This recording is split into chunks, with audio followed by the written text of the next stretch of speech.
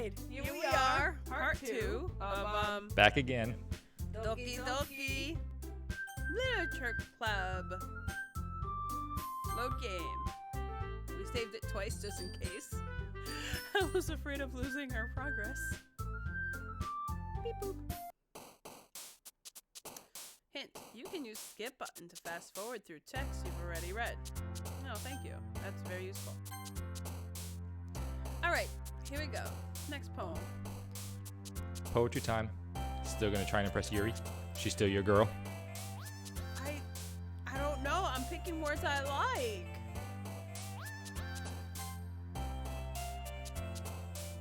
I can't help which ones I pick. You can help it. It's entirely your decision. Doki doki. Sticky.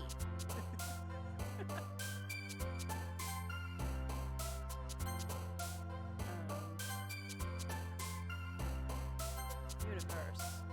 Of course you would like that one. Tears.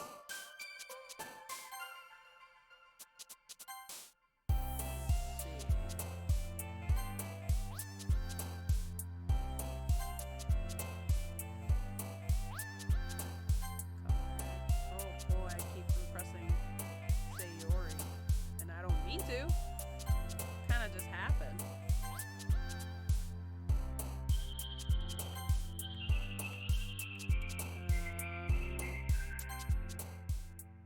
Alright. Oh man. I'm the last one here again. Don't worry, I just walked in too. Were you practicing piano again? Yeah. You must have a lot of determination. Starting this club and now picking up piano? Well, maybe not determination, but I guess passion. Remember that the club wouldn't be here if it wasn't for all of you.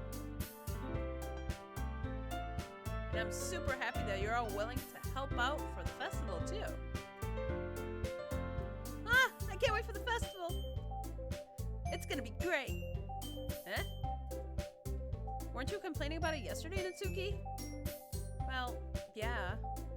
I'm not talking about our part of the festival. But it's a whole day of school where we get to play and eat all kinds of delicious food. You sound a bit like Sayori all of a sudden. Monica, do they usually have fried squid? Squid? That's a pretty specific thing to look forward to. Squide. Ugh. Oh, come on! Are you saying you don't like squid? You, of all people? Eh? I didn't say I don't like it. Besides, what do you mean by you all people? Yeah, it's kind of rude. Because it's right in your name. Mon-ika. Eh? That's not how you say my name at all. Also, that joke makes no sense in translation. I was gonna say that joke doesn't make any sense in English. You're right. It doesn't make any sense. Never mind. Let's just focus on our own event for now. Okay? Fine. Your reactions aren't as fun as Yuri's and Sayori's anyway. Excuse me? Where is Sayori anyway? Oh, there you are. Sayori is sitting at a desk in the corner of the room looking down at nothing. I walk over to her. Hey, Sayori. I wave my hand in front of her face.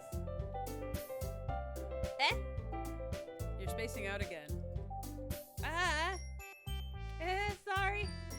Don't mind me. You can go talk to everyone else. Huh? Is everything alright? Of course.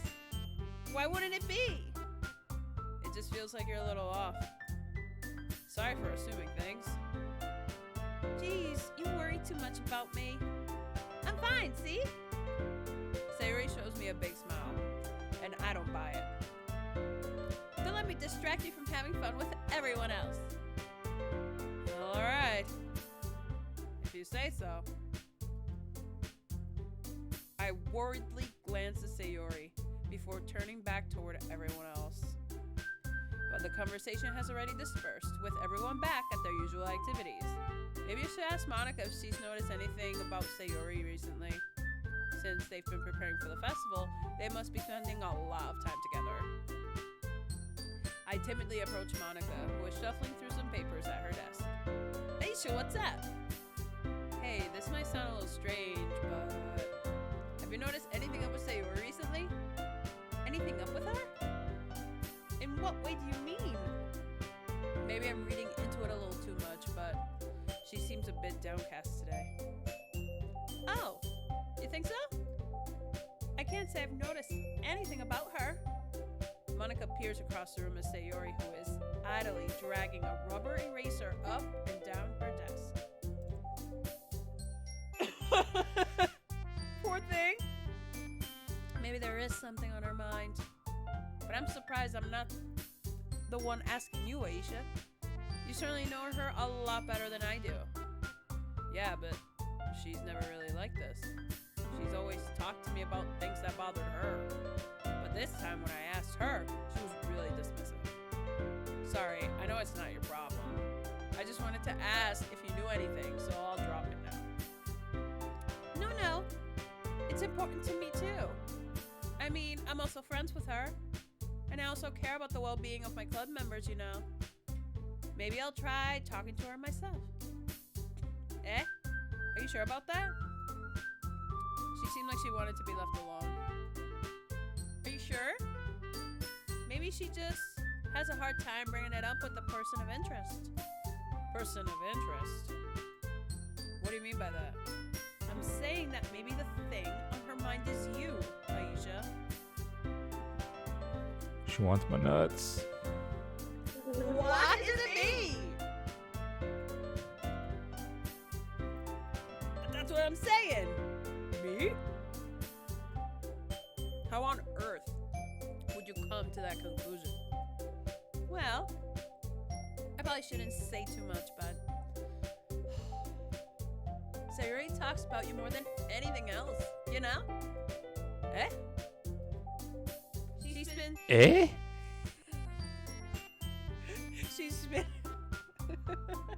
She's been so much happier ever since you joined the club. She looks sad to me. And it's like your third day.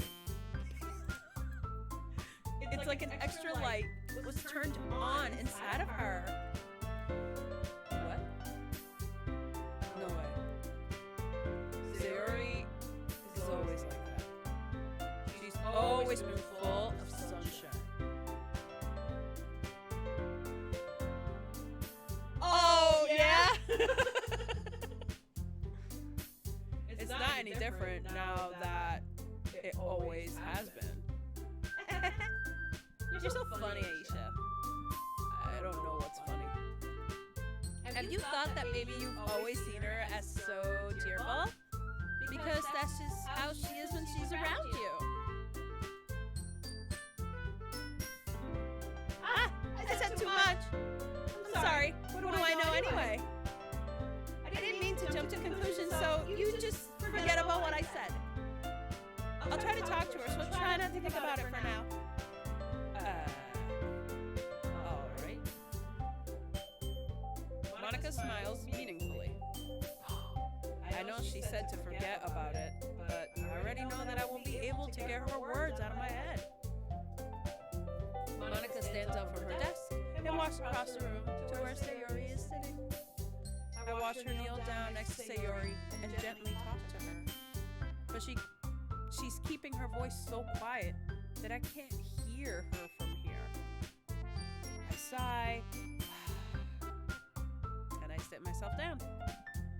Can you guys please talk louder? I'm trying to eavesdrop. I'd like to know what's going on. Are they talking about me? You guys talking about me? Can't tell, right? I know Sayori told me not to worry about her and to have fun with everyone else. But that's impossible to do when she's behaving like this. Exactly how much do I care about her that I'm letting this weigh me down so much? Now it feels like I'm the one behaving out of the ordinary. But there's nothing I can do besides wait for Monica. Why does it feel like I'm being watched? I glance around the room. Suddenly, I notice Yuri peering at me from over her book. She wants you. But she looks away just as quickly with a flustered look on her face. I realize that she won't get anywhere like this. I've never really seen Yuri approach anyone and start a conversation on her own accord. So I have no choice but to approach her myself. By now, it's a little easier for me to do that. I stand up from my desk and sit in one next to her own. I didn't mean to bother you or anything. Relax, you didn't even do anything. But I could tell that you wanted to be alone with your thoughts. Alone with my thoughts? How were you even able to tell that I was thinking like that? Well, it's something that I do a lot. So it wasn't hard for me to spot based on your posture and expression. Not that I was staring or anything. I didn't do anything creepy like that. Now we got bad posture. We caught her case of bad posture. See, that stuff is contagious, man. In any case, I guess you were right. I'm sorry if I caused you any concern. Don't apologize. Your troubles are only the concern of those who willingly share in that concern. Of course, there are certainly those who find the most comfort in keeping to themselves. But if you would prefer to share what's on your mind, then I would be glad to listen. It's really not that big of a deal. I was just feeling a bit uneasy about Sayori. Sayori? Yeah, she seems a little off today, but when I asked her about it, she didn't want to admit it to me. So I can't help but wonder if something happened to her. Oh, that's quite romantic. Eh? Just a story. I didn't mean to say something stupid. It's not that. I just didn't want you to misunderstand. Sayori and I have been friends, just been friends for a long time. That's all. Ah, I see. Then perhaps it is unusual for her to be dismissive to you about her feelings. Or maybe I'm just reading into it a little too much. Aisha, the world is full of meaning, often hidden deep beneath plain sight. And there are many untold mysteries behind every person, no matter how well you may know them. So you think that there might be something behind it after all? I think that Sayori is a very complex person. Her mannerisms on the outside don't always match what may be going on inside her head. And she may not always know what she wants. I noticed her strange behavior today, too. And I also feel some concern for her. But in your case, it looked like she was fully occupying your thoughts, wasn't she? Well, I guess that was the case. Sayori, she really means a lot to you, doesn't she? I guess. But you don't need to put it that way. We're just good friends, that's all. Yuri suddenly looks deeply into my eyes. Her expression is gentle and curious, as if she was searching for something.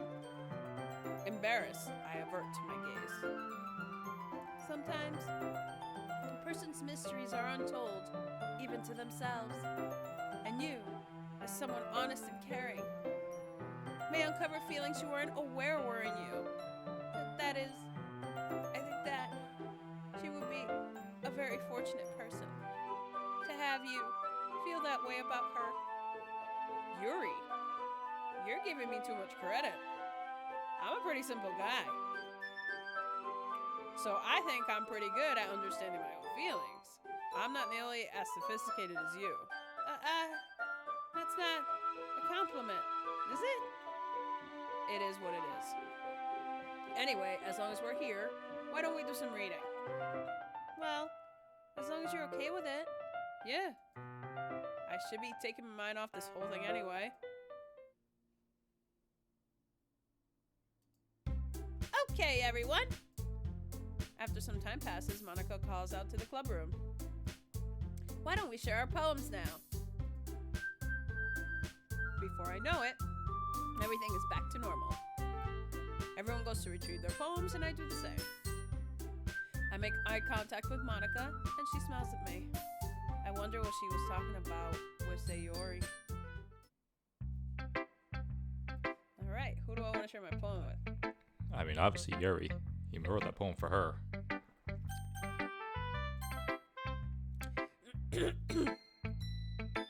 Aisha, your writing has only improved in these last few days. Every poem you've shown me has been nothing short of spectacular. I can really feel the emotions. I'm a little envious, even. I don't think it ever came to me this naturally. Yuri, that's the wrong way to put it. This never did come naturally to me, but I've been able to improve so much thanks to you. You're really the example I was chasing after. Is that so? Yuri gently smiles to herself. This feeling. I'm so glad I got the chance to share my writing. I never thought it would feel like this. I remember you mentioning that yesterday. I can't believe that you're so good at something and you never even shared it with anyone. It's kind of a shame. Maybe, but it's not like I really had a choice. What do you mean? Well, Yuri smiles sadly. Aisha, during lunchtime, I eat by myself. Did you know that? It's a great time to find a quiet spot and do some reading. In fact, I always have some books with me. You could say I really enjoy reading. Well, that's one way to put it. Anyway, but books are so full of amazing, inspiring people. People you want to fall in love with, or people you just would make a really good friend. Cheerful people who always put a smile on your face, or deep thinkers and problem solvers who discover the mysteries of life. So when you look at it that way, I'm surrounded by friends every day. You know? And those friends don't laugh at me. They don't tease me for spacing out all the time. They don't make fun of my body type. And, oh man. They don't hate me for acting like I know it all. Is this hitting a little too close to home? Maybe. High school was rough, okay? People say that about you? I'm not a know-it-all, Aisha. It's the opposite. I don't know anything. I also find it hard to believe that people made fun of her for her body type. Yeah, I'm about to... There's no way. Hey, Dragon D! There's no way they made fun of her body type. But, you know, you can't be too skinny or too fat in this world. I was on the spectrum of fat. I don't know how to make people see me as normal. Oh, that's so sad. I don't even know how to make myself happy. Ah! I have all these feelings. And all I can do with them is read and write. But it wasn't until now that I started sharing it with you that I really understood what was missing all this time. But I haven't really done anything. No, that's wrong. You're wrong, idiot. Just being patient and respectful. That's really what's important to me. I know I'm a difficult person, Aisha. I speak too slowly. I second guess myself all the time. I read too deeply into things. But every time, you've always treated me just like anyone else. Oh, man. Oh man, it was that moment that the real Aisha fell in love.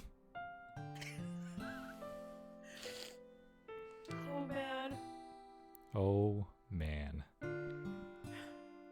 Yes, festively plump. I like that. That's cute. It's so rare. I can't even read. That I feel comfortable with myself when I talk to others. But that's why every time I talk to you, I just feel really happy. I see. Some real deep, insightful stuff we got. Well, I treat you how you deserve to be treated, Yuri. And if other people don't see it that way, then screw them. The attitude I wish I had in high school. I mean, I joined this club hoping I would make friends. And I would say I've had at least one success. Wouldn't you? If you put it that way, yeah. We really are friends now, aren't we? With benefits. I haven't done anything! Like health and dental. Oh. Maybe some PTO for that relationship. Yuri puts her head in her hands. But this time, she's smiling as she does it. Do you want to show me your poem? Yeah, I do. Let me get it for you. Ghost Under the Light, Part 2. The tendrils of my hair illuminate beneath the amber glow, bathing. In the distance, a blue-green light flickers. A lone figure crosses its path, a silhouette obstructing the eerie glow. My heart pounds. The silhouette grows closer, closer. I open my umbrella, casting a shadow to shield me from visibility. But I am too late. What are you doing? Sorry, go ahead. What is happening? This got all messed up. Oh, I see. You're trying to fix the thingy. I'm trying to fix the thingy. I'm here like hashtag deep, and I don't know what's going on. You're like, man, so much of the chat got cut off. Oh, well, you know, there you go. That looks like Anyways. We can just make this smaller, right? Oh, thank you so much, Dragon D. Where I left off from all the crying. Oh, here we go. I open my umbrella, casting a shadow to shield me from visibility, but I am too late. He steps into the streetlight. I gasp and drop my umbrella. The light flickers. My heart pounds. He raises his arm. Time stops. The only indication of movement is the amber light flickering against his outstretched arm. The flickering light is in rhythm with the pounding of my heart, teasing me from succumbing to this forbidden emotion. Have you ever heard of a ghost feeling warmth before? Giving up on understanding. I laugh. Understanding is overrated. I touch his hand. The flickering stops. Ghosts are blue-green. My heart is amber. Wow. Finishing the poem, I start to hand it back to Yuri. But instead of taking it from me, she looks away. Do you dislike it? Ah, no, of course not. I just don't really know how I should respond. Despite Yuri's poem. She wrote it for you. She wants you to keep it. Keep it. Smell it. Despite Yuri's poems usually being cryptic, it wasn't hard to figure out what this one was about. I don't know if I'll be able to explain this one. That's fine. I understand this one. Yuri is having an even harder time speaking than usual. Does this one mean a lot to you? Yuri nods. I'm not really good with words, but I'm happy that you shared it with me. So thank you. And I hope we can keep spending time together. Despite my inability to make eye contact, I see a faint smile emerge on Yuri's lips. I once again tried to hand the poem back to her, but instead, Yuri gently takes my hands and pushes them back towards me. I hesitate in response to her warm touch. Hey, Bacon Mayo! You can, the poem is... Once again, Yuri fails to form a complete sentence. Yeah, I know nothing about it, so here I am playing this thing. My husband loves this game, and he's been trying to get me to play for years, so here we go. You mean I can keep it? Yuri nods. I'd love to. Again, Yuri faintly smiles, as if she doesn't want me to notice. No worries.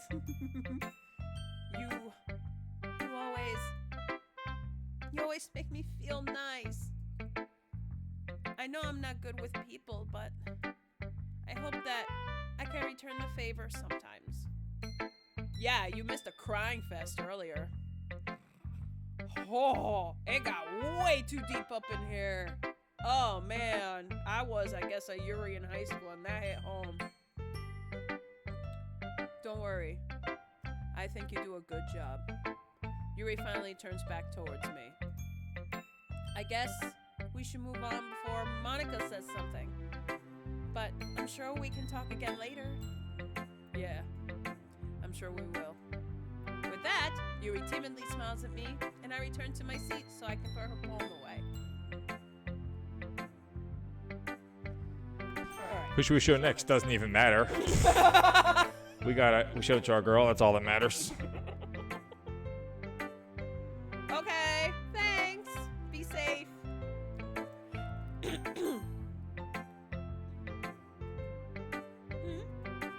It's nice, I guess. Come on, I can already tell you don't like it. It's because we didn't write it for you. Well, you don't need to worry about what I think. After all, you wrote this for someone else, didn't you? Uh-oh. Probably Yuri. Uh-oh. Busted. Oh, shit. Eh? Eh? Big yikes! I'm in big trouble, yo. Girl, you're my best friend, like... I didn't write this for anyone specifically. Liar. Maybe. That's not really what I meant, though. But it's okay. Oh, girl. You're making new friends, just like I was hoping. That makes me really happy. And you're happy too, right? In this club? Well, of course I am. Good. That's all that matters to me. Thank you, Aisha. Sayori, is there something wrong? Huh? No, nothing. I'm just a little tired today. Alright. Just tell me if you need anything. I will. Don't worry about me, okay? You can go play with everyone else now. If you insist. Yay! I'm gonna go home a little bit early today. Oh, you don't want to walk home with me? Okay. Sayori? Tell Monica I wasn't feeling well, okay? I'll see you tomorrow. Before I can say anything, Sayori cheerfully walks out of the classroom humming to herself. That was weird. We didn't even get to read her poem. No, we didn't. She just said bye. Okay. Natsuki. This one's alright. Alright. Well, yeah. About as good as yesterday's anyway. I see what you're going for, but it's just not really my style. I mean, that's fine. I'm mostly just glad that you're trying a little bit. Well, of course, I'm at least trying. Why are you so emotionally invested in my poems anyway? Isn't that more of a compliment to me? Eh? No. Eh? Almost missed it. Gross. It's not like I care one of us in this club has to make sure you're not slacking off. Really? Well, what if you ended up just scaring me away? It's not like you would actually do that. Yeah, you're right. It's kind of fun to hang out here, even if I have to put up with you. Oh, get wrecked.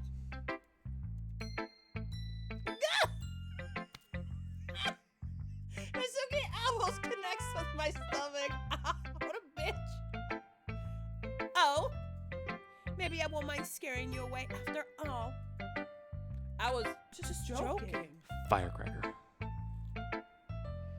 That's the one you went for. Yeah, it was. And I know why. Why? Enlighten me. Why did I go for her? With the exception of the one thing she's missing. Yeah, you know I'm going with this. Yeah, go ahead. She has short hair. And she reads manga. And she's white. They were all white. I know, they're all Asian. You know, Asian fetish, I get it. You got one. I married you. Don't worry, I was too. How the hell do you call that a joke? That seriously hurt. Well, it was funny to her. I guess that's kind of the point. I should really just watch my mouth and around Natsuki. Anyway, Natsuki holds her poem out to me like nothing even happened. I'll be your bitch. Sorry. It says beach. It's alright. I'll be your beach. Your mind is so full of troubles and fears. I like how the music changes when you read the poem. That diminish your wonder over the years, but today I have a special place, a beach for us to go. A shore reaching beyond your sight, a sea that sparkles with brilliant light. The walls in your mind will melt away before the sunny glow.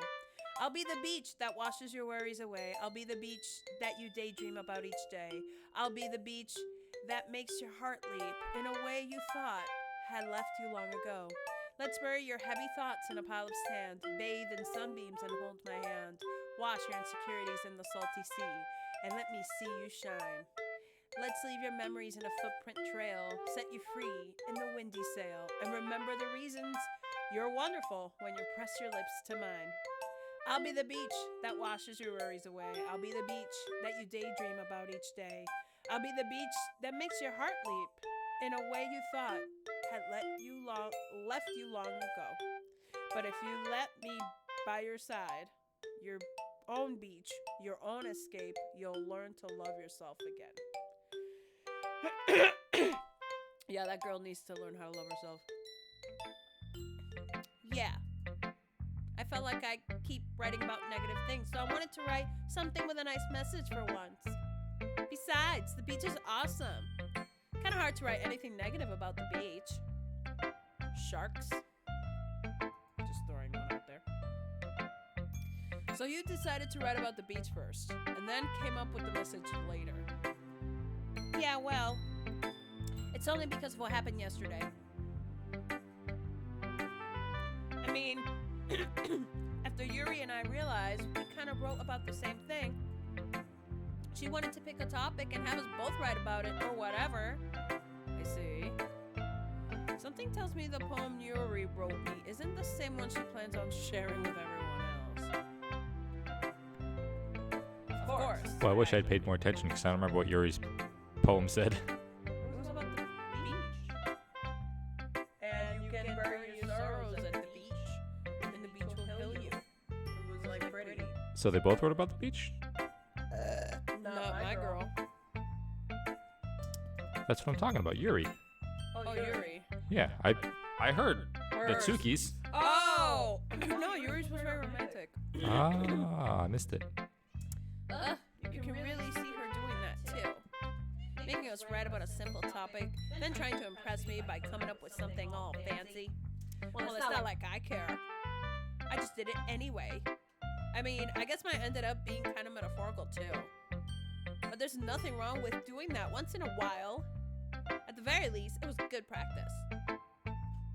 You're always so mad. I can't believe that you were with her. She's nice when you pick her. She's just bitter. Hi, Aisha. Have you thought about what you want to submit to perform at the festival? Well, being in this club is one thing, but performing in front of a bunch of people? I'll have to give it some more thought. Okay, no pressure. But whatever you do, I'm sure it'll turn out great. Can I just read something that Yuri wrote? I have something. It would also make me happy to see. Anyways, let's take a look at today's poem. Sure. I let Monica take the poem I'm holding in my hands. Your style has gotten so refined, Aisha. Yuri's been teaching you a lot of things, hasn't she? Well, I guess so. Yeah, I've been noticing how much time you spend with her. I think I've heard her say more words these past couple days than she's talked in a whole year. Not sure how you did it, but that's pretty impressive. Well, she just needs some patience and a way to talk about all the things in her head, I guess. I'm still getting the hang of it myself. You certainly putting in a lot of effort. You must really like her. That's... It's awfully suspicious, you know. Spending time with her in the club room every day. Reading the edgy novel with her. What? Well, I just feel bad that she has a hard time socializing. Yeah, that's why I hang out with a pity. That's it. It makes me want to make sure she doesn't spend all her time alone. Besides, the novel isn't too bad either, you know. All right. I get you. Just be careful, all right? I know that Yuri isn't used to opening herself up. So if something bad happens while she's vulnerable, then it could be really bad for her. Her books aren't a total escape from reality. They're just a bandage.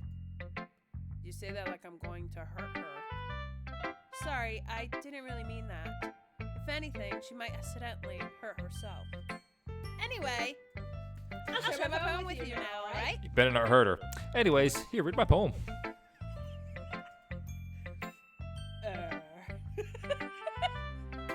Alright. The lady who knows everything, which is Monica. An all tale tells of a lady who wanders Earth, the lady who knows everything, a beautiful lady who has found every answer, all meaning, all purpose, and all that was ever sought. And here I am, a feather, lost adrift the sky, victim of the currents of the wind. Day after day, I search with little hope, knowing legends don't exist. But when all else has failed me, when all others have turned away, the legend is all that remains. The last dim star glimmering in the twilight sky. Twilight.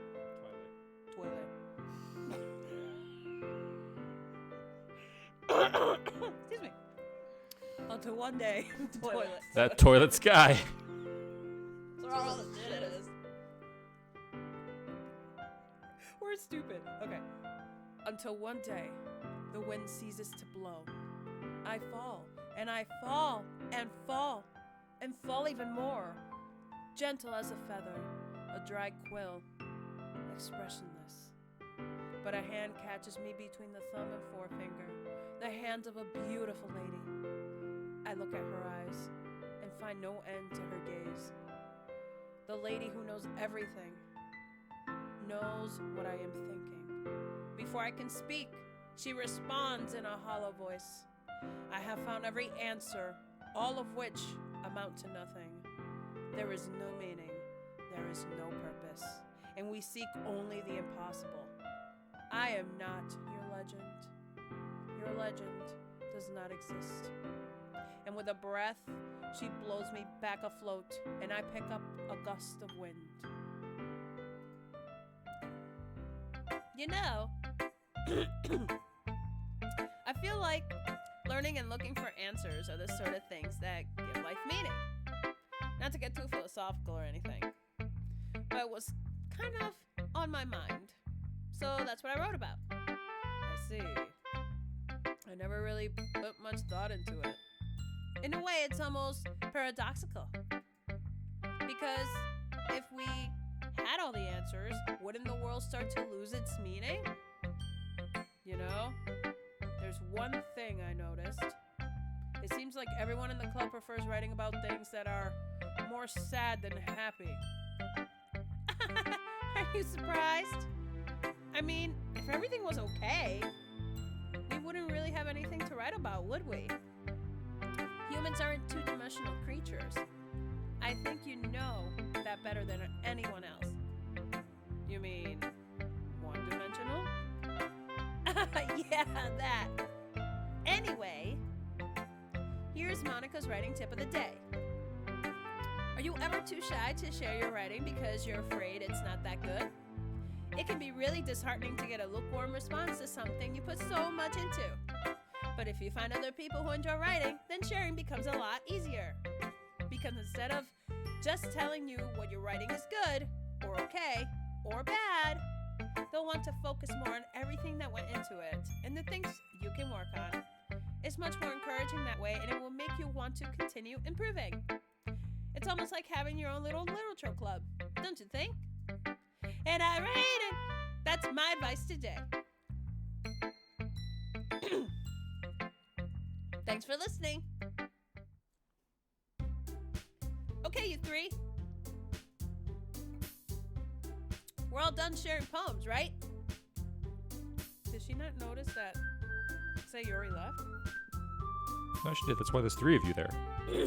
Oh, okay, so she must have noticed. Yeah. Why don't we start figuring out? Hold on a second. Is it just me, or did you say something strange just now? Eh?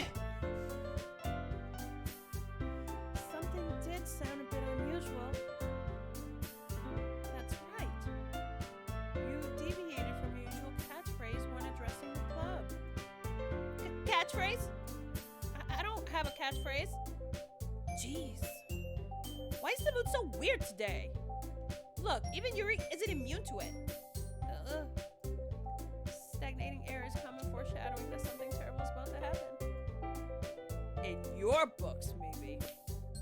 Look, the only thing different is that Sayori isn't here. It seems you're right. She was the glue that held this whole club together. She made this shit happen. She made life worth living. Sayori always helps lighten the mood a little bit, doesn't she? It's almost like everyone's balance is thrown off a little when she's not around. Where the heck did she run off to anyway? Oh, now they're talking about her. I thought she just went to pee. Natsuki, please show some decency. Oh, come on! She actually wasn't feeling too well and went home early. Is that so? I hope she's alright. Seriously? Of all the times to not go home with her, she picked the time she's not feeling well? So much for you two being all lovey-dovey. What is your fucking problem? No. First of all, stop misunderstanding my friendship with Sayuri. And second, she's kind of been avoiding me today, so I didn't want to force it. Huh? That curious expression coming from Yuri, of all people? Calm down, guys. I talked to her earlier and everything's fine. What did she say? Anyway, we need to figure out the rest of the festival preparations, so let's decide what everyone will be doing this weekend. Oh, let's just skip right over that. Okay. She said she's fine. When a woman says she's fine, She's fine. She's not fine. She's fine. She's not fine. Natsuki said she's fine. No, wait, Natsuki didn't say that. Monica. Monica said that. She saw the name on screen. Is like, yep, that's the one. I already know what I'm doing. That's right. She's gonna make some cupcakes.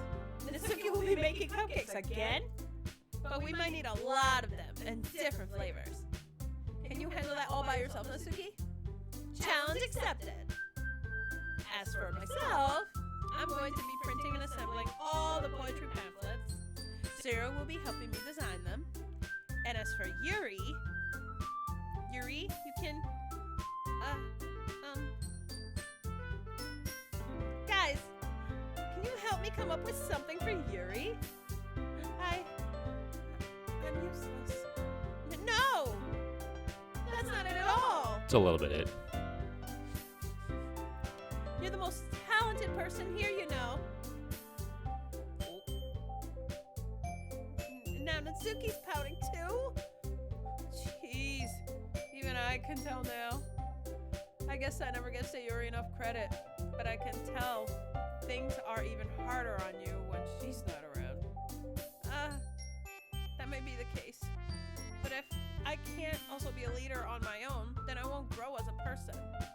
So Yuri, you have beautiful handwriting, you know. So you should make some banners and decorations to help set the atmosphere. Atmosphere? I'm about that. I love atmosphere. Yuri's expression suddenly changes as she stares at her desk in focus and starts nodding to herself. Your mind is already racing, I see. That's great! You'll be a wonderful help, Yuri. But anyway, that just leaves you, Aisha. The one who is truly useless.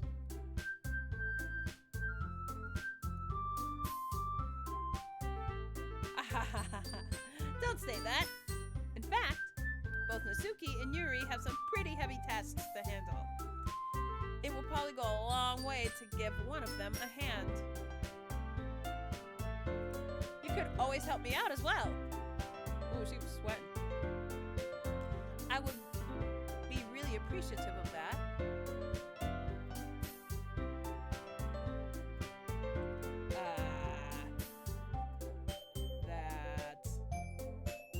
Is Monica suggesting I spend the weekend with one of the club members? Well, I mean, the obvious answer is Yuri. How on earth are they going to respond to a suggestion like that? I suppose I wouldn't mind a bit of help. Well, even if you don't know how to bake, there's always some dirty work I could give to you. Obviously, I'm not hanging out with you. We're not friends, okay? You and I have some problems. F you, Miss Natsuki. No. It's not like Monica's going to give me a choice. Oh! And you shouldn't be sitting on your butt anyway. Alright, see? I would have thought of it. Natsuki tries to mumble a bunch of excuses like that. Oh, this girl. Next. If I recall, Natsuki, you mentioned that you would like to handle the baking on your own. You go get her, girl. See? That's what I'm saying. Aisha may not like to be around you. Around? If you only make him out to be a nuisance. So, therefore, he may be more suited to assisting with the decorations. Hold on! I never said that! You didn't say that, but you kinda said that. How hard could it be to make a few decorations anyway? Sounds more like you're just making excuses for Aisha too. Well, what are you saying? It will be extremely meticulous work. And baking isn't? Just what do you think? Guys! Let's settle down for a moment. In the end, I think it's up to Aisha to decide how he'd like to contribute. Besides, he hasn't really gotten the chance to spend any time with me yet, you know. Ooh, suddenly she wants you out too, but who cares? Because we're already invested in Yuri. So I'm sure he's interested in. You literally just said. I'm surprised as well. Sorry. I was just saying though. Jeez. Can we just settle this already? Yeah. Aisha, you're okay with this, right? In the end, it's up to you.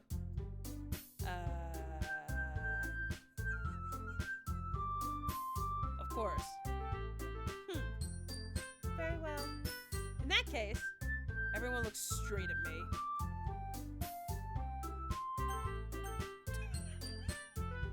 Sayori! I didn't see Sayori as a option coming. I thought it was just between those three. Yeah, you're giving me the option, But what are you gonna do? Power of boners. I'm not gonna create all this drama. This fucking Natsuki, she's creating it enough in this group. So, obvious answer.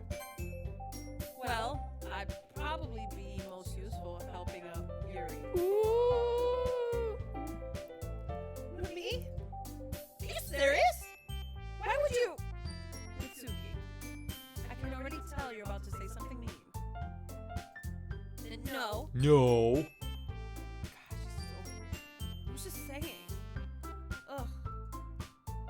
So you'll be helping out Yuri then, Aisha? Yeah. That's what I'm gonna do. Yeah, we are.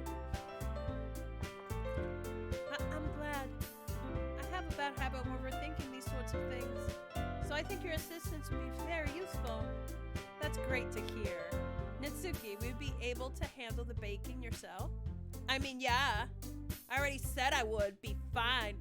See, and you said you did it, and here you are. Okay, see, I can't with you. I can't. Firecracker.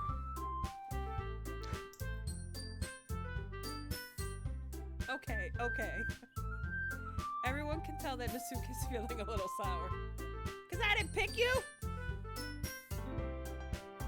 So, is that everything we needed to go over? Yeah, that should be about it. Are you guys excited? Well, excited may not be the right word, but I suppose I'm looking forward to it a little bit. Do you feel the same way, Aisha? Me? I guess you could say I'm interested to see how it'll turn out. That's good enough for me. What about you, Natsuki? Natsuki! What? Why is everyone yelling at me? Because you were yelling at everyone else. I didn't even do anything. No, that's not what I meant at all. Yuri anxiously glances between everyone in the room. I'm sorry for this. I don't really know why Aisha picked me. And also, your cupcakes are the best cupcakes I've ever had. They really go well with my tea, and nothing that I do for the event will compare to that, so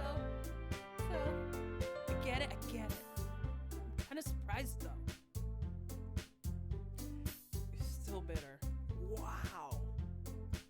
Well, why? Well, I'm the one acting immature. I already know that. But you're trying to cheer me up all of a sudden. I know I'm not very good at it. I'm sorry if I said something bad.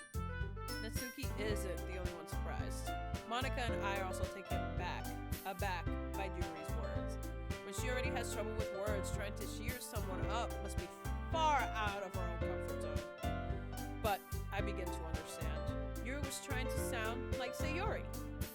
Even if it didn't work perfectly, I can tell that she tried to say something Sayori would say at a time like this. Because Sayori always helps everyone smile and feel good about themselves. No, I kind of appreciate it. I'm sorry for making a big deal out of nothing. But I'm going to say this. You better bet that my cupcakes are going to be the best part of the whole event. I believe you. Yeah, I hope to see everyone do their best.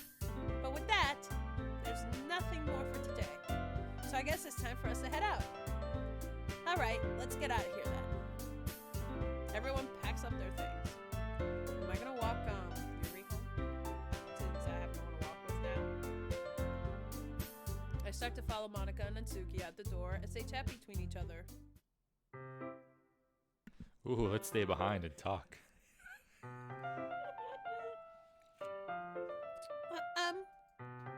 Eh? Eh? Eh? God damn it. Eh? There we go. My microphone was off 3 times. I turn around. Sorry. I realized that I don't have any way of contacting you this weekend. Oh, you're right. Yeah, remember when I fed you chocolate? I can't believe that slipped my mind. Should I give you my phone number? I think that would be the best way. Yes. All right then. You and I exchange phone numbers. Okay. Then I'll be stopping by your house on Sunday. Eh? Eh? My house? Is that a problem? Oh no, not at all. I just thought that I would be the one going to your house since I'm the one helping you. I suppose that makes sense. But if you don't mind, I think I would prefer going to your house. Alright. Alright, my parents aren't going to be home all weekend. In that case, it won't be a problem. I decided not to press Yuri for a reason. It's not like it should matter either way, so I'll just need to make sure my room is clean. I hope I managed to make myself useful in some way. I'm not nearly as creative as you are. Don't underestimate yourself, Aisha. I think that will make a very productive team. Even if you only choose me because you felt bad or something. Wait! You don't actually think that, do you? Why do I go for the crazy ones? They were all crazy. I don't know if you noticed. No, they're nuts. I don't know. It's difficult to come up with any other reason you may have chosen me. You're forgetting the one reason with the most common sense. I chose to help you because that's what I want to do. But Yuri thinks to herself with an extremely tense expression. Yuri, you're overthinking this. You wanted me to point out when you're overthinking, right? Eh? I didn't realize. I'm telling you, I want to. I'm telling you, I want you. That's all there is to it. Do you believe me? Yuri thinks really hard again. She looks straight into my eyes for a long while. I believe you. As if it took a tremendous effort, Yuri finally says that and relaxes her expression.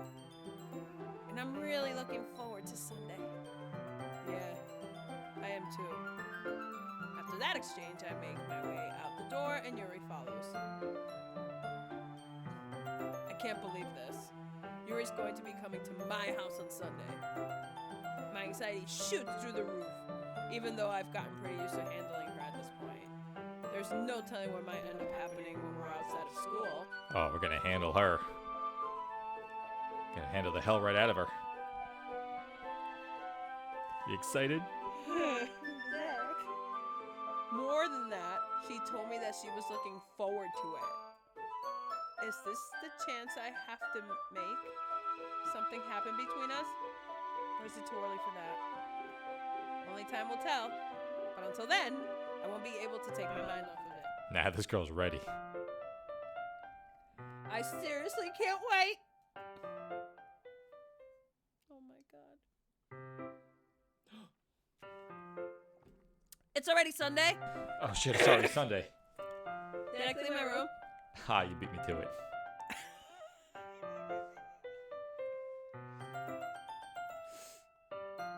I've been getting increasingly anxious about Yuri's upcoming visit. I keep telling myself there's no reason to be nervous, but it doesn't help much. Yuri is clearly an introvert and also an intimate person in general. There's no doubt that she'll open up a little bit when it's just the two of us. Meanwhile, we've even been texting occasionally. She's been extremely apprehensive at first, but it wasn't long before I was already learning more about her. But putting Yuri aside, I haven't heard a thing from Sayori since she left the club early the other day. It's not like we text each other all the time or anything. But I've been worried about her and in the back of my mind. Between what Sayori said and what Monica said, is it really okay for me to put Sayori's feelings aside when she might need me? I decide to visit Sayori before Yuri comes over. Rather than asking, I simply tell her I'm coming over, much like we've done in the past. Once I reach Sayori's house, I knock on the door before entering it myself.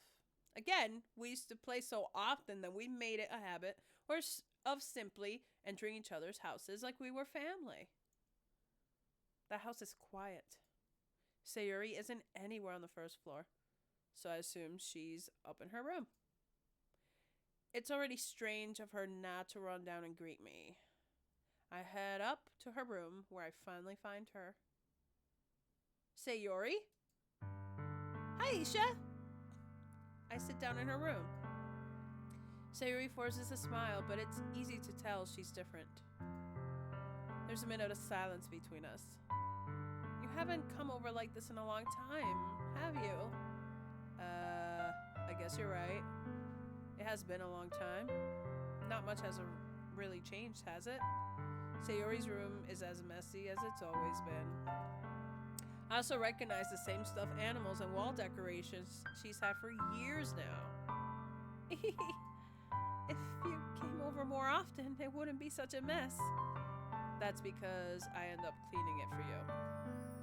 How come you suddenly wanted to come over today? Accurate facts. Aren't you supposed to see Yuri today? How the fuck do you know that? You think she knows the fucking gossipy bitches? Yeah, that's true. What's her name and what's her name? Natsuki. Natsuki, yeah. It's absolutely Natsuki who's doing it. She's the one, yeah. Yeah, but...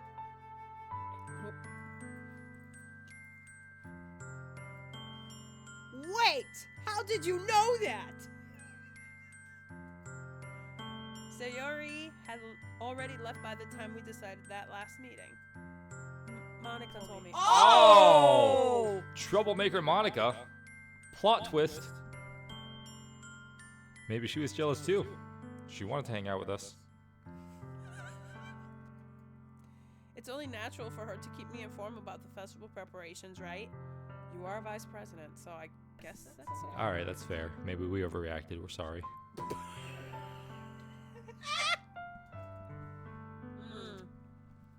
That's true. But what about you? Aren't you going to be helping Monica today? Of course! But I'm just helping her online. We didn't plan to meet up or anything.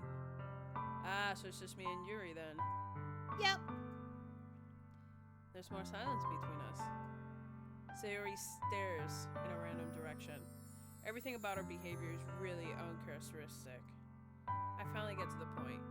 I just wanted to see how you were doing. After you left on Friday, when something's wrong, you can't hide it from me. I know you too well. So... Sayori smiles, shaking her head. That's no good, Aisha. Eh? Eh? Why didn't it just be like... Stupid. You're the one making fun of me. No, making fun is just that expression. Why can't it just be like it's always been? This is all my fault. If I didn't get so weak and accidentally express my feelings, if I didn't make that stupid mistake, then you wouldn't have been worried about me at all. What, making me join the club?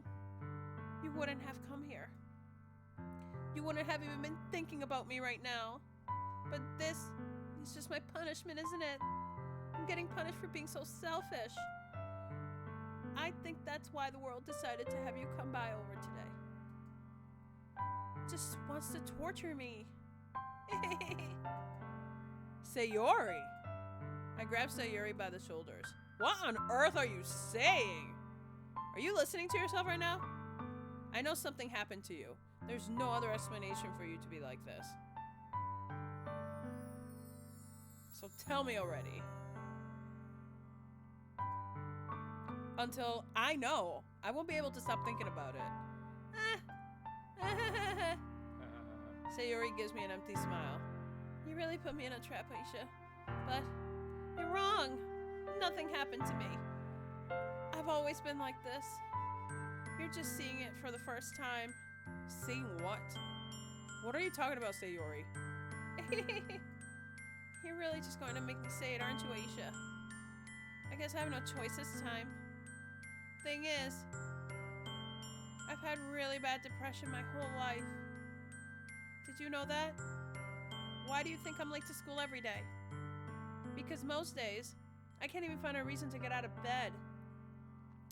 What reason is there to do anything when I fully know how worthless I am? Why go to school? Why eat? Why make friends?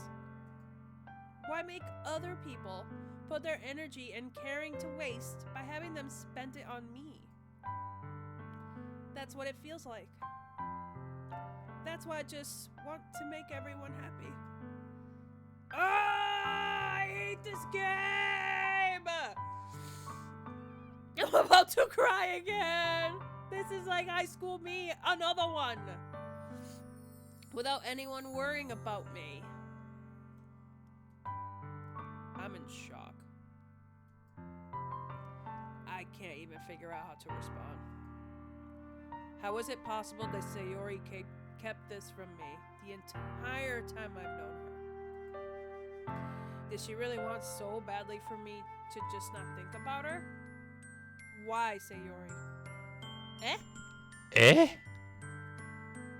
Why is it that you've never told me about this? It almost feels like I've been betrayed as your close friend. Because if I knew, I would have done everything I could to support you. Even if there's only so much I could do, I would have tried a little bit harder to make every day a little better for you.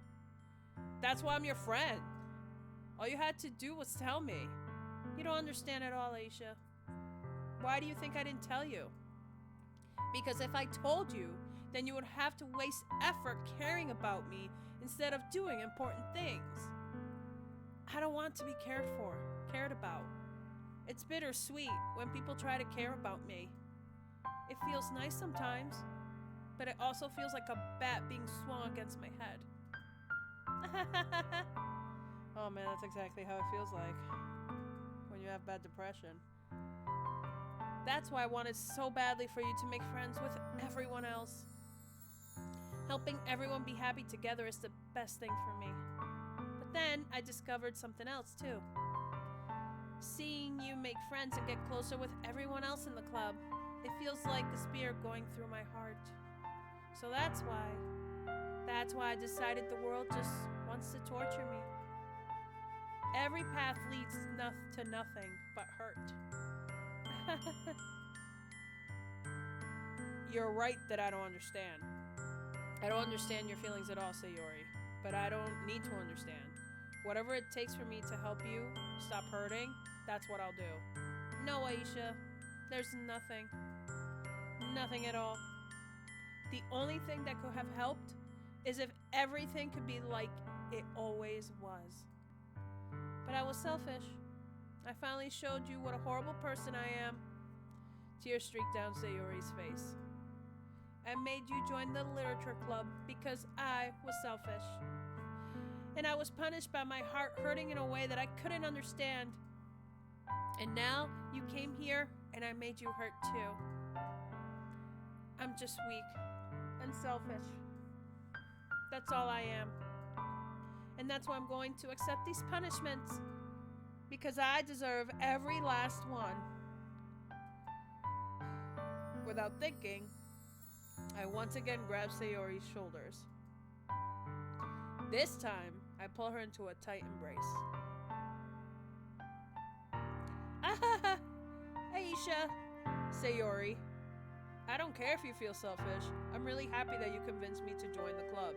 Seeing you every day makes it worthwhile enough. If I make friends with everyone else, then that's just a bonus. But please never underestimate how much I care about you.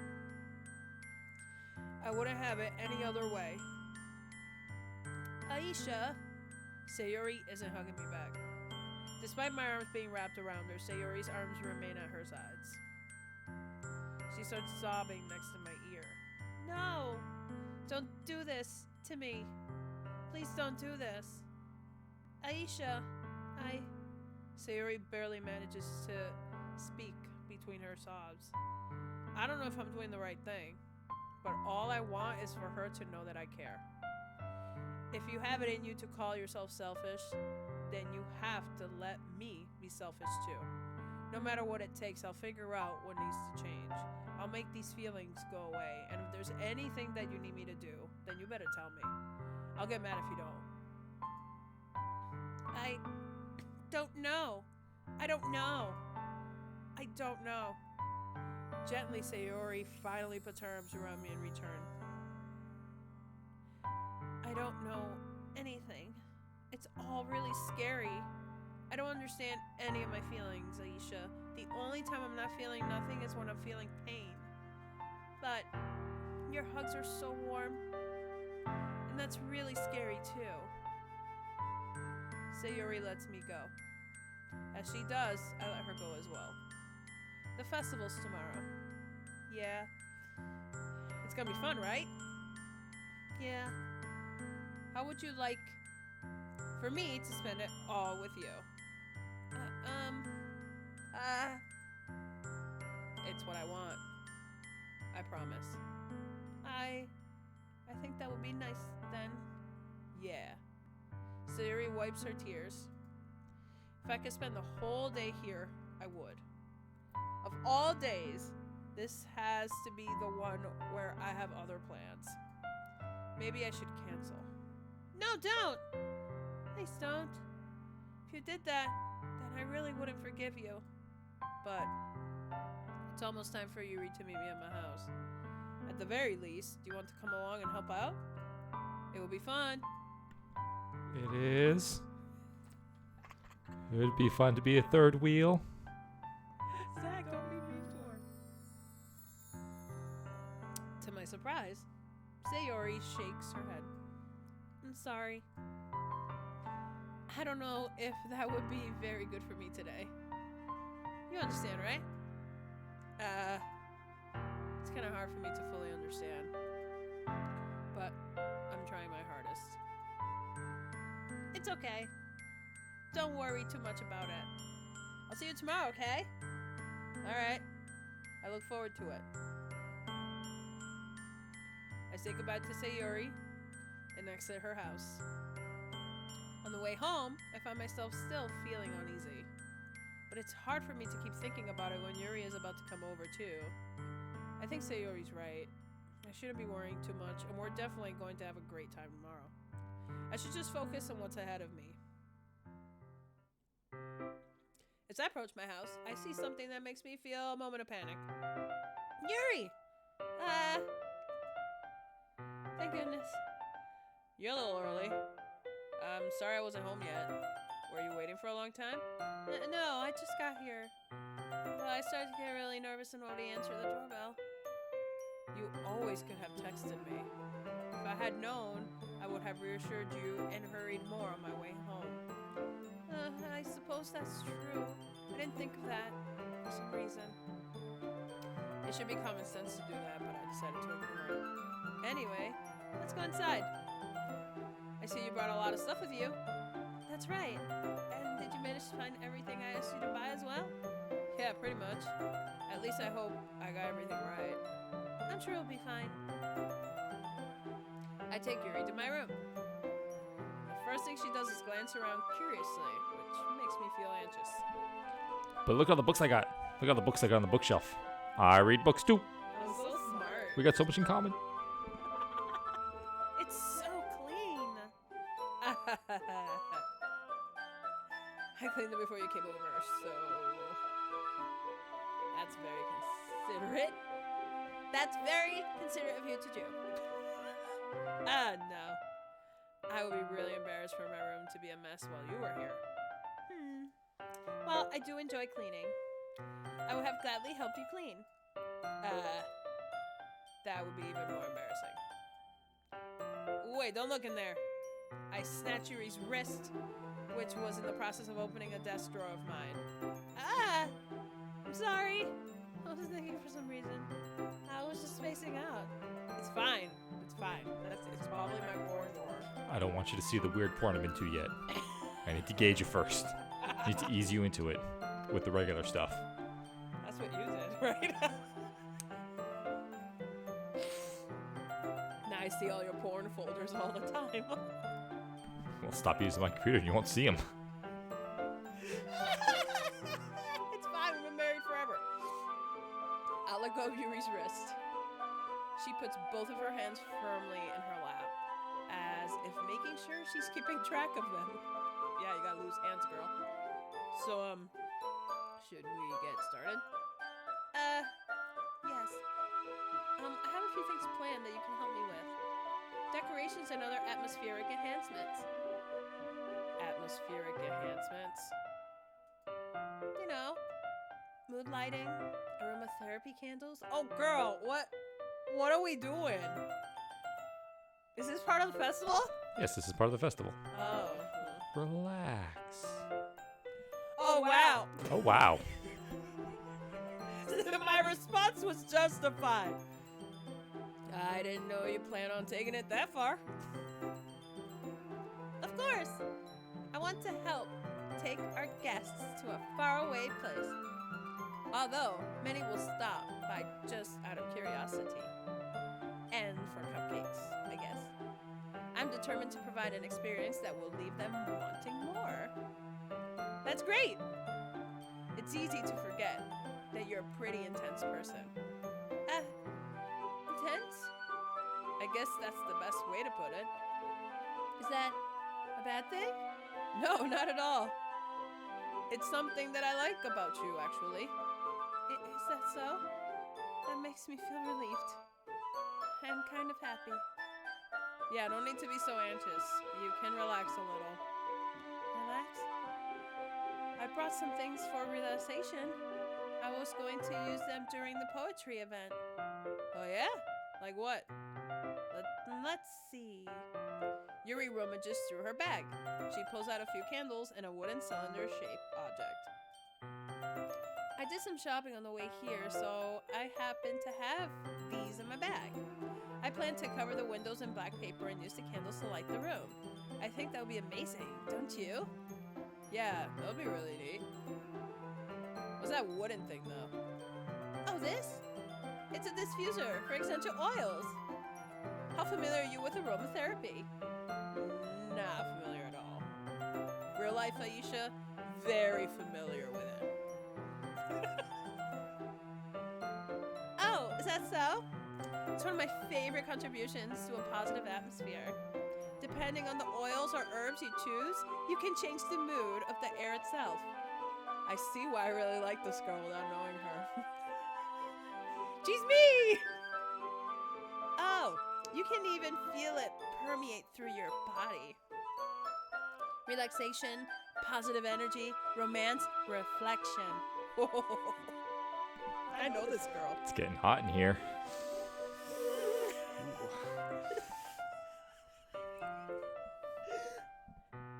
It's almost like magic. Magic. Yuri takes the cylinder and pushes a switch on the bottom. In just a moment, a thin ray of vapor begins to spout through a small hole on the top. Wow, that smells wonderful. What kind of mood is that one for? This is a jasmine essential oil. It smells a little sweet and flowery, right? Yeah, that's a good way to describe it. I chose jasmine for the event because it provides more than relaxation. Jasmine enhances your emotions and helps you feel them flow through your body. You feel warmer and your heart pounds more heavily. Don't you think they'll be perfect for sharing your poems? It does sound suitable, but you seem to know a lot about this, so I'll trust your opinion with anything. Yuri smiles gently, clearly enjoying herself. She again reaches into her bag and pulls out several spools of thin ribbon. What are those for? She handcuffing me? A little bit of BDSM. BDSM? Alright, S&M? Riri. What is it? BDSM. Being tied up. That's what it is. Well, did you purchase the origami paper I asked you to get? Yeah, I have it over here. We will be using the paper for folding origami. What I'd like to do is write different word on each paper. We'll need about 100 of them. Oh yeah? What will those be used for? Well, I'm going to cut pieces of ribbon to hang from the doorway of the classroom. Then we can fasten the paper onto the ribbons to create a doorway curtain. Wouldn't that be beautiful? It would also catch the eye of those passing by the room. It may attract some to peek inside. That's really creative. I had no idea you'd be so good at this, Yuri. Is that so? I suppose that I do get a little intense, as you put it. Yuri giggles with red cheeks. Is it just me, or is she more relaxed when it's just the two of us? Or maybe it's the excitement she feels from sharing something that she enjoys. Here's a marker, Aisha. You can write any characters you want. I'll help you once I finish cutting the ribbons. Alright. Sitting on the floor together, the two of us get to work. I carefully draw a different character on each paper, doing my best to manage my bad handwriting. Yuri unravels a long strand of red ribbon to her desired length. Then she reaches into her bag once more and pulls out a pocket knife. The knife is strangely beautiful. The silver handle has an intricate pattern of waves etched into it. The blade itself is gently tinted blue. That's no ordinary pocket knife. It looks really fancy. Is this girl a witch? Does she have an athame? Well, embarrassed, Yuri looks away. What is it? You're going to think it's weird. Oh, I've been here before! Okay. Yuri, whatever it is, I have no reason to judge. To each their own, you know. If you promise you won't get weirded out. Yeah, I promise. Alright. The thing is, I'm kind of into knives. They're just so pretty. I can't help it. I don't know what it is. The combination of craftsmanship and feeling of danger? Maybe? What am I saying? Please don't think I'm weird for this. You're laughing at me. No, I'm not laughing at you. It's just funny how nervous you got about sharing. It's interesting. It's an interesting thing to be into, I guess. But I think it kind of suits you. It suits me? Yeah. It's kind of intense. Besides, it's a really cool looking knife. I can't deny that. It is, isn't it? Yuri relaxes her expression once again. Would you like to hold it? Sure, I'll check it out. Yuri carefully hands me the knife, with the handle facing me. I take it, and I turn it around in my hands. It feels heavy and extremely solid. Where did you even get a knife like this? Curious of its sharpness, I feel the point of the knife with my index finger. Ow! Aisha! I don't know where this is going. Why did you do that? You do the same. You always test them out. I didn't expect it to be that sharp. I barely touched it at all. It's my fault. I should have warned you. The knife is extremely sharp. It can cut through skin like it's paper. Oh no. A small drop of blood trickles down the side of my finger. Yuri takes my hand and gives the wound a closer look. Ah! She stares at it and noticeably fidgets. If you're squeamish, I'll go wash it off now. Ah!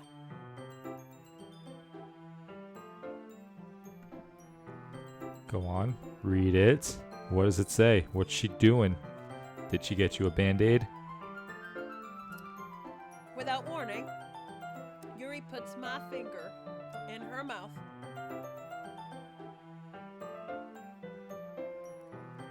And licks the wound.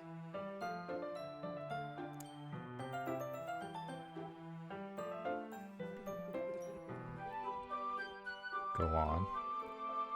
What's happening now? Now is she getting me a band-aid?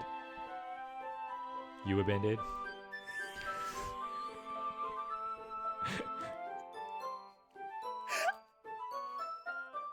I feel her tongue curl around my fingers. Startled, I instinctively pull my hand back. Please forgive me. I wasn't thinking. Yuri lowers her head, her face burning up. Yuri, that's the most embarrassing thing I've ever done. How could I do something like that? I'm sorry. Sure, it was a little weird, but it took me by surprise. But I guess she was just trying to help, right? Yuri, I think you were reacting a little. Huh? She doesn't lift her head. What if she doesn't recover from this for the rest of the afternoon? Alright, you know what? This might be a stupid thing to do, but I do it anyway. I take Yuri's hand. No!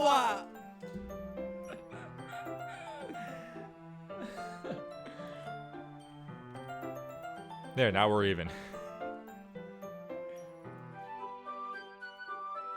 And lick her index finger in return. Aisha! Did you just really do that? Now, we're even. Called it. Yuri just looks at me like I did something wrong.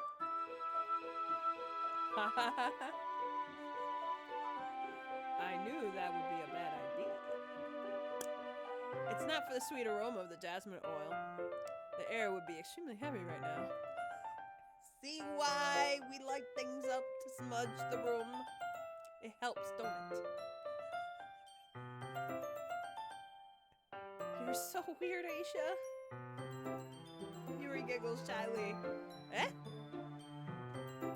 Eh? Yuri calling me weird? I What? have no response to that. How dare she? How dare? Where do you keep your bandages? I can't believe she licked my finger. And then I licked it back. Yeah. What the hell? I don't think I need one actually. It was a tiny cut. Look, it already stopped bleeding. I see. That's relieving. The tension is quickly lifted. We each resume our respective activities. I watch Yuri's knife cut through the ribbon like it's nothing but air. Meanwhile, continue to make progress on the paper.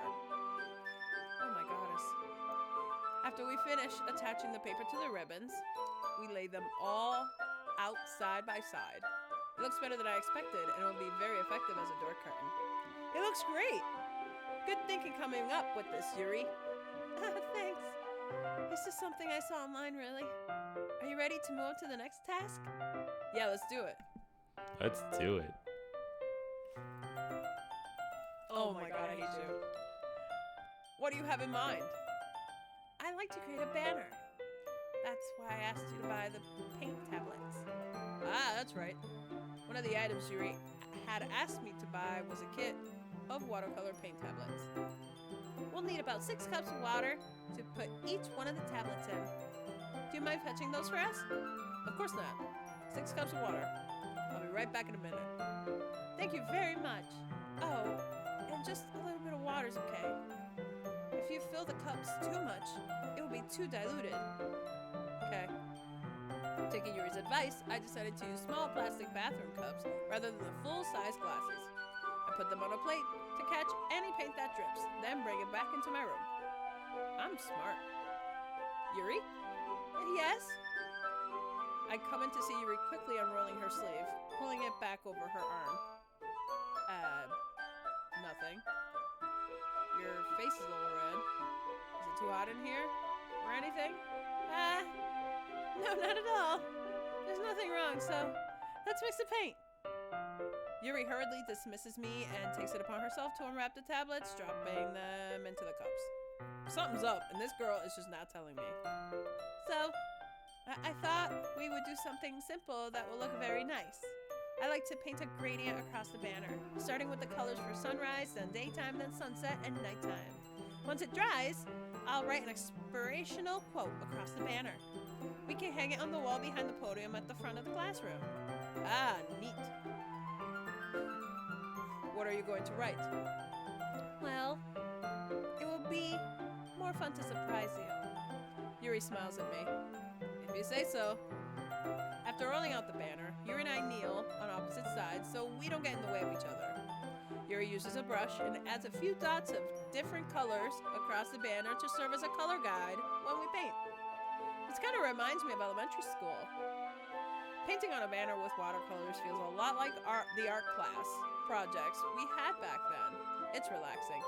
I'm sorry this feels too childish. No, I didn't mean it like that at all. It's kind of fun, you know? Yeah, it is fun. I'm glad you feel that way too.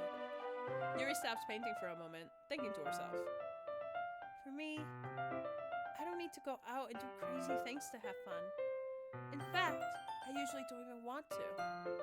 I just like when I can spend time with one other person. Even if it's something simple like reading, it doesn't even matter if we don't talk much. Just having a friend next to me makes things feel a little bit nicer. I think that's all it takes for me to be happy. Is that so? Even if Yuri and I are quite different, I can understand where she's coming from. I feel that way about things like anime and games, where simply sharing the experience with someone can make me happy. I think I feel the same way. Yuri smiles gently. I knew you understand. Yuri leans over the banner to grab an unused paintbrush, but I move at the same time, causing my head to bump into hers. Kaya!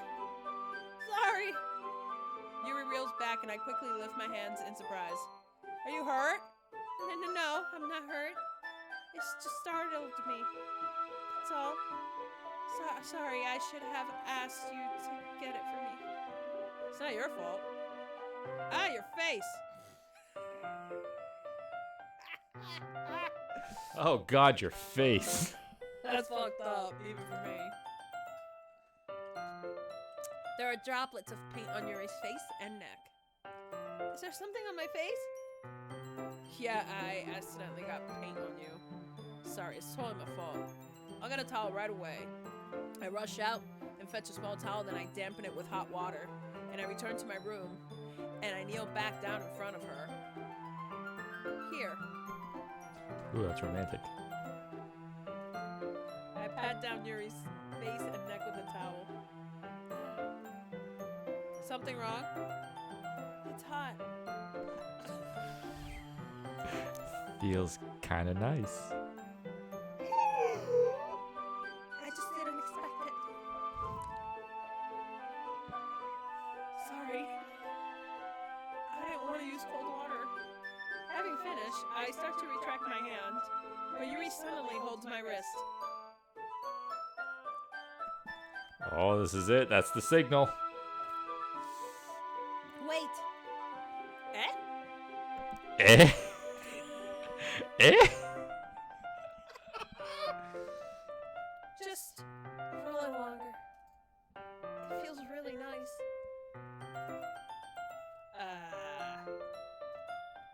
I keep my hand still against Yuri's neck. She looks into my eyes.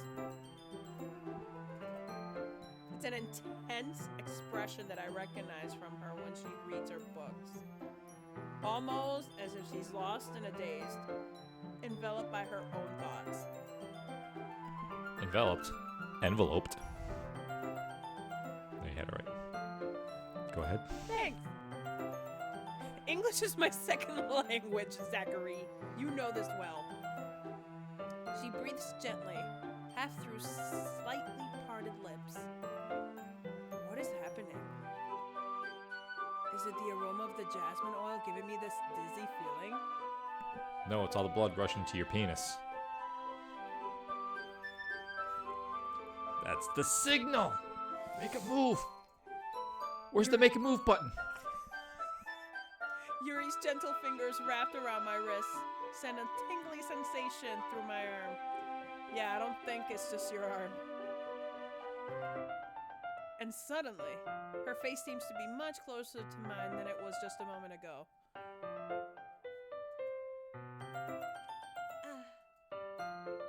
Yuri slowly pulls away. Sorry, I've been feeling a little lightheaded today. I didn't mean to space out. Yeah, it's fine.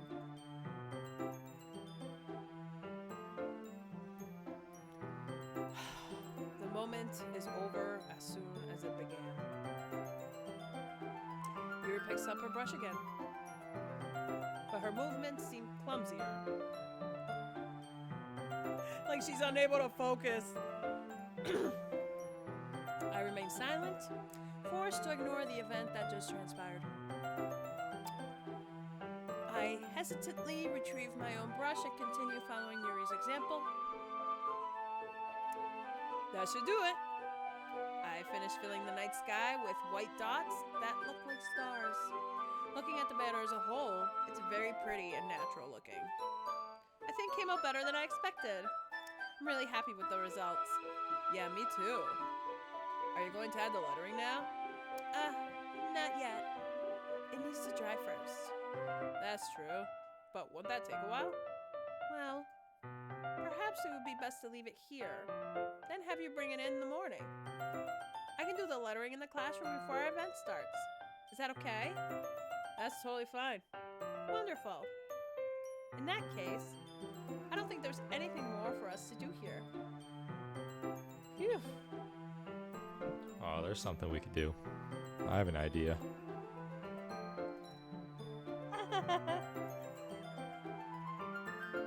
You say that like you're glad it's over. Was I wrong to assume that you were at least enjoying yourself a little bit? No, it's not like that. I'm just glad that we managed to get everything done. I see. I am too. I was a little concerned about time. I need to start making dinner soon. So you don't have any time left? I was secretly hoping we would have extra time after finishing the work. Well, Yuri thinks to herself. I think it would be too irresponsible of me to wait much longer. I'm sorry. I was hoping there would be more time as well. It's probably my fault. Sorry for being such a slow worker. No, it's not your fault at all. And the important thing is that we got everything done, right? Yeah. So, I shouldn't be disappointed or anything. Gathering all her things, Yuri seems to look a little downcast. I understand why. I sounded like she rarely gets the opportunity to spend time with friends in a relaxed environment, but that doesn't mean this is the last time it can happen. Once Yuri packs up, I walk her out the front door. Thank you very much for having me today. No problem. Glad I was able to help. Just let me know if there's anything else you need me to bring tomorrow. I will. Well then. Yuri fidgets. I guess I'll see you tomorrow. Wait. I kind of say that without thinking. About today. It's fine that we didn't have much time as we wanted, because we can do this again. Whenever you want, you can come over, or we can go out somewhere. I forgot you don't like going out much. As I stumble over my words, Yuri simply smiles bashfully. Anyway, you know what I'm trying to say, so. You're very thoughtful, Aisha. Yuri takes a step closer to me, then briefly squeezes my hand. I kind of like that about you.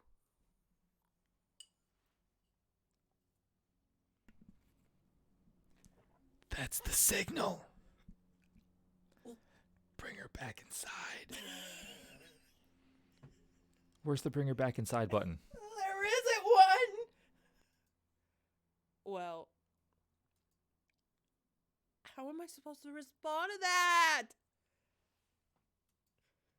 But I don't even get a chance to, as Yuri suddenly pulls back. Say, Yuri! Am I being cock-blocked right now?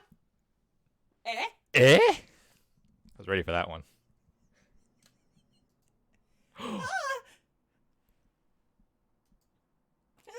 Aisha. Alright, it's a long shot, but I think I have a solution for this problem. Where's the get them both inside the house button? No! Oh my god. Sayori, just now we weren't. It's okay. We weren't doing nothing. I to stop by to say hi. Well, it's nice to see you. I'm sorry, but I'm already on my way to leave. Oh, really? That's too bad. I'm sorry, but we'll all be together at the festival tomorrow, so that's fine, right? Of course. Sayori beams. Yeah, so I'll see you tomorrow. Clearly embarrassed, Sayori hurries off. Sayori waves goodbye after her. Sayori, I thought you didn't want to come over today. Well, I tried staying in my room, but my imagination was being really mean to me.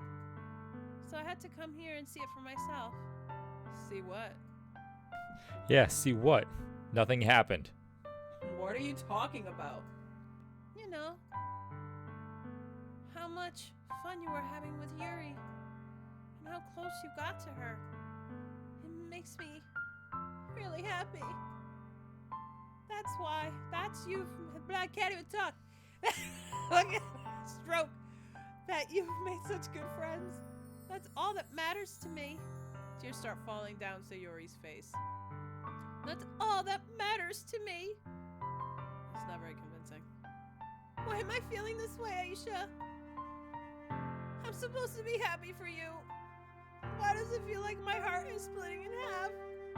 It hurts so much. Everything hurts so much. This would be so much better if I could just disappear. Sayori, don't say that. It's true, Aisha. If I wasn't here, then you wouldn't have to waste your sympathy on me. You wouldn't have to put up with me being selfish. Monica was right. I should just... Monica?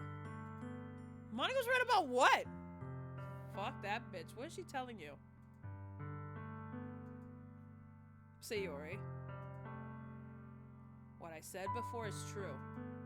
I'm not going to let this continue. Caring about you like this isn't the burden your mind is making it out to be. It's something that makes me happy. It's something that I wouldn't trade for anything else. So even if it takes an entire lifetime, I'm going to be by your side until you don't feel any more pain. Aww. But Sayori looks away. I put a hand on her shoulder to reassure her. I'm scared, Aisha. I'm really scared. What are you scared of, Sayori? I'm scared that I might like you more than you like me. Sayori! It's true, isn't it? I was weak and started to like you too much. I did this to myself. Aisha, I like you so much that I want to die. That's how I feel.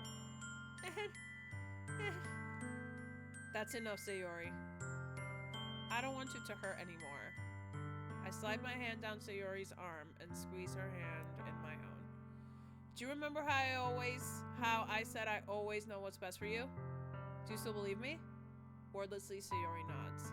Even if you don't understand all of your own feelings, I know what you need the most right now.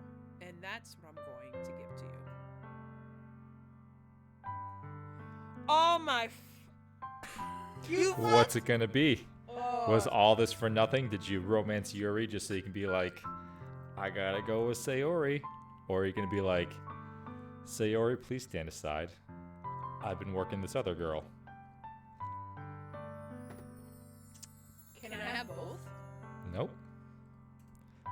Will that screw things up? Oh, I don't know. Oh, this is hard.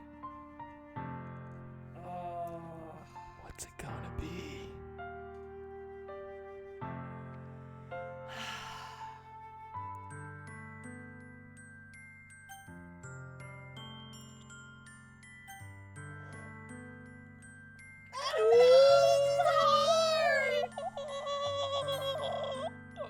Oh! I loved you all along! I love you. Sorry, Yuri. Sayori's my girl.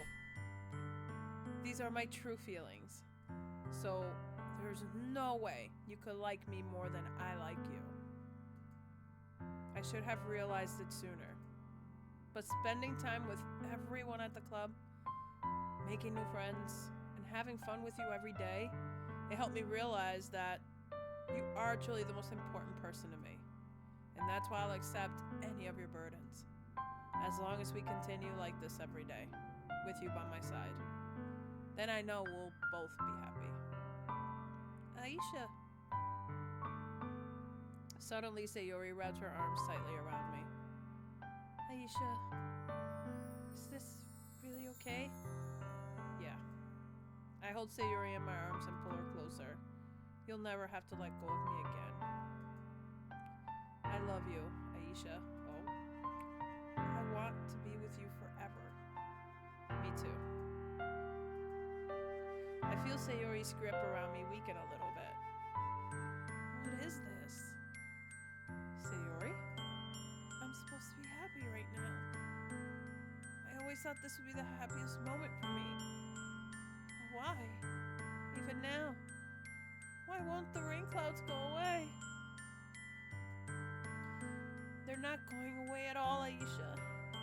It's okay, Sayori. It might take some time for things to get better again. But no matter how long it takes, I'll be there every step of the way. That's all that matters right now. Okay. I trust you. Oh man, that's so sad. Sayori and I slowly release each other. So we banging? Or is this happening? I guess that makes the festival tomorrow our first date, huh? What are you saying? I don't want to think about those things, you know. I want everything to be the same as it always has been. Even if we really are a couple. I don't know if I could handle anything more right now. It's really new and scary to me. I understand. We'll go at whatever pace suits you best. Hey, Aisha. Sayori gazes at me once again, smiling sadly. Even if I get really, really sad. This is the best thing for me, right? Eh? Eh? I don't really understand what Sayori means by that. Are you saying that this is making you feel sad, Sayori? I don't know. I don't understand what I'm feeling. I feel like a bunch of thorns when you told me you loved me. But that's why I want to trust you. You know what's best for me. Yeah, I do. That's my promise. I say that, but in reality, I've never felt more uncertain when it comes to Sayori. I know that I love her, and she loves me, but I'm having as much trouble understanding Sayori's feelings as she is. Even though I can comfort her, I keep wondering if I should be doing something more, or something different. I know these thoughts will continue to plague me until things are back to the way they were. Is that what Sayori meant by not wanting anything to change? I don't know. But I know that I'll give it everything I've got. Sayori is the most important person to me, and I'll do whatever it takes to have a happy future with her.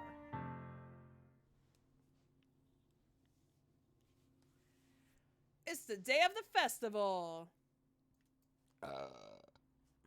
Of all days, I expected this to be the one where I'd be walking to school with Sayori. But Sayori isn't answering her phone. I considered going to her house to wake her up, but decided that's a little too much. Meanwhile, the preparations for the event should be nearly complete. The banner Yuri and I painted is dry, and I gently rolled it up to take it with me. She sent me a pleasant text reminding me not to forget anything, and I reassured her. Funnily enough, I probably feel the same way as Natsuki about the event. I'm more excited for it to be over so I can spend time with Sayori and Yuri at the festival. But knowing Monica, I'm sure the event will be great too. Aisha! You're the first one here. Thanks for being early. That's funny. I thought at least Yuri would be here by now. Monica is placing little booklets on each of the desks in the classroom. They must be the ones she prepared. that have all the poems we'll be performing. In the end, I found a random poem online that I thought Monica would like, and I submitted it. So that's the one I'll be performing. Nice. I'm surprised you didn't bring Sayori with you. Yeah, she overslept again. That dummy. You think that on days this important, she'd try a little harder. I say that, but I suddenly remember that Sayori told me yesterday, and I suddenly feel awful, knowing it's not nearly that simple for her. I only said it because it's the way I'm used to thinking, but maybe I should have gone to wake her up after all? You should take a little responsibility for her, Aisha. I mean, especially after your exchange with her yesterday. These girls talk to each other too much. You kind of left her hanging this morning, you know. Exchange? Monica, you know about that? Of course I do. I'm the club president after all. But She knows everything. I stammer, Everything. embarrassed. Did Sayori really tell her about it that quickly? That we're a couple now? She's excited about it. I didn't really plan on bringing it up with anyone yet. Jeez. You don't know the full story at all, so don't worry. I probably know a lot more than you think. Girls do, that's very She true. knows everything. Girls tell each other everything. Eh? Eh? Monica is being as friendly as usual, but for some reason I felt a chill down my spine after hearing that. Hey, do you want to check out the pamphlets? They came out really nice. Yeah, sure. I grabbed one of the pamphlets laid out on the desks. Oh yeah, they really did. Something like this would definitely help people take the club more seriously. Yeah, I thought so too. I flipped through the pages. Each member's poem is neatly printed on its own page, giving it an almost professional feel. I recognized Natsuki and Yuri's poems from the ones they performed during our practice. What's this? I flipped to Sayori's poem. It's different from the one she practiced. It's the one that I haven't read before. Oh my god.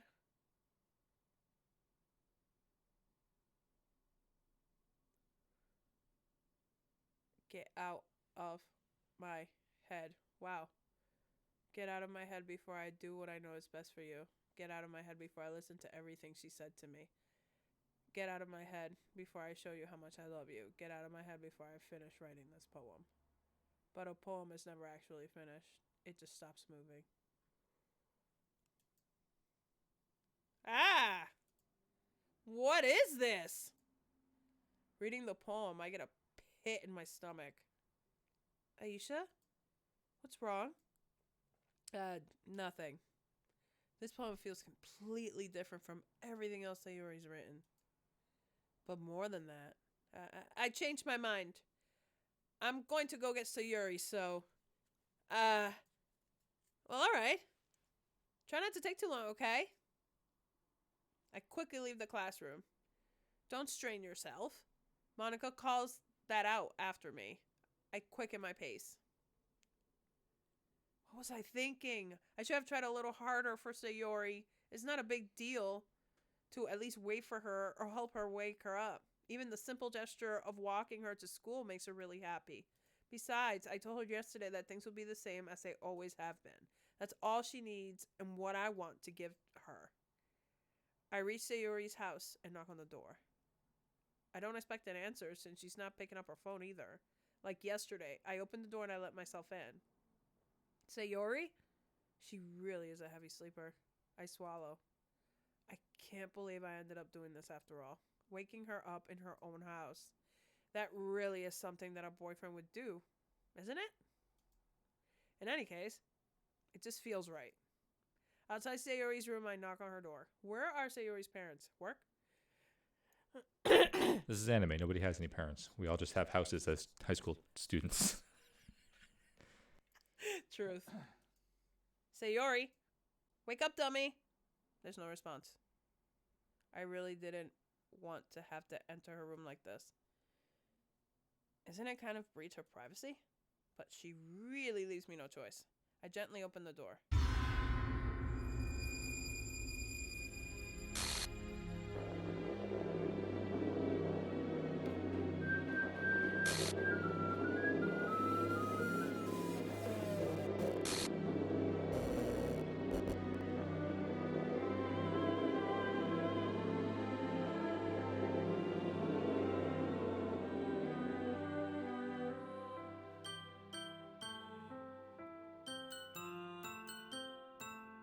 Did you know this was gonna happen? Yeah, I played this game.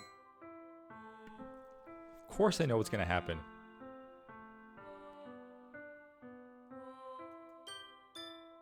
What the hell?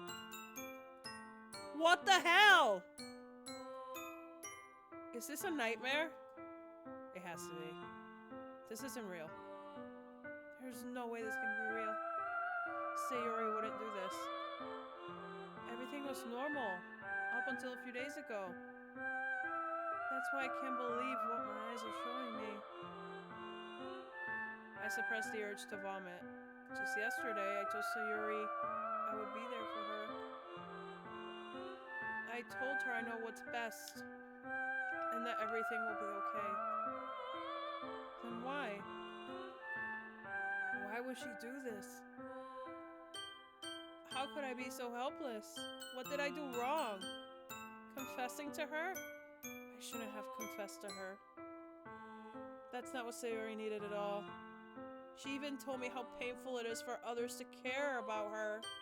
Then why did I confess to her and make her feel even worse? Why was I so selfish? This is my fault. My swarming thoughts keep telling me everything I could have done to prevent this.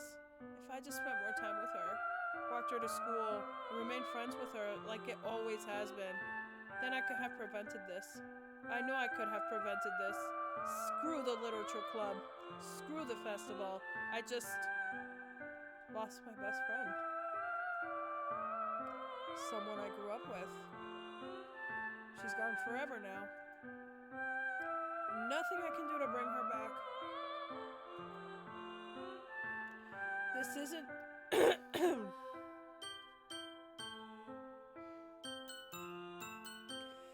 This isn't some game where I can reset and try something different. I had only one chance, and I wasn't careful enough. And now, I'll carry this guilt with me until I die. Nothing in my life is worth more than hers, but I still couldn't do what she needed from me. And now, I can never take it back. Never, never, never, never, never.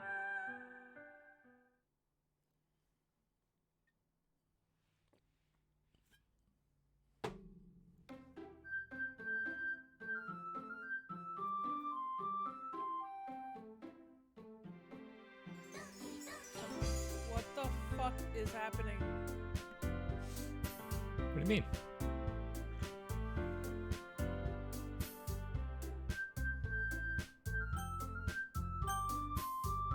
The game's fucked up.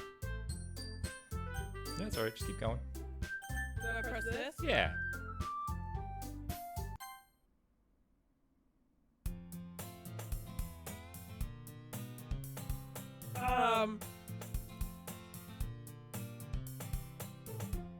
I see an annoying girl running towards me from the distance, waving her arms in the air like she's totally oblivious to any attention she might draw to herself.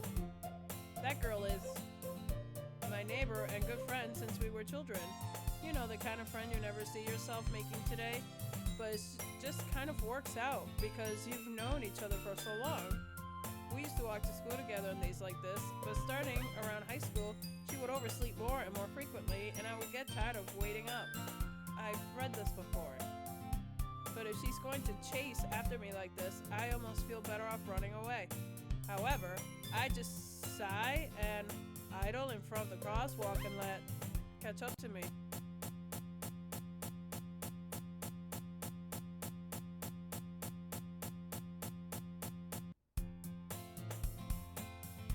In an ordinary school day like any other, Mornings are usually the worst.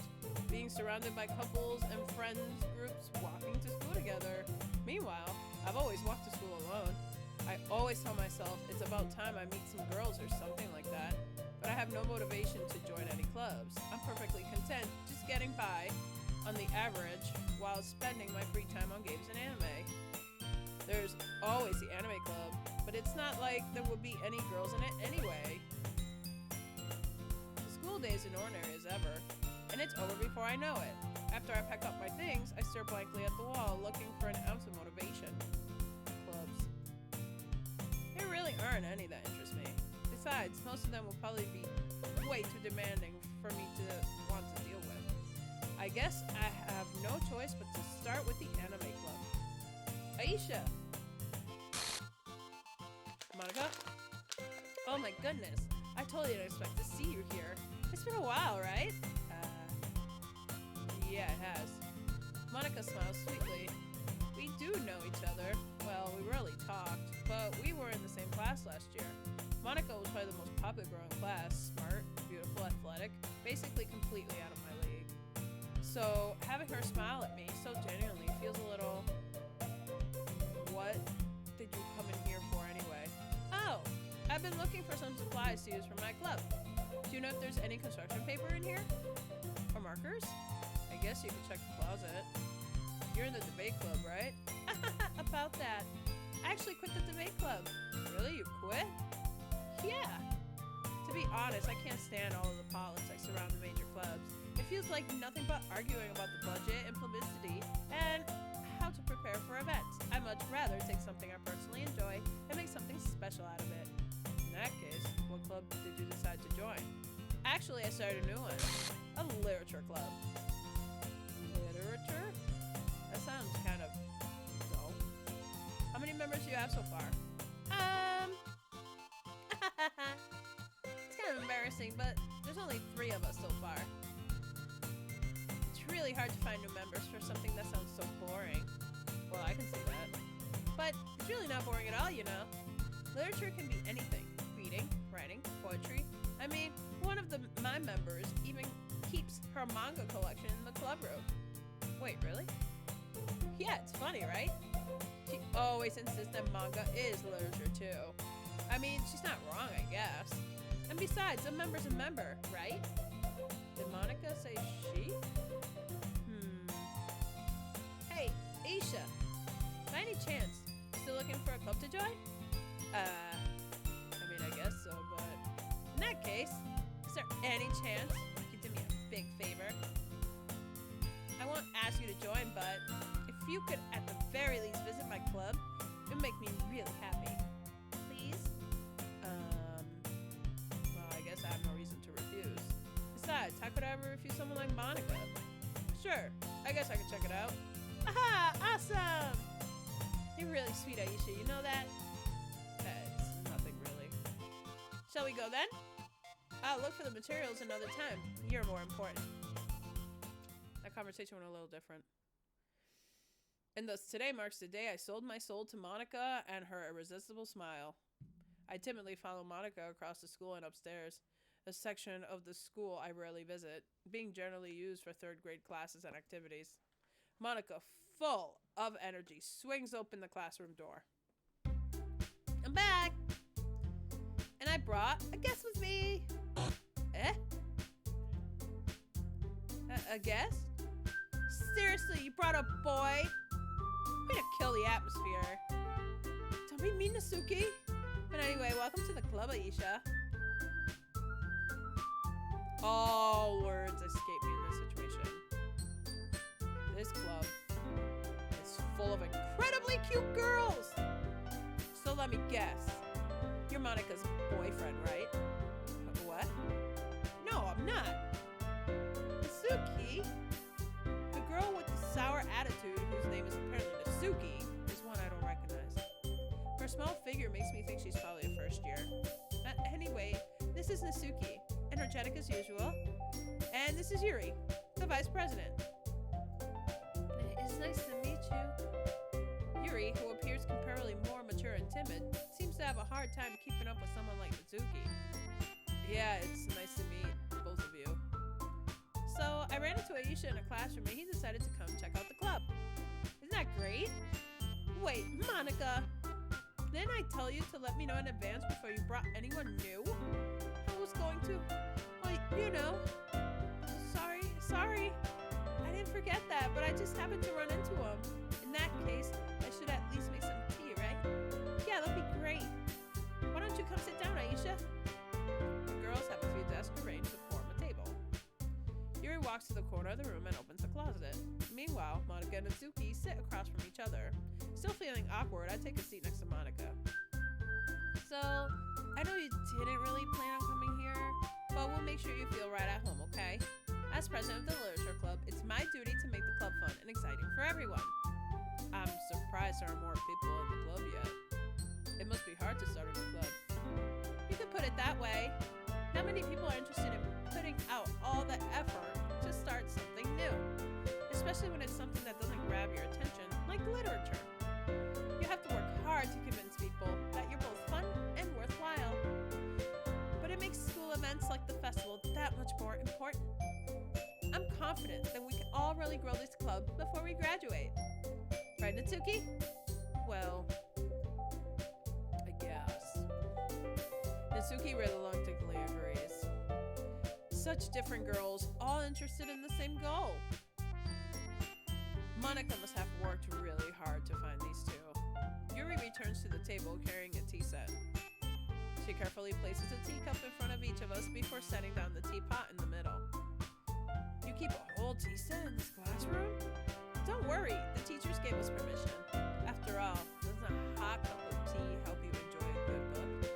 I guess. Don't let yourself get intimidated. Yuri's just trying to impress you. Now Yuri's the vice president! Well, yeah, who else would it be? So confused. That's not. Insulted, Yuri looks away. I mean that, you know? I believe you. Well, tea and reading might not be a pastime for me, but I at least enjoy tea. I'm glad. Yuri faintly smiles to herself in relief. So, Aisha, what kind of things do you like to read? Well, considering how little I've read these past few years, I don't really have a good way of answering that. Manga. I muttered quietly to myself, half joking. Natsuki's head suddenly perks up. It looks like she wants to say something, but she keeps quiet. Not much of a reader, I guess. Well, that can change. What am I saying? That can change. I could read you. Who am I? I spoke without thinking after seeing Yuri's sad smile. Anyway, what about you, Yuri? Well, let's see. Yuri traces the rim of her teacup with her fingers. My favorites are usually novels that build deep and complex fantasy worlds. The level of creativity and craftsmanship behind them is amazing to me. And telling a good story in such a foreign world is equally impressive. Yuri goes on, clearly passionate about her reading. She seems so reserved and timid since the moment I walked in. Now I have a song stuck in my head. Walked in.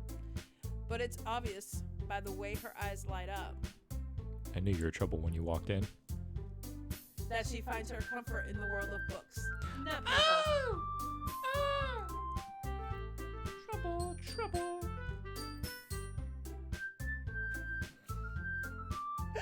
Weirdo. But you know, I like a lot of things.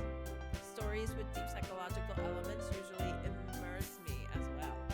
Isn't it amazing how a writer can so deliberately take advantage of your own lack of imagination to completely throw you for a loop? Anyway, I've been reading a lot of horror lately. I read a horror book once.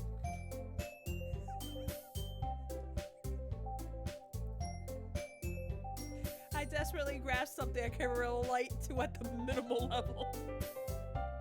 At this rate, Yuri might as well be having a conversation with a rock. I'd expect that from you, Yuri. It suits your personality. Oh, is that so? Really, if a story makes me think or takes me to another world, then I can't really put it down. Surreal horror is often very successful as changing the way you look at the world. If only for a brief moment. Ugh, I hate horror. Oh, what's that? Well, I just... It's scary. Mizuki's eyes dart over to me for a split second. Never mind. That's right. You usually like to write about cute things, don't you, Natsuki? What? What gives you that idea? You left a piece of scrap paper behind last club meeting. It looked like you were working on a poem called... Don't say it out loud! And give it back! Fine. Natsuki, you write your own poems? Well, I guess sometimes. Why do you care? I think that's impressive. Why don't you share them sometime? No! No! Natsuki averts her eyes. No! You wouldn't like them. Not a very confident writer yet. I understand how Natsuki feels. Sharing that level of writing takes more than just confidence. The truest form of writing is writing to oneself. You must be willing to open up to your readers, exposing your vulnerabilities and showing even the deepest reaches of your heart. Do you have writing experience too, Yuri? Maybe if you share some of your work, you could set an example and help Natsuki feel comfortable enough to share hers. I guess it's the same for Yuri. We all sit in silence for a moment. Hey, I just got an idea. How about this? Natsuki and Yuri look quizzically at Monica. Let's all go home and write a poem of our own. Then, next time we meet, we'll all share with them with each other. I've done this before. That way, everyone is even. What is even happening right now? You started a new game. Yeah? Yeah. See, you're joining a literature club. You're meeting the girls. You're meeting the 3 girls that have always been there, and only 3 girls that have ever been there. I mean, I thought it was a good idea. Well, I think you're right, Monica. We should probably start finding activities for all of us to participate in together. I did decide to take on the responsibility of vice president after all. I need to do my best to nurture the club as well as its members. Besides, now that we have a new member, it seems like a good step for us to take. Do you agree as well, Aisha?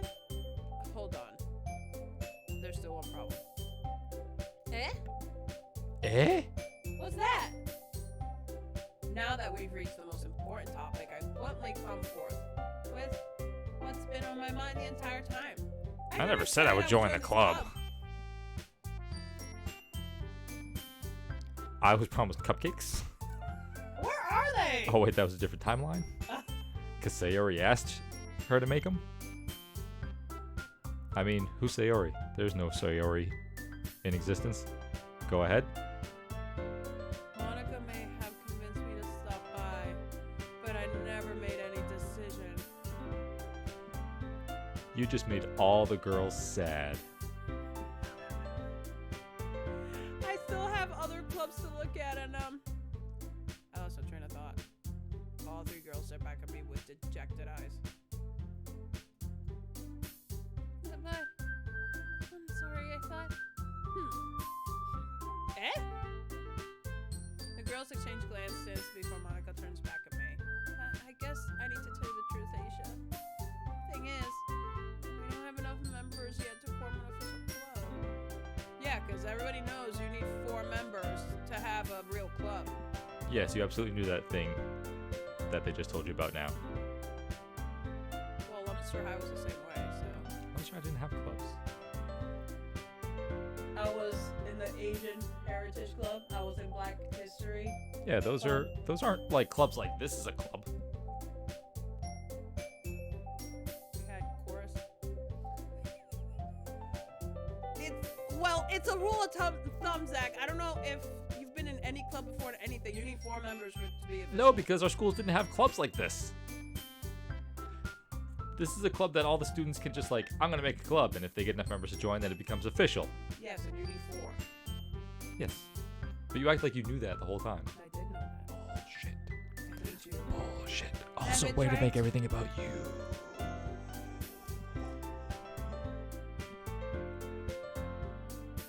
Go ahead. Look, I'm still getting over Sayori, okay? Who is Sayori? There was no Sayori here.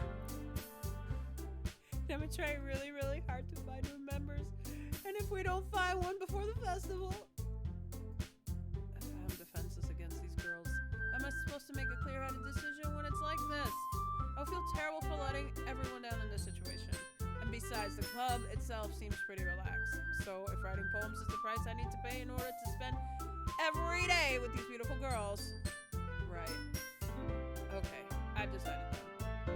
I'll join the Literature Club. One by one, the girls' eyes light up.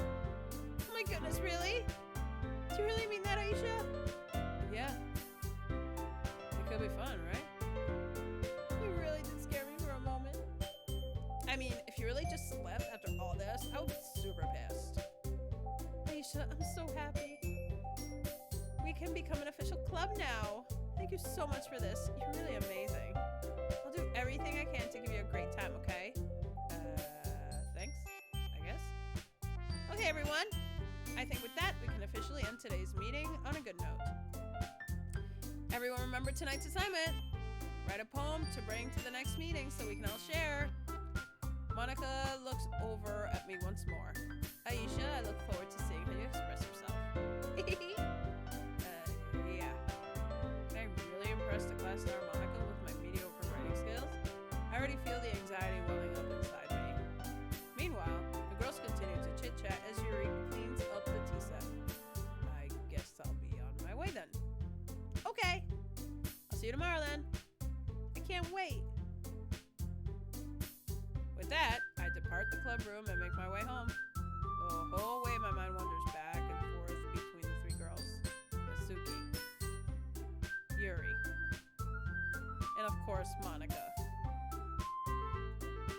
Will I really be happy spending every day after school in literature club?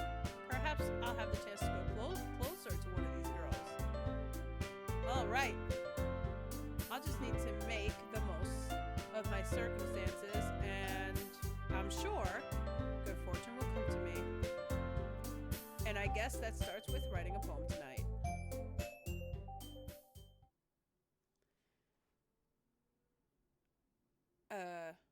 I have unlocked a special poem. Would you like to read it? That's never happened before. Yes?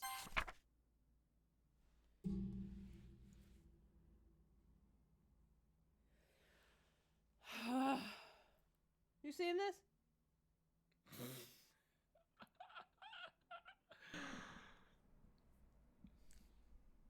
Special poem. Oh my god. Congratulations. Special poem. You unlocked from this mystery girl. Who is that? I don't know. Never seen her before in my life.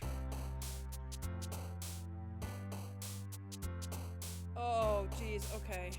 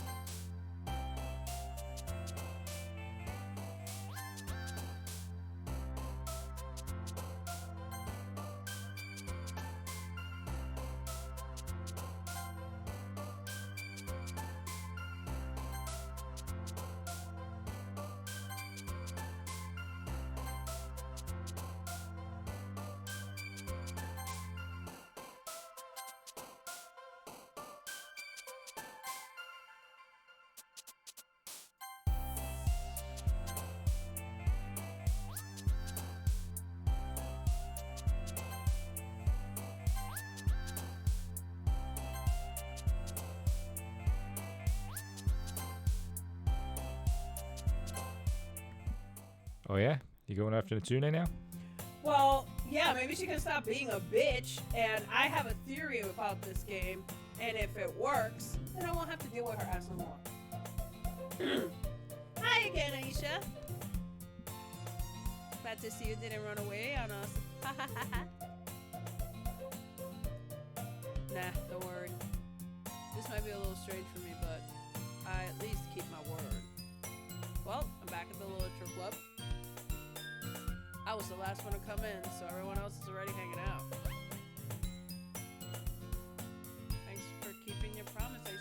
just glitched out. I don't know what you're talking about. I didn't see anything. I hope this isn't too overwhelming of a commitment for you, making you dive headfirst into literature when you're not accustomed to it.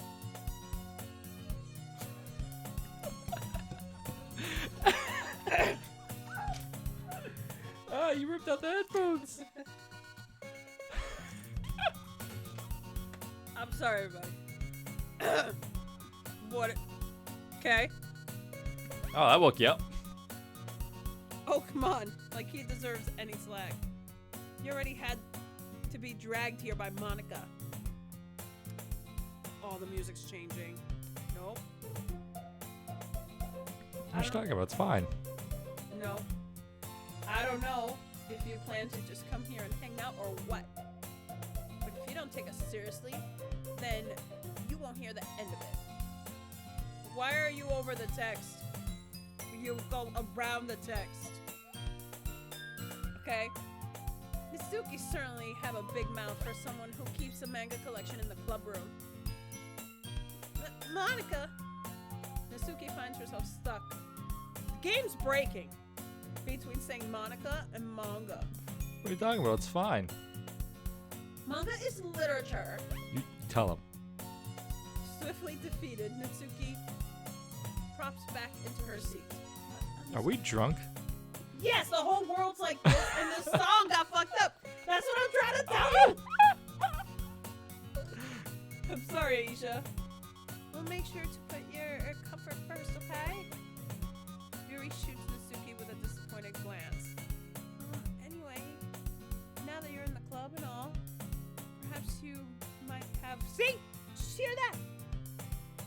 Might have interest in picking up a book to read. Something's crazy in here. Well, I can't really say no either way. Like you said, I'm in this club now, so it only feels right for me to do something like that if you ask. Wait, I didn't mean it like that. If you don't really want to, then forget it. I said anything, I guess.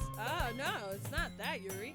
I want to try to be a part of this club, so even if I don't read often, I'd be happy to pick up a book if you wanted me to. Are you sure? I just feel like, well, as vice president and all, I should help you get started on something you might like. Yuri reaches into her bag and pulls out a book. She's awfully braggy about that being vice president thing. I know, she's mentioned it like 4 times already. I didn't want you to feel left out, so I picked out a book that I thought you might enjoy. It's a short read, so it should keep your attention, even if you don't usually read. And we could, discuss it if you wanted. This is Scrusnetly being so cute. She even picked out a book she thinks I'll like, despite me not reading much. That background is just, it's making me dizzy. Yes, I know, it's effed up. Yuri, thank you. I'll definitely read this. I enthusiastically take the book. Yeah. Well, you can read it at your own pace. I look forward to hearing what you think. Oh God, it's back. Now that everyone's settled in, I expected Monica to kick off some scheduled activities for the club, but that doesn't seem to be the case. Yuri's face already buried in a book.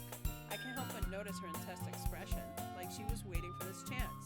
Meanwhile, Mizuki is rummaging around the closet. Ah! I hear Natsuki utter an exasperated sigh from within the closet. She seems to be annoyed by something. I approach her in case she needs a hand. You looking for something in there?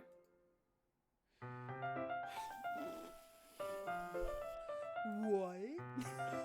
Fucking Monica! She never puts my stuff back in the right spot.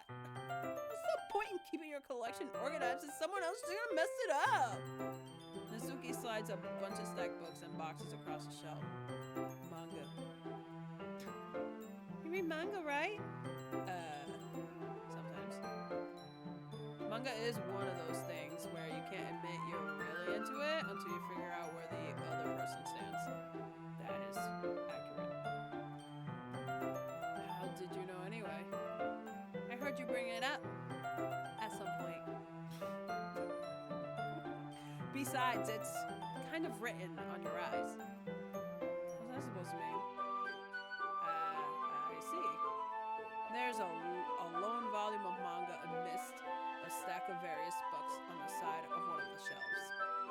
serious. I pull it out of the stack. There it is! Natsuki snatches it out of my hand. She then turns to a box of manga and slips the volume right into the middle of the wrist. Ah, much better. Seeing a box set with one book missing is probably the most irritating sight in the world. I know that feel. I get a closer look at the box that she's admiring. Parfait Girls? It's a series I've never heard of in my life. That probably means it's either way out of my demographic or it's simply terrible. If you're gonna judge, you can go do it through the glass on that door. She points to the classroom door. Hey, I wasn't judging anything. I didn't even say anything. It was just the tone of your voice. But I'll tell you one thing, Aisha. Consider this a lesson. Whoa! Don't judge a book! In fact, Natsuki pulls out the first volume of Parfait Girls from the box. I'm gonna show you exactly why. She shoves the book right into my hands. Ah! I stare at the cover. It features 4 girls in a colorful attire striking animated feminine poses. It's exceedingly mo. So like the cover of this game is what I'm seeing on a manga cover. Don't just stand there. What? Natsuki grabs my arm and pulls me out of the closet. She then takes a seat against the wall beneath the windowsills. She pats on the... Yeah, I did read that right. She pats on the ground next to her, signaling me to sit there. Wouldn't chairs be more comfortable? What are these girls and sitting on the floor? I take my seat. Chairs wouldn't work. We can't read at the same time like that. Eh? Why's that? Eh? I guess it's easier to be close together like this. Don't just say that. You make me feel weird about it. Natsuki crosses her arms and scooches an inch away from me. Sorry. I didn't exactly expect to be sitting this close to her either. Not that I can say it's particularly a bad thing. I open the book. It's only a few seconds before Natsuki once again inches closer, reclaiming the additional space where she hopes I don't notice. I can feel her peering over my shoulder, much more eager to begin reading than I am. Wow, how long has it been since I read the beginning? You don't go back and flip through the older volumes every now and then? Not really.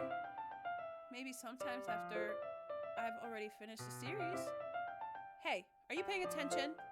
I am, but nothing's really happened yet, so I can talk at the same time. It looks like it's about a bunch of friends in high school. Typically slice of life affair. I kind of grew out of these since it's rare for the writing to be entertaining enough to make up for the lack of plot.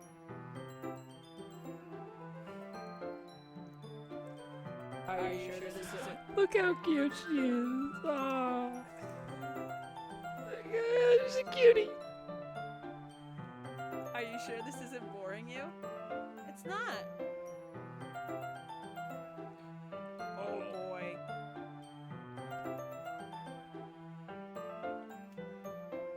Oh, I have to answer this phone call? Oh my god. Hello?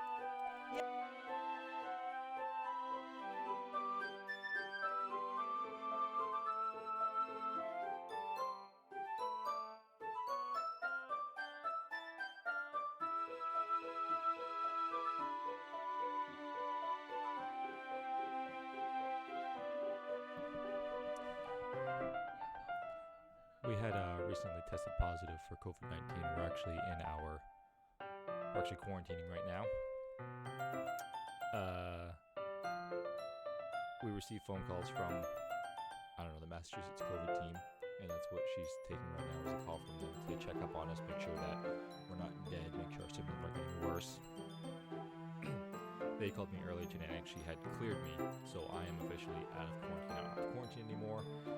We're going to find out about her, because I had started symptoms a few days before, so that's when they started day 0 was the day I had symptoms. They started her day 0 the day that she tested positive, which was a few days later. So unfortunately, she's stuck in quarantine for a few days more than I am.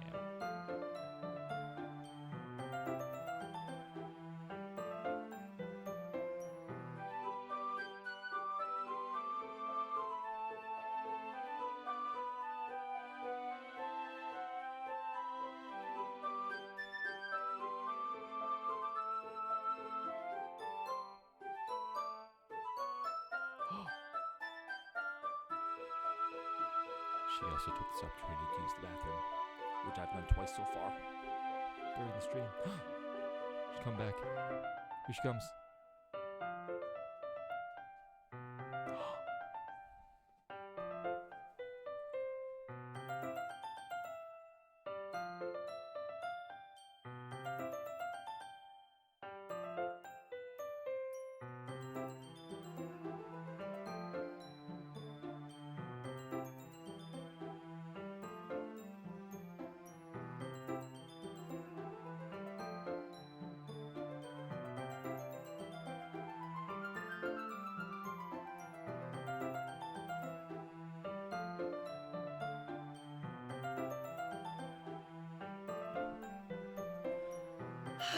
Okay, I'm back, everybody. Thank you for your patience. I really had to take that call, and my husband explained to you what happened with. Oh, you don't have to thank them. There's nobody here. Rude. Oh, all right. Okay. Now they're all gonna leave because you're an asshole, and you deserve it. Even though I'm the one playing this game. Even though you Anyways. Oh, sorry. Go ahead. Even though you're just watching me read, all of you are watching me read. Well, I'm fine with that. If you say so. I guess it's fun sharing something you like with someone else. I always get excited when I convince any of my friends to pick up a series I enjoy. You know what I mean? You don't? That's not... Well, I wouldn't really know. What do you mean? Don't you share your manga with your friends? Could you not rub it in? She ain't got no friends. Jeez. Jeez. Sorry. Like, I could ever get my friends to read this. They just think manga's for kids. I can't even bring it up without telling them, being all like, you still haven't grown out of that yet? Makes me want to punch them in the face.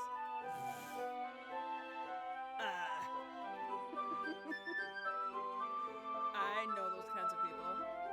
Honestly, it takes a lot of effort to find friends who don't judge, much less friends who are also into it. I'm already kind of a loser, so I guess I gravitated toward the other losers over time. But it's probably harder for someone like you. Yeah, that's pretty accurate. Wait, which part? I mean, I feel like I can't even keep it in my own room. My dad would beat the shit out of me if he found this.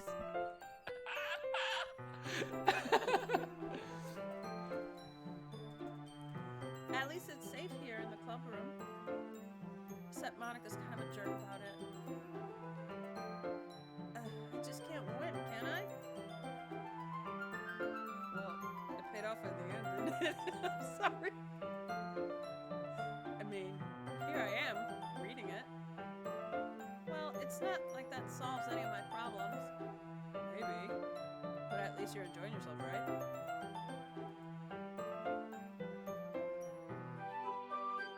Right? So?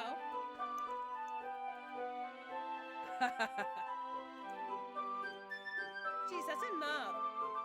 You gonna keep reading or what? Yeah. I flipped the page.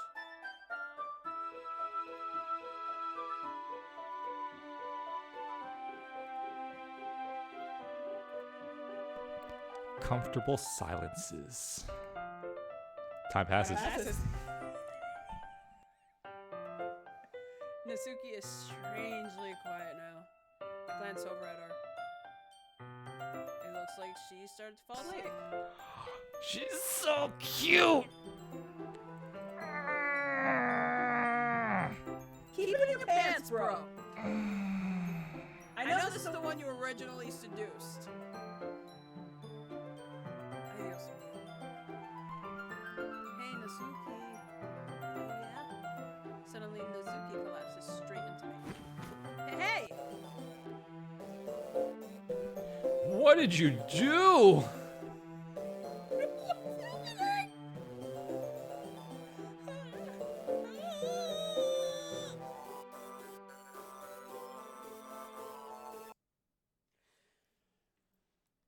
Oh, jeez. You telling me that?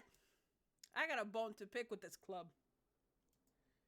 Nazuki, are you okay? Here. Monica reaches into her bag and pulls out some kind of protein bar. She throws it in Nazuki's direction. Nazuki's eyes suddenly light up again. Is someone diabetic? I'm just... Is that what diabetes does?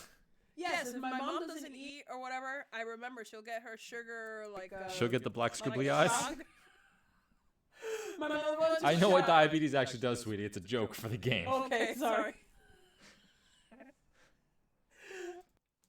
I told you not to give... She doesn't even finish her sentence before stuffing it into her mouth. Don't worry, Aisha. She's fine. It just happens every now and then. That's why I always keep a snack in my bag for her. Anyway, why don't we all share poems now? I told Nazuki I was interested in her poems yesterday. It's probably only fair if I share mine with her first.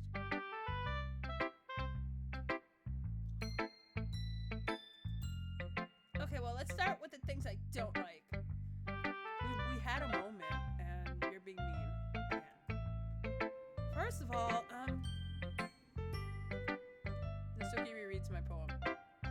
Never mind. I don't feel like giving you my opinion. Eh? And what's the point of sharing in the first place? I wrote this when I could have been doing other things. In fact, I remember how I said I wanted to read your poems. That's what I had in mind when writing this. I want to help you feel comfortable enough to share yours. Like Monica said.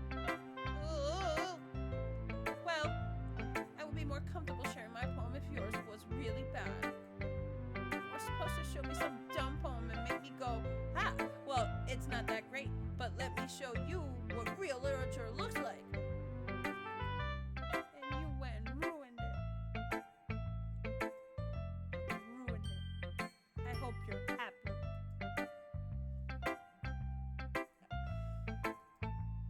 So in other words, you're saying you like it? Nasuki's retort gets caught in her throat. Ooh, you're so... You don't understand anything, do you? I already told you that. You don't have to go announcing it to the world like you're all self-important. Pretty sure you never actually said that. I said that mostly to myself. Nazuki must really hate me or something. I can't figure out if it's a win or a loss that she liked my poem. In any case, you still need to show me yours, right? Sure, fine, I guess. Only because Monica will make me if I don't. Oh, they're the same poems from the first one. Yeah. I told you that you weren't gonna like it. I like it. What? Just be honest. I am. Why are you so convinced that I wouldn't like it? Well, because everyone in high school thinks that writing has to be all sophisticated and stuff. Some people don't even take my writing seriously. But isn't the point of poems for people to express themselves? Your writing style wouldn't make your message any less valid. Yes, exactly. I like when it's easy to read, but it hits you hard. Like in this poem, seeing everyone around you do great things can be really disheartening. So I decided to write about it. Yeah, I understand. But the other nice thing about simple writing is that it puts more weight on the wordplay. Like, I set up for a rhyme at the end and then made it fall flat on purpose. It helps bring out the feeling in the last line. So you did. I guess more went into it than I realized. That's what it means to glad you learned something. Didn't expect that from the youngest one here, did you? Yeah, guess not. I decided to humor her with that last comment. I don't really care how old everyone is, but if Nezuki is feeling proud, then I won't take that away from her.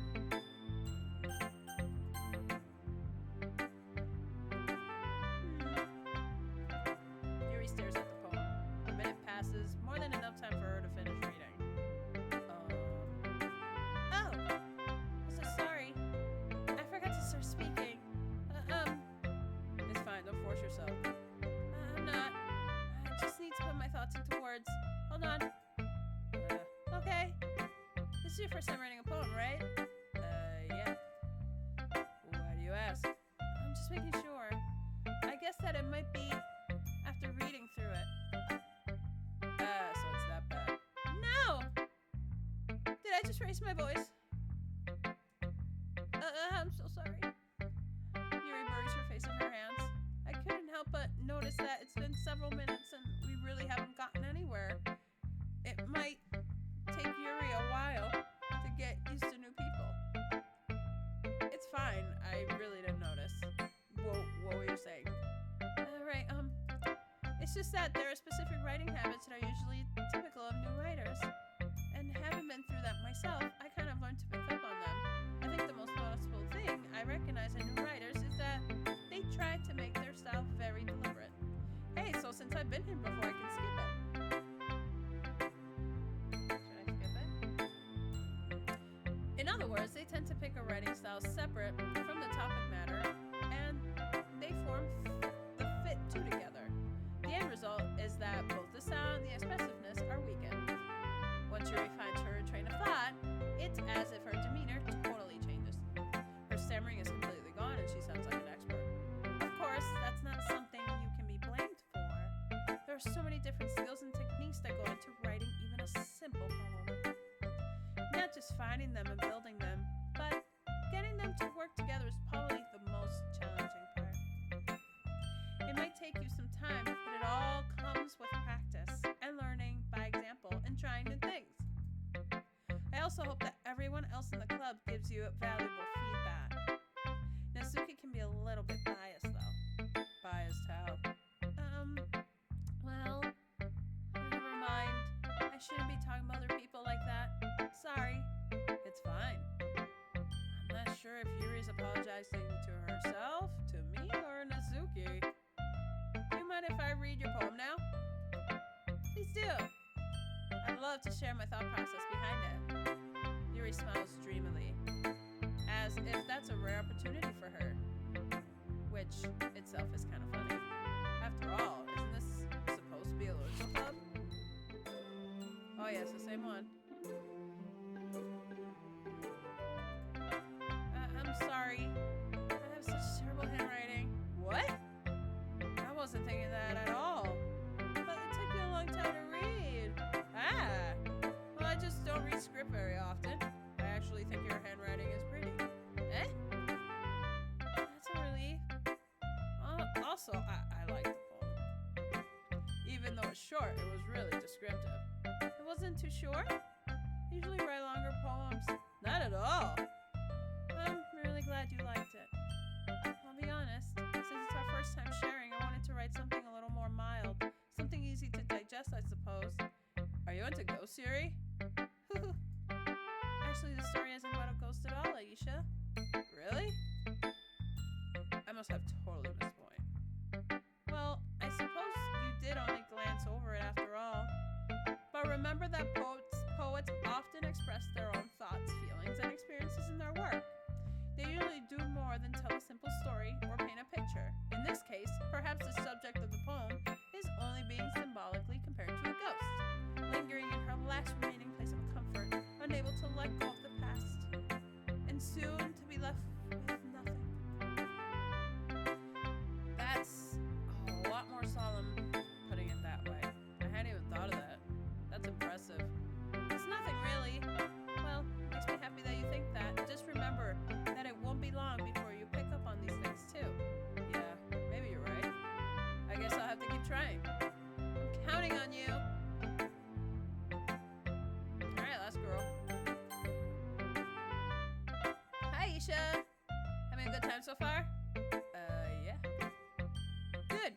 hear it. By the way, since you're new and everything, if you ever have any suggestions for the club, like new activities or things we can do better, I'm always listening. Don't be afraid to bring things up, okay?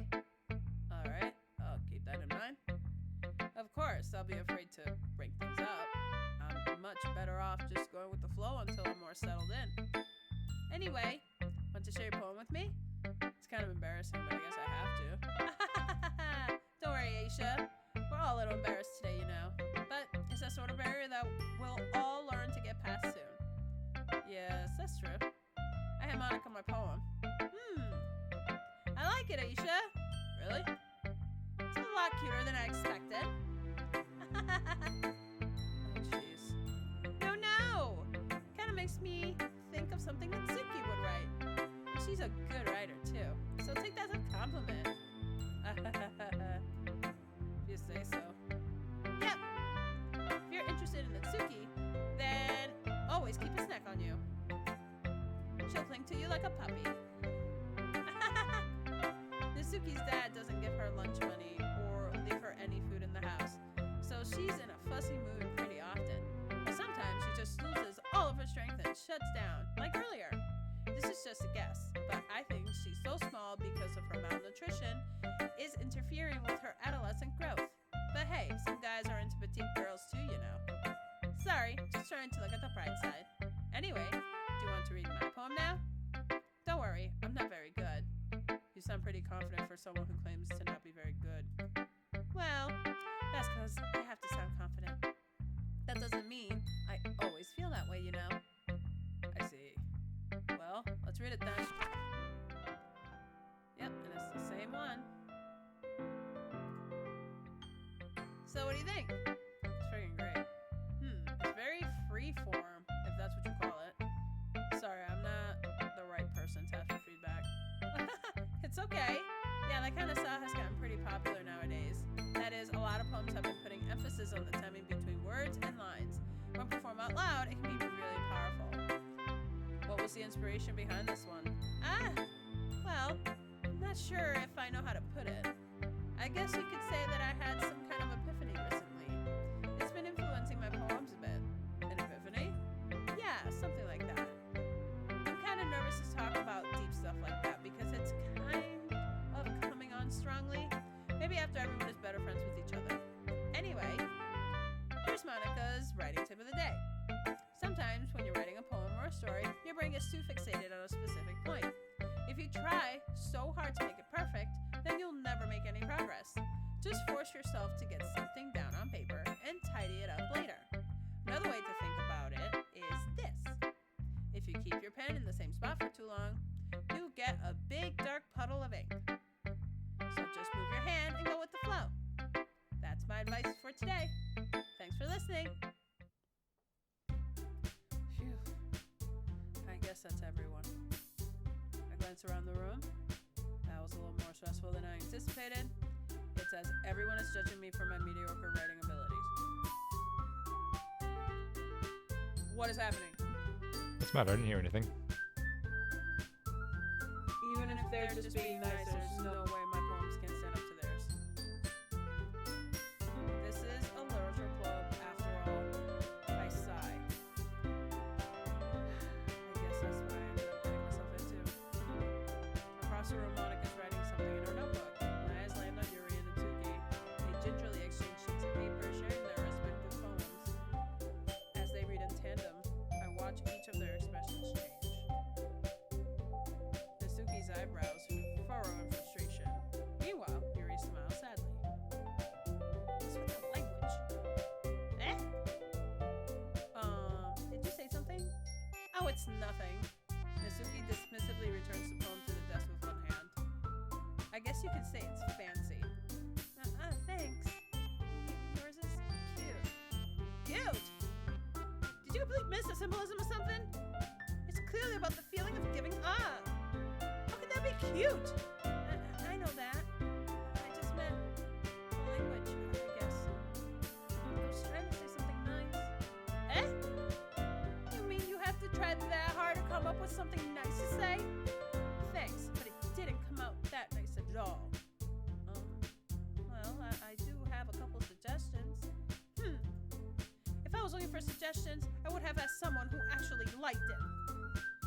Which people did, by the way. Monica liked it, and Aisha did too. So based on that, I'll gladly give you some suggestions of my own. First of all, excuse me, I appreciate the offer, but I spent a long time establishing my writing style. I don't expect it to change anytime soon, unless, of course, I come across something particularly inspiring, which I haven't. And Aisha liked my poem too, you know. He even told me he was impressed by it. Oh, get wrecked. Nasuki sandally stands up. Suddenly. Standily stands up. Sandally. She stands up so standily well. Oh. I didn't realize you were so invested in trying to impress our new member, Yuri. Eh? That's not what I... You're just... Yuri stands up as well.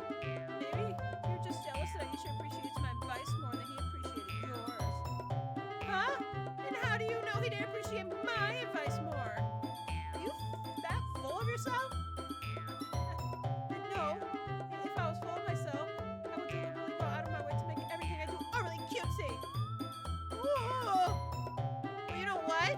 I wasn't the one whose boobs magically grew a size bigger as soon as Aisha started showing up. And then Natsuki. Natsuki, that's a little. This doesn't involve you. Taking out your own insecurities on others like that. You really act as young to love Natsuki. Me? Look who's talking, you wannabe edgy bitch. Edgy? Sorry that my lifestyle is too much for someone as your mental links never end. See? Just saying that proves my point. Most people want to get over themselves after they graduate middle school, you know. If you want to prove anything, you stop harassing others with a sickening attitude. You think you can counterbalance your toxic personality just by dressing and acting cute? The only cute thing about you is how hard you try. Whoa, be careful or you might cut yourself at the edge, Yuri. Oh, my bad, you already do, don't you? You just accuse me of cutting myself? What the fuck is wrong with your head? Yeah, go on. Let Aisha hear everything you really think. I'm sure he'll be head over heels for you after this. Suddenly Yuri turns towards me as if she just noticed I was standing here. Aisha! She's trying to make me look bad. That's not true. She started it.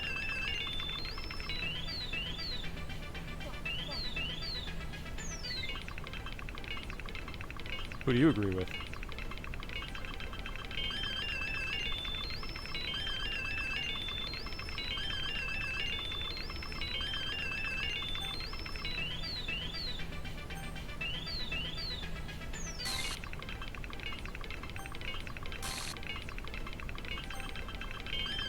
I'm trying to make Natsuki my enemy!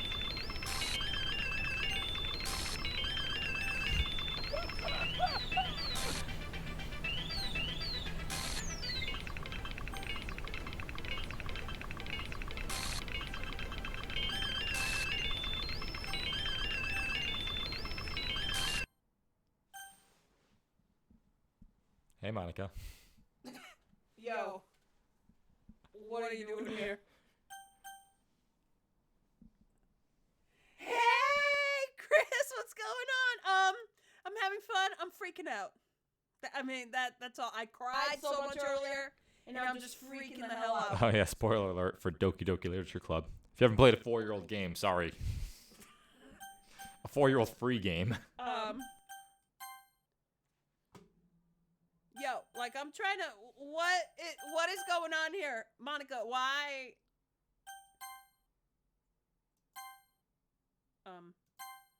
Hey, Aisha. Why don't we step outside for a little bit? I'm still trying. No worries, I played it already. Oh, you did? I have no idea what I can't. Sorry about that. This is nightmare fuel for me. I hope you know I won't be able to sleep. Not my problem. They really shouldn't have tried to get you involved. It's probably better for us to stay out of this. We'll go back inside once they're done yelling. Some president I am, right? I can't even confront my own club members properly. I just wish I was able to be a little more assertive sometimes. But I never have it in me to put my foot down against others. You understand, right? Anyway, if this makes you want to spend less time with the others, then that's fine. I'd be happy to spend time with you instead. Suddenly, Natsuki runs out of the classroom. She quickly runs away. I tried to agree with you first. Oh dear. Well, it looks like they're done. I didn't mean it. I didn't mean it. I didn't mean it. Yuri is rocking back and forth in her desk with her palms on her forehead. Yuri? I didn't mean it. I believe you. I have no idea what Yuri might have said to Natsuki. Or did. Aisha, please don't hate me. Please? I'm not like this. There's something wrong with me today. It's fine, Yuri. We know you didn't mean it. Besides, I'm sure Natsuki will forget all about it by tomorrow. Completely. Anyway, the meeting is over. So you can go home. Now if you want. Yuri looks at me like she wants to say something. But she keeps glancing at Monica. Hey, you can go first, Monica. I like to stay a bit longer. I'm the president, so I should be the last one out. I'll wait for you to be done. Well, I'm vice president, so... Alright. You're still parading that vice president ticket? Please let me take that responsibility today. It kind of sounds like you don't want me around for something, Yuri. Sounds a lot like that. It's not like that. Take the hint and leave, please. It's not that. I want to play with my knife. I didn't get much of a chance to discuss my book with Aisha. It would just be embarrassing with you listening. I guess I don't have a choice, do I? I'm sorry for causing trouble, but I really appreciate you. Whoa!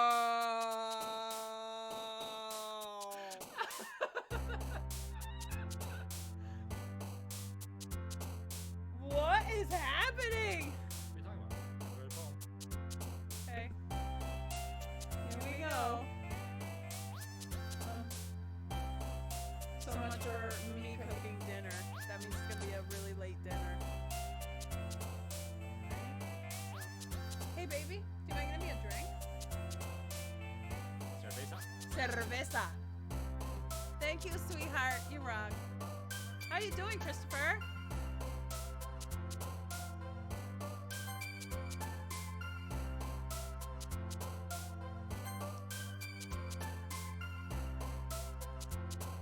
Thank you for coming by and spreading some love.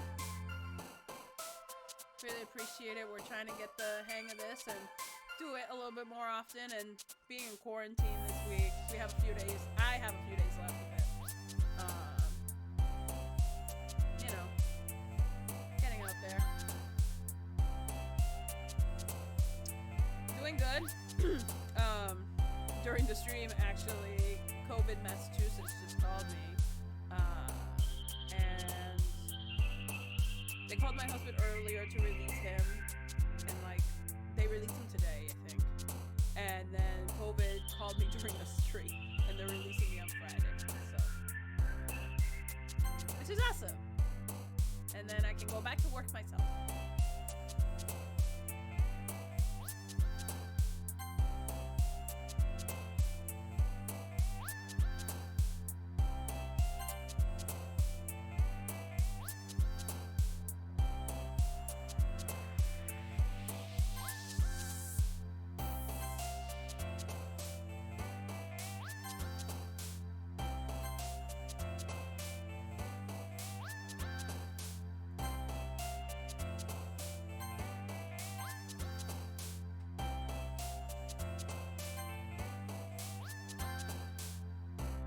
Thank you very mucho. Yes, it's very, very good news. So excited to be released out of COVID, and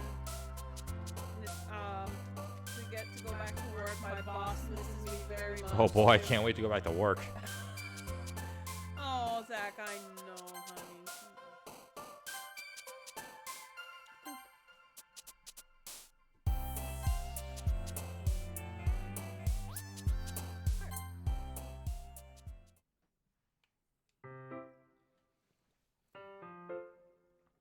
right. Another normal day, having a normal club meeting, Totally. discussing poetry, That's right. reading some manga. Another day passes and it's time for the club meeting already. I've gotten a little more comfortable here over the past couple days. Entering the club room, the usual scene greets me. Welcome back, Aisha. Ah, hi Yuri. I'm not sure if it's me or if it's Yuri's expression, but the weight of yesterday's quarrel still hangs in the air a little. Yuri glances over her shoulder, looking around the room. Natsuki is reading manga at a desk. And surprisingly, Monica isn't here yet. Suddenly, Yuri takes my arm and pulls me to the corner of the room. About yesterday, I really need to apologize. Nothing like that has ever happened before. And something just came over me, I guess.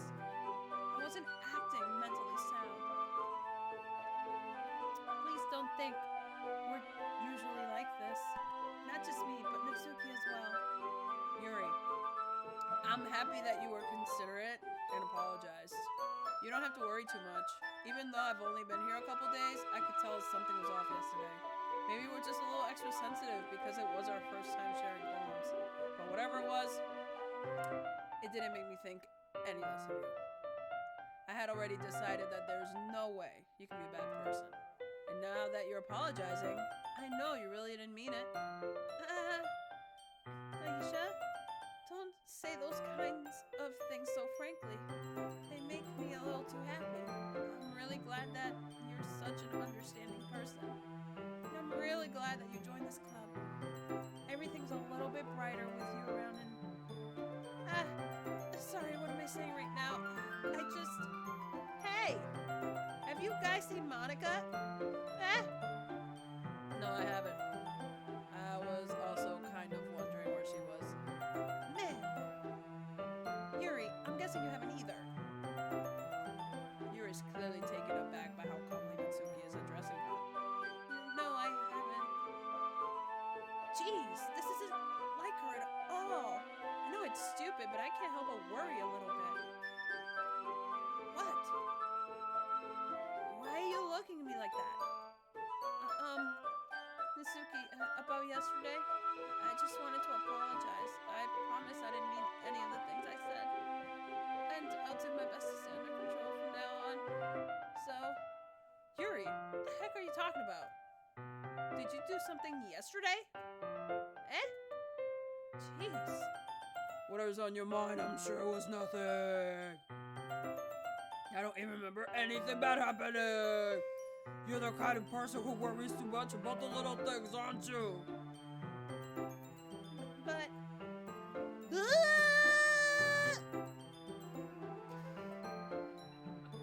My bulls au cloth blindside to life line anant, resti petit faultlessly offer scleromalacianel.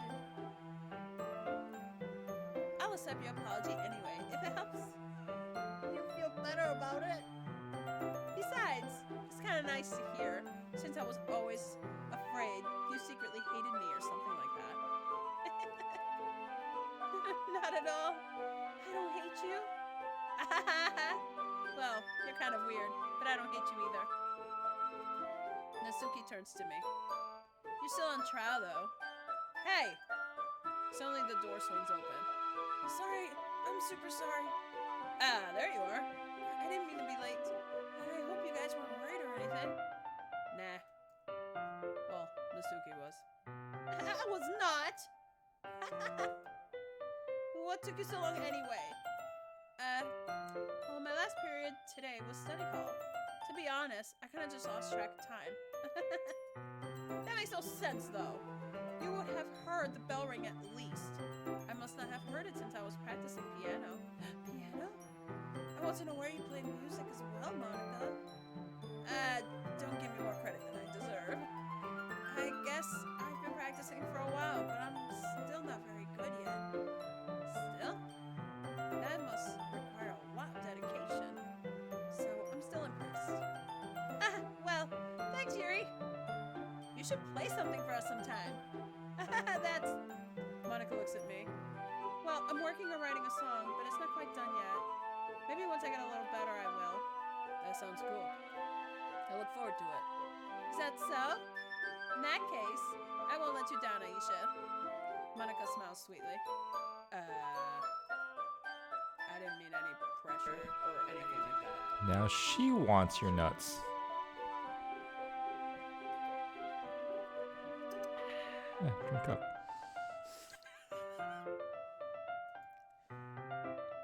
Don't worry. I was hoping that I could share with you anyway. I guess that's why I've been practicing so much recently. I see. I'm not sure if Monica was referring to the whole club or just... In that case, best of luck. Thanks. So, I didn't miss anything, did I? No, not really. I choose not to bring up anything that the three of us talked about. Besides, Natsuki has already run off into the closet. Aisha, since your compliments put me in a good mood, I was wondering if you would like to spend some time together today. I mean, in the club. I suppose so. I don't think I could say no to you after you gave me that book to me. Well, I guess I need to make sure Natsuki isn't waiting for me. After we finished reading yesterday, she's fine. Ooh. She's reading over there, see? Don't think about her so much. She's used to being ignored. Come on, we're going over there.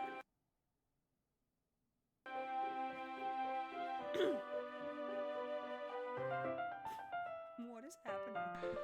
What do you mean? You're talking to Yuri about the book. What's the story about anyway? Well, I look at the cover of the book. The book is titled Portrait of Markov. There's an Ominous. Yep. Looking eyes symbol on the front cover.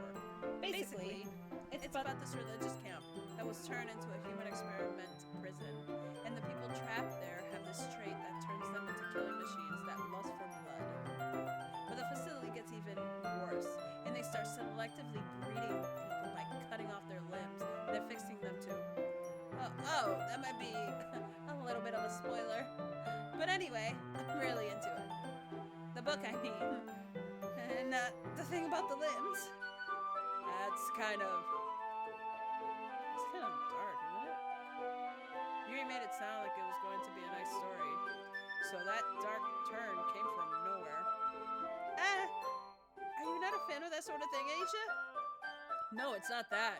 I mean, I can definitely enjoy those kinds of stories, so don't worry. I hope so. Yeah, I totally forgot that Yuri is into those things.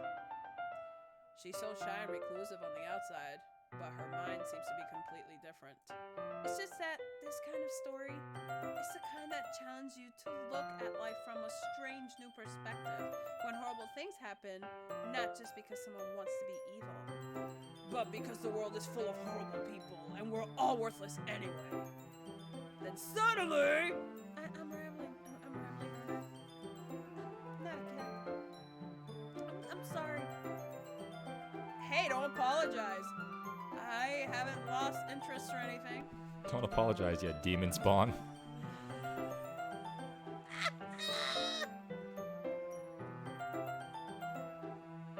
Well, I guess it's alright then.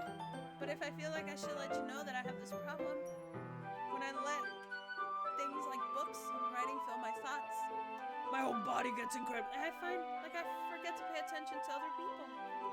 So I'm sorry if I end up saying something strange. You've been kind of a weirdo this whole time, but... And please stop me if I start talking too much. That's... I really don't think you need to worry. That just means you're passionate about reading. The least I can do is listen. It's a literature club after all. That's true. In fact, I might as well get started reading it, right? Yes. I mean, you don't have to, but... What are you saying? Let me just get the book. I quickly retrieved the book that I have put into my bag. Alright.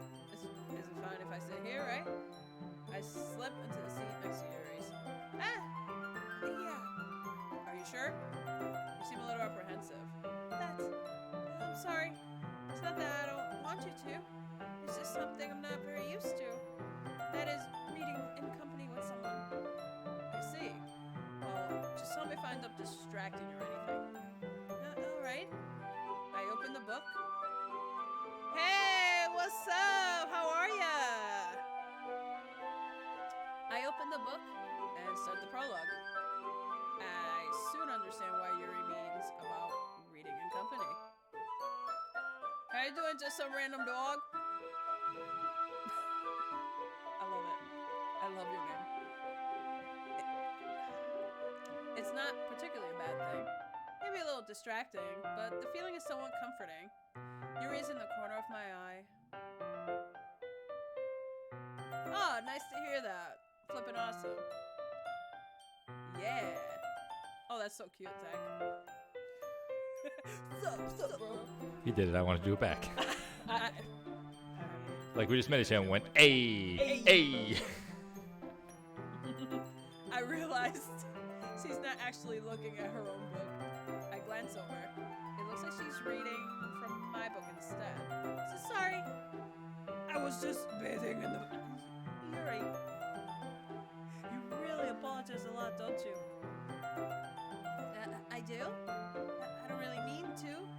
Sorry. I mean... Here, this should work, right? I slide my desk until it's against Yuri's, then hold my book more between the two of them. I suppose so. Yuri timidly closes her own copy. Once we each lean in a little bit, our shoulders are almost touching. It feels like my left arm is in the way, so instead I use my right hand to hold the book open. I guess that makes it kind of difficult to turn the page. Here. Yuri takes her left arm and holds the left side of the book between her thumb and forefinger. I do the same with my right arm on the right side of the book. That way I turn a page and Yuri slides it under her thumb after it flips to her side. Yes, we are! Mini handcuffs for the win.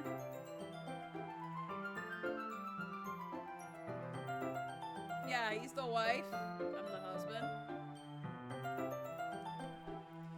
Why? Why though? Because you're so pretty. But in holding it like this, we're huddled even closer together than before.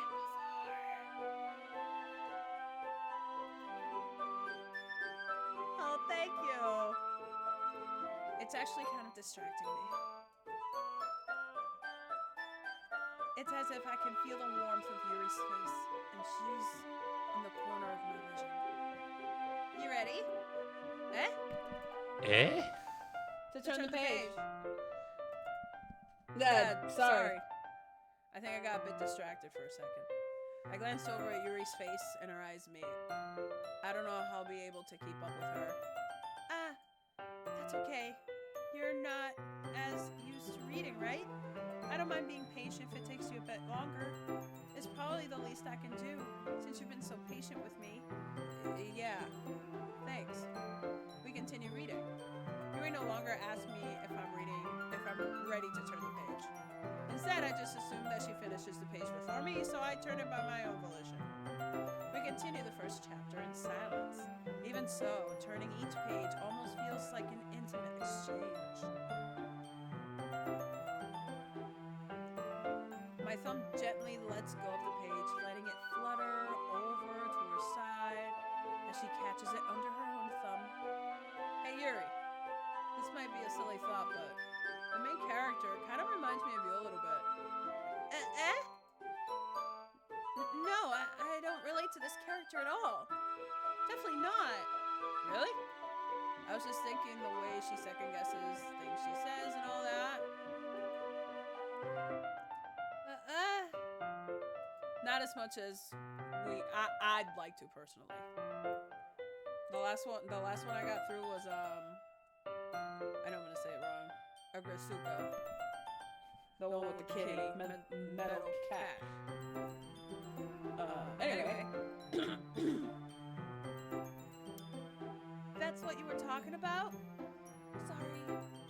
thought you meant something else about her. Oh, I'm actually watching Cells at Work right now. I really like that. Never mind. We didn't even get that far. So I don't know what came into my head. Yuri, are you feeling alright? Yuri's been a little fidgety ever since we started reading. You can rest if you're feeling sick or something. Your breathing is a little...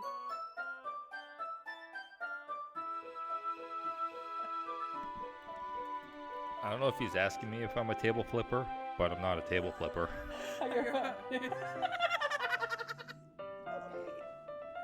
My breathing? Yuri puts her hands on her chest as if to feel her heartbeat. I didn't even notice. Anyway, I'm fine. I just need some water. Alright, don't push yourself. Yuri stands up and practically rushes out of the classroom. What on earth was that about? Aisha? Did something happen just now? Eh? I have no idea. Yuri was acting a little strange, I guess. So you don't know anything? Sorry, I can't say I do. Are you guys flipping tables over here? No, he's flipping the table. I'm putting it back. I fixed it. He was not happy that I did that. I could tell. He angry. Are you worried about her? No, not really. I was just making sure that you didn't do anything to her. No, nothing. Don't worry. I believe you, silly. Yuri just does this sometimes, so it's nothing alarming. Alright, if you say so. Anyways, why don't we start with sharing our poems with each other? Eh?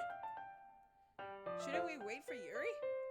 Well, she might be a while, so I just figured we get started without her. Is that okay? Yeah, I was just asking. I stand up, I make a mental note of where I left off in the book, then slip it back into my bag.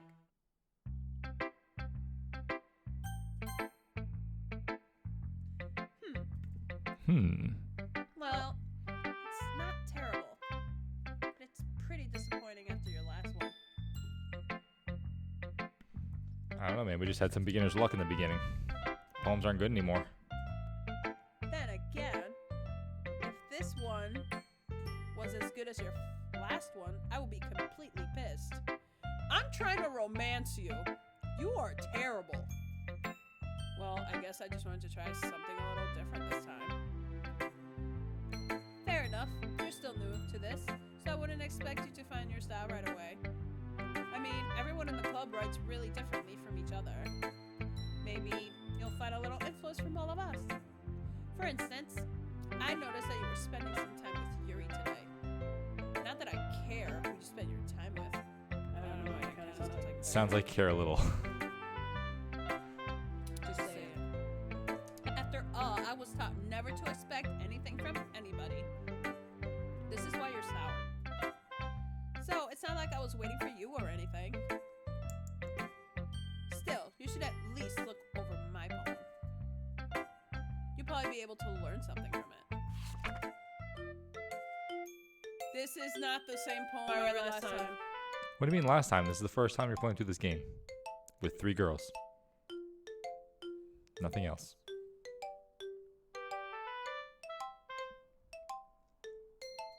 Are you gonna read it? Aisha, why didn't you come read with me today? I was waiting for you. I was waiting for a long time. It was the only thing I had to look forward to today. Why did you ruin it? Do you like Yuri more?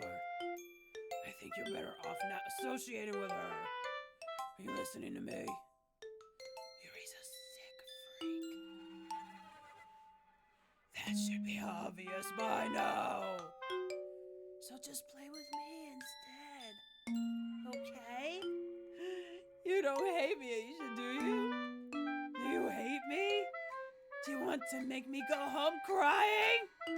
The club is the only place I feel safe. Don't ruin that for me. Don't ruin it. Please. Just stop talking to Yuri. Play with me instead. It's all I have. Play with me. Play with me.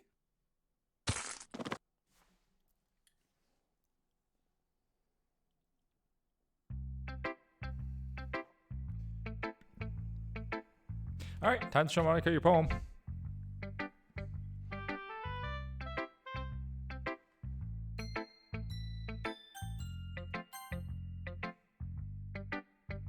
Hi again, Aisha. Dude, you're scared? I just shit my freaking underpants. How's the writing going? I have questions. All right, I guess.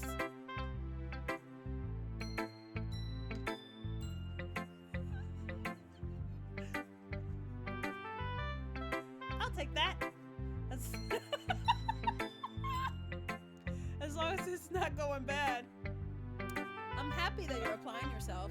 Maybe soon you'll come up with a masterpiece. I want to count on that. You never know. Want to share what you wrote for today? Sure, here you go. I give my poem to Monica. We believe you. Weird things happen like that all the time.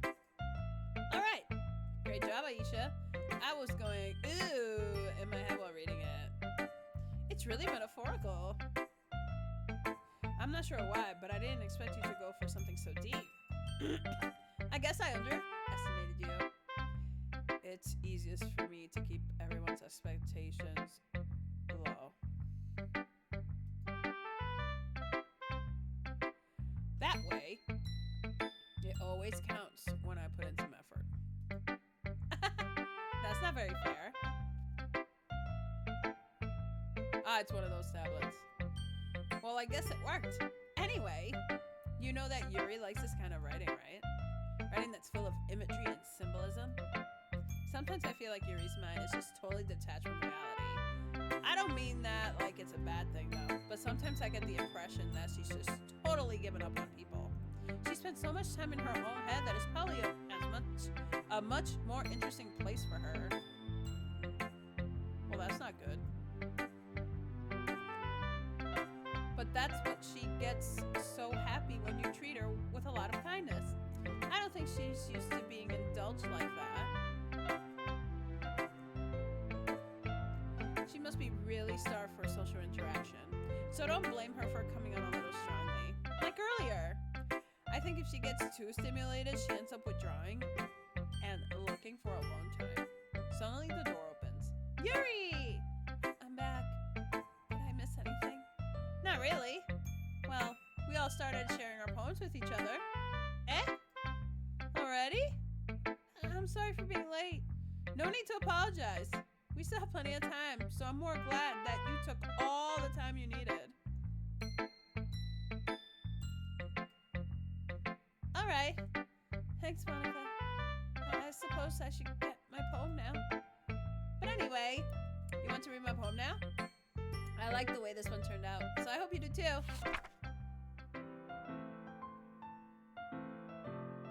This different. Save me. The colors, they won't. Bright, piercing.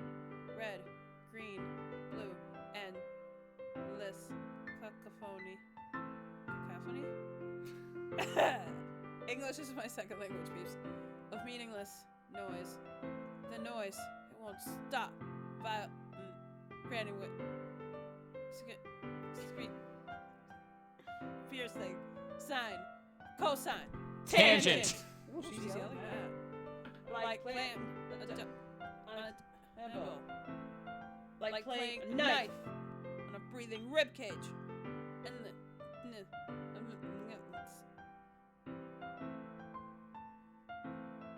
delete her.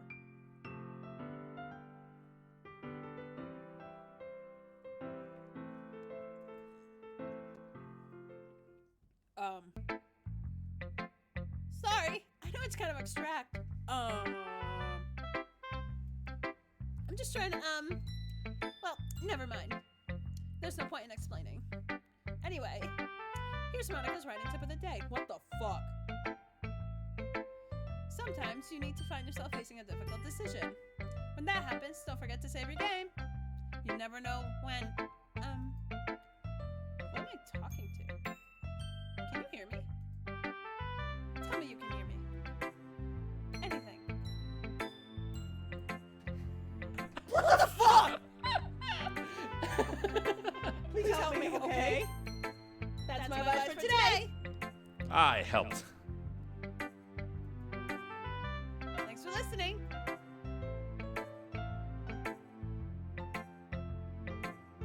Okay. I've been waiting for this. Welcome back, Yuri. Let's see what you've written for today. Hey, Yuri. How's it going? Yuri smiles and takes a deep breath. I like just holding it. This girl is thirsty. Damn. She wants to hold your paper. I think she wants to have my babies. They'll be pretty cute too. I mean, the poem turned out good. It's well, there are some things that you could work on, but that doesn't really matter. It feels like anything written by you is a treasure. That came out a little awkward. Let's move on. Here's a poem I wrote. You don't have to like it or anything. Whoa! Holy shit. She went crazy on this. This is... Is there a coffee stain Yes. on that piece of paper? Yeah, there is. That's fun. All right, well, it's not going to read itself. A rotating wheel, turning an axle, grinding, bolt head, linear gearbox, falling sky, 7 holy stakes, a docked ship, a portal to another world, a thin rope tied to a thick rope, a torn harness, parabolic gearbox, expanding universe, time controlled by slipping cogwheels, existence of God, swimming with open water in all directions, drowning, a prayer written in blood, a prayer written in time, devouring snakes with human eyes, a thread connecting all living human eyes, a kaleidoscope of holy stakes, exponential gearbox, a sky of exploding stars, God disproving the existence of God, a wheel rotating in 6 dimensions, 40 gears and a ticking clock, a clock that ticks 1 second for every rotation of the planet. A clock that ticks 40 times every time it ticks every second time. A bolt head of holy stakes tied to the existence of a docked ship to another world. A kaleidoscope of blood written in clocks. A time-devouring prayer connecting a sky of 40 gears and open human eyes in all directions. Breathing gearbox. Breathing bolt head. Breathing ship. Breathing portal. Breathing snakes. Breathing God, breathing blood, breathing holy stakes, breathing human eyes, breathing time, breathing prayer, breathing sky, breathing wheel.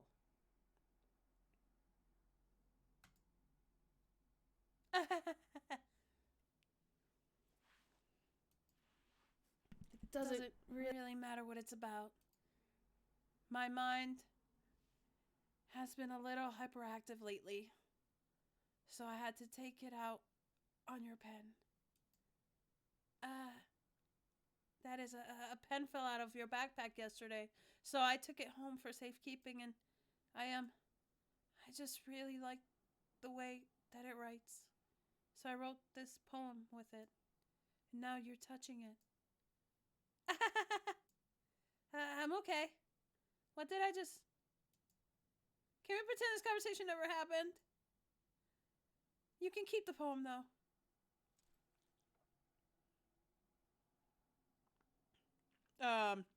Last time I did this, it was a poem It was a beautiful poem. and a drawing of someone hung themselves. All right, spoilers. Come on now. Spoilers for things that already happened. A dream. I was staying over at my friend's place. There were 4 of us. I drifted off to sleep while everyone was talking and watching TV. In my dream, I was still in my friend's house. The only difference was that there were nails sticking out of the walls everywhere. And there was also someone I didn't recognize. The person I didn't recognize told a joke, and everyone laughed. I woke up to the sound of everyone laughing at something that happened on the TV. So the laughing was not part of the dream. It was the noise that woke me up. I wonder who that person was and how they knew to tell a joke at that moment. #deep.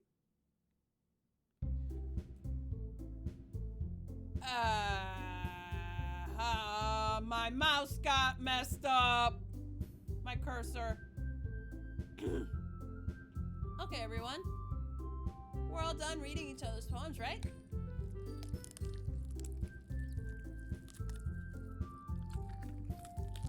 Go on. We have something we need to go over today. So if everyone could just come sit at the front of the room. Is this about the festival? Well, sort of. Do we really have to do something for the festival? It's not like we can put together anything good in just a few days. We'll just end up embarrassing ourselves instead of getting any new members. Is this my concern as well?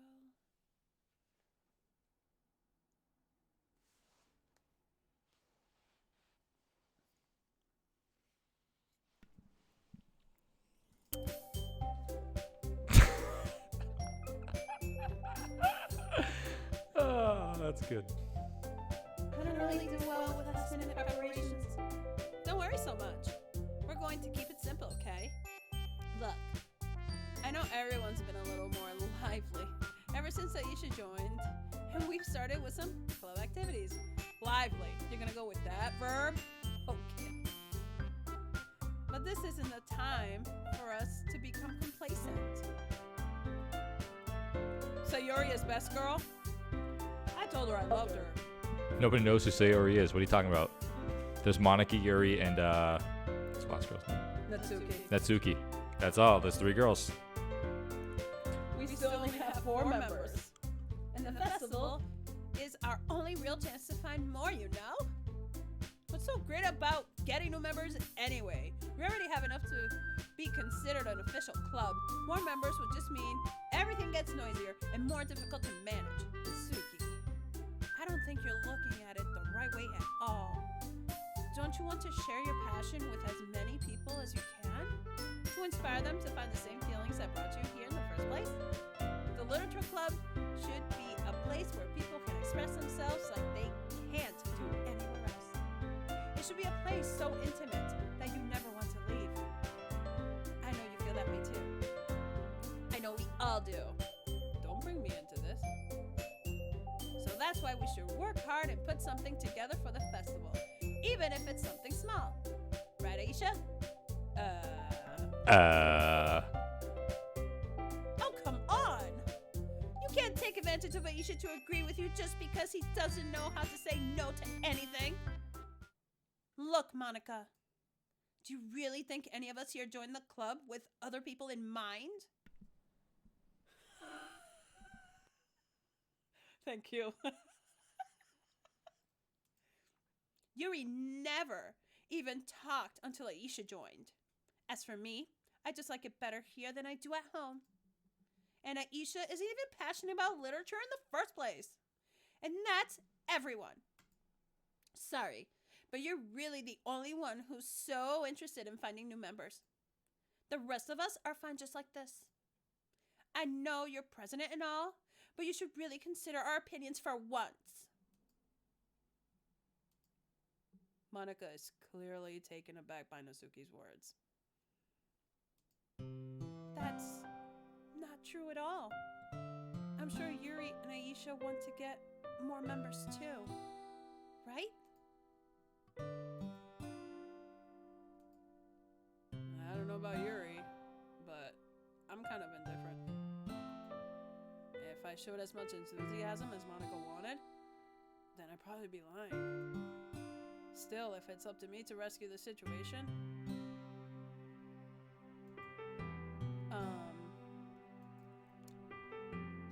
No. Natsuki's right, isn't she? This club, it's nothing more than a place for a few people to hang out. Why did I think that everyone here saw it the same way as I did? But that doesn't mean that we're against getting new members or anything. Aisha, why did you even join this club? What were you hoping to get out of it? Well, it's not really something I can be honest about, is it? In fact, if I remember, you weren't even given a choice not to join. Monica sits down and stares at her desk. What's the point of all this anyway? What if starting this club was a mistake? Now you've done it, Nasuki. What, me? I just spoke my mind. Is it a crime to be honest? It's not about being honest. It's about word choice. Besides, you have no right to speak for everyone else in the club like that. You don't understand at all. I just want a place that feels nice to hang out with a few friends. Is there a problem with the club being that for me? There aren't many places like that for me. And now Monica wants to take it away from me? She's not taking anything away. No, Aisha. It's not the same. It won't be the same with the direction she wants to take it. If I wanted that, then I could have just joined any other stupid club. But this one, I mean, at least for a little bit of time, things were nice. Nasuki starts packing up her things. I'm going home. I feel like I don't belong here right now. Nasuki ignores Yuri and walks right out of the classroom. Jesus, this escalated so quickly. This is bad. I don't know what to do.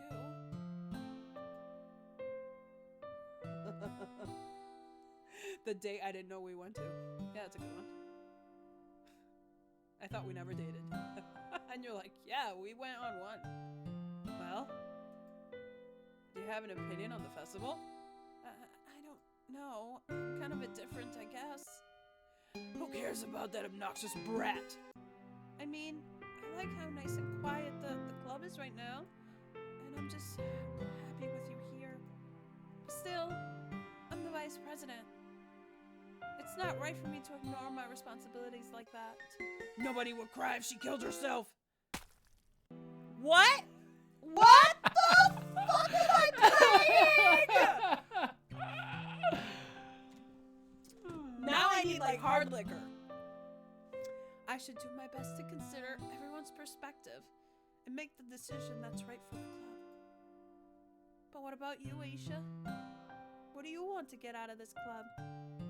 Yuri repeats the same question as Monica. I decide giving an indirect answer is better than nothing.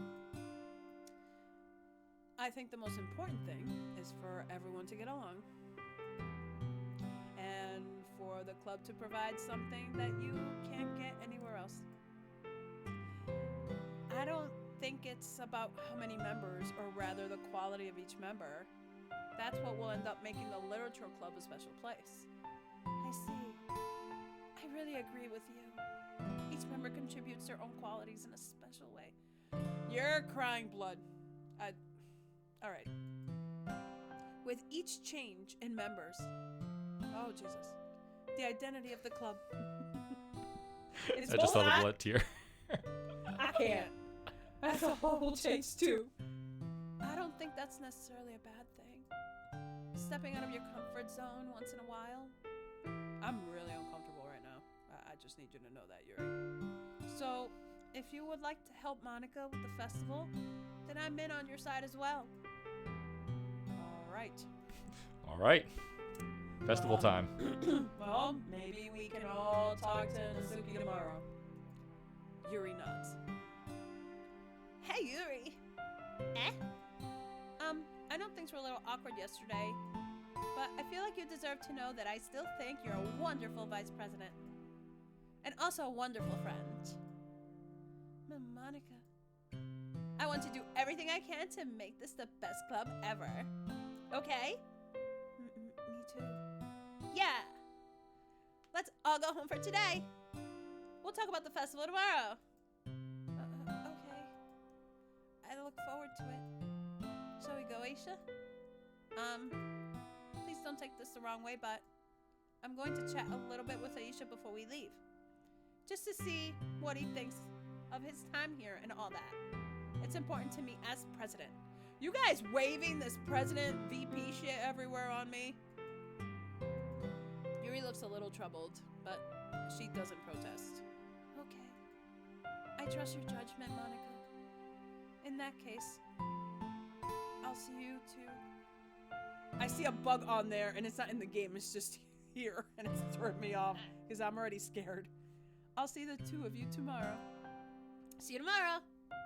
Monica waves as Yuri exits the classroom. Phew. Things have been a bit hectic lately, haven't they? Aisha, I just wanted to make sure you're enjoying your time at this club.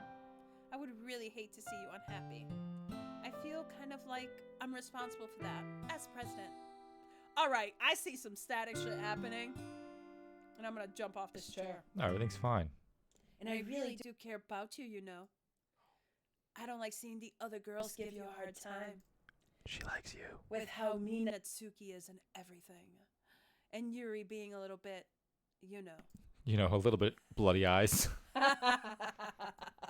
Sometimes it feels like you and I are the only real people here. You know what I mean? But it's weird, because in all the time you've been here, we've hardly gotten to spend any time together. I mean, I guess it's technically only been a couple days. Sorry, I didn't mean to say something weird. There are just some things I've been hoping to talk about with you. Things I know only you could understand. So that's why. Wait, not yet, no!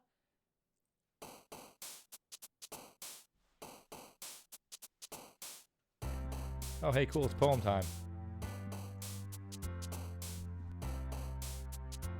Okay.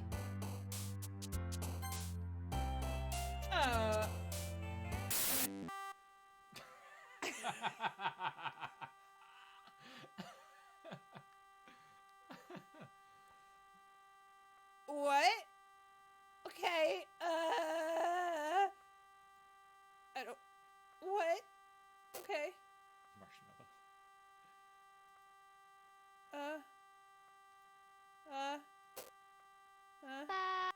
What? Are you sure this isn't a horror movie? I mean, a horror game? I'm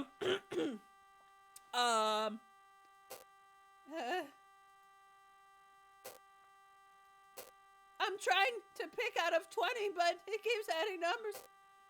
I don't know what's happening.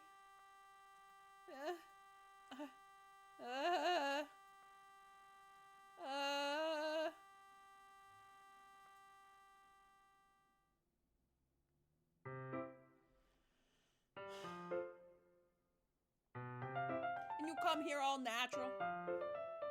Hi, Isha. I've been waiting for you. Are you ready to continue reading? I brought my best tea today. Monica! I told you not to. Ugh! She really late again? Inconsiderate as usual, Mitsuki. These girls hate each other this time around. Excuse me. Must you always interrupt my conversations with your incessant yelling? What are you talking about? You say that like I do it on a regular basis or something. I just wasn't paying attention, okay? I'm sorry. Seriously, what's gotten into you lately? Look, I did some thinking about yesterday, and I was a little more hostile than I meant to be. I guess I really felt threatened or something. But I know this is something we're doing together. Another new member wouldn't hurt as long as they're cool. And I guess another girl would be nice this time. So, Mitsuki? I agree. More girls. Nobody cares. Why don't you go look for some coins under the vending machines or something?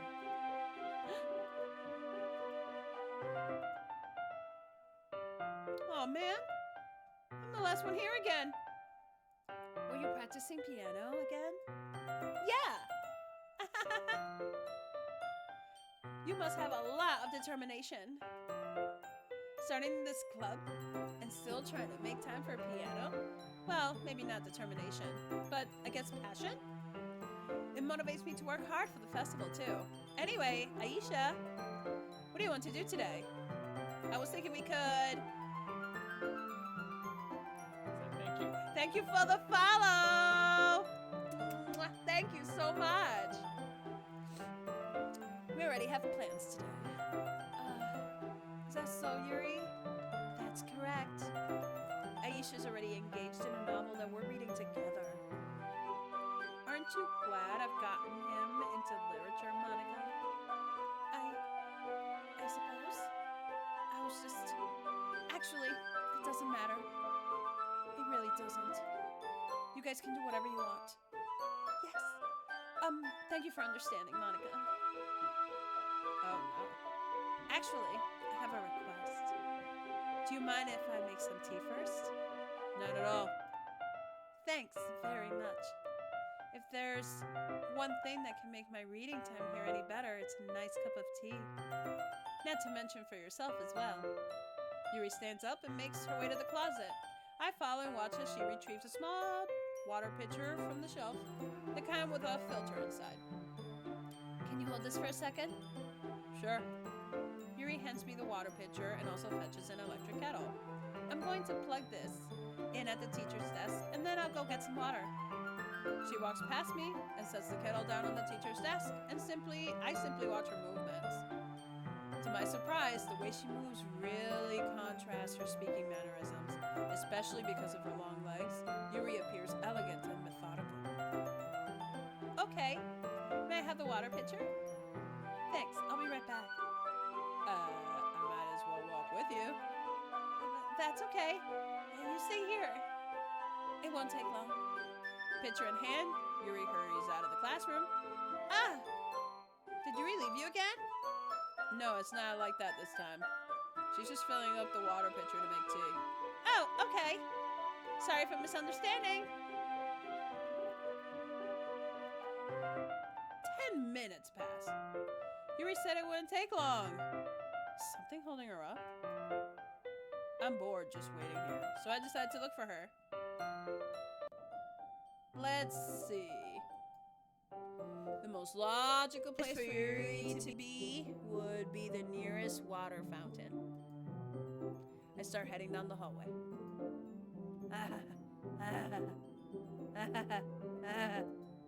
What's that noise? Is it coming from around the corner? Sounds like breathing. A sharp inhale, like someone is sucking the air through their teeth. Are they in pain? I reach the corner and peer around it. Yuri?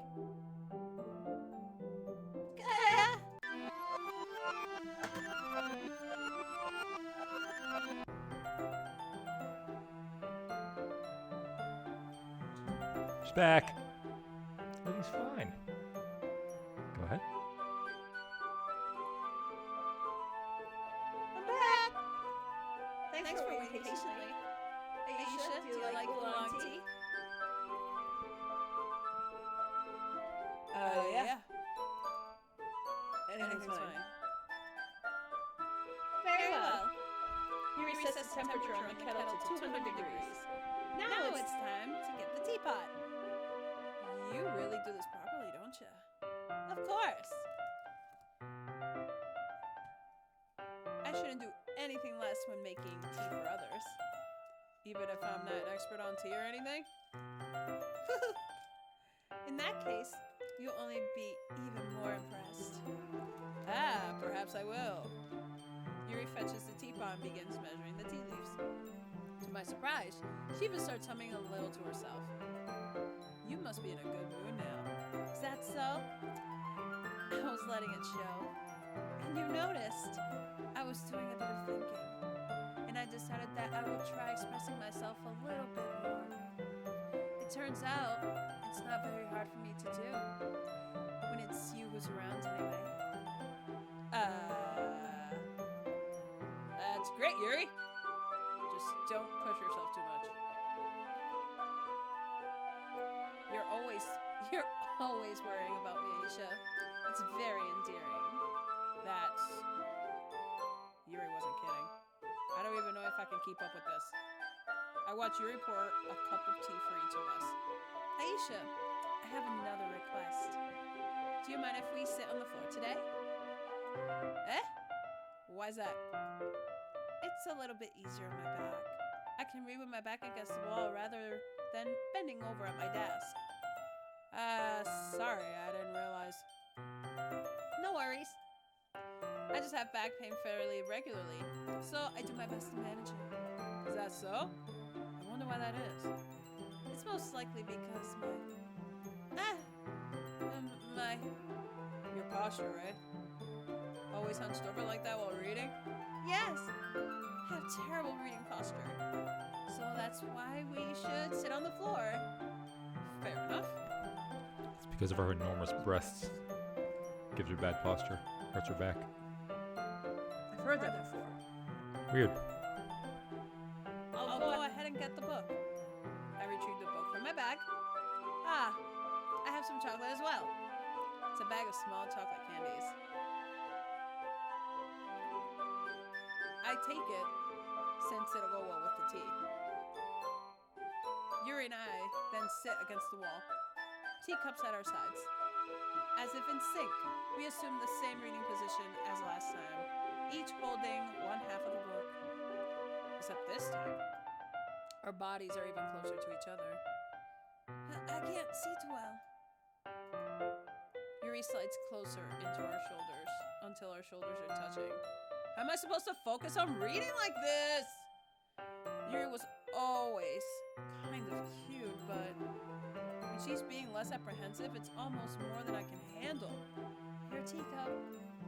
Yuri hands me my teacup. Holding it with my hand, that's not holding the book, I end up in a position that makes it even harder to focus. Because now, I need to worry about making sure I don't accidentally touch her chest. Meanwhile, Yuri hasn't noticed a single thing. She wears her intense reading expression, and I can only presume the world around her has faded away. I use all of my willpower to focus on reading.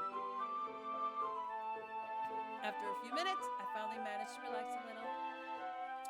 I put the teacup between my legs and fumble with the chocolate wrapper. Sorry. I briefly let go of the book to finish opening the wrapper. You can have as much as you want. That's okay. I won't take any. Eh? Are you sure? Well, if I touch it, then it might get smudges on the pages. You're right. I didn't even think about that. My bad. No need to apologize. I'll hold the book, okay? Are you sure? Of course.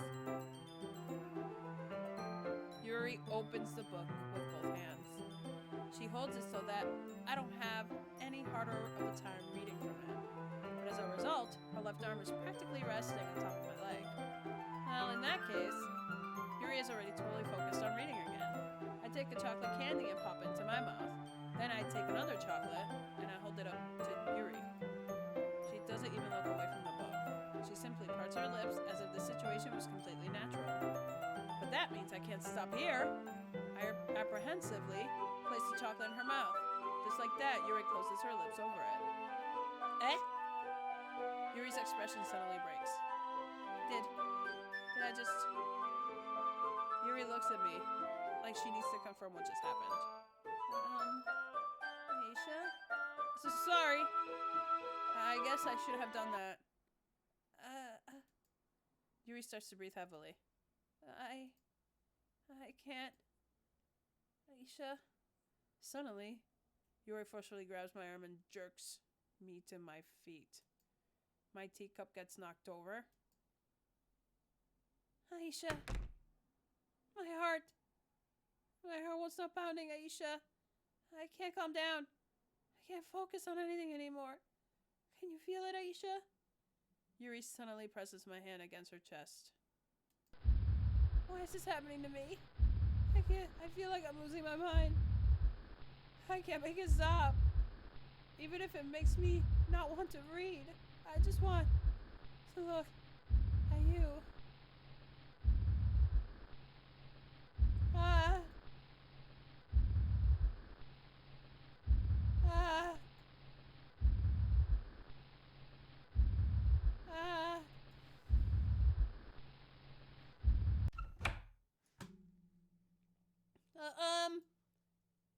It's just time to share poems.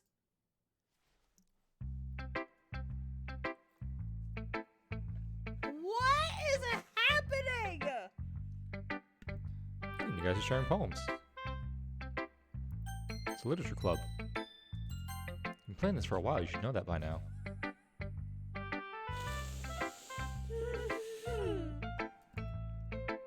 This one's all right. All right? Alright. I wrote it for you. Well, yeah. About as good as yesterday's, anyways. I still can't really tell how much you actually care about writing, but either way, you're doing all right.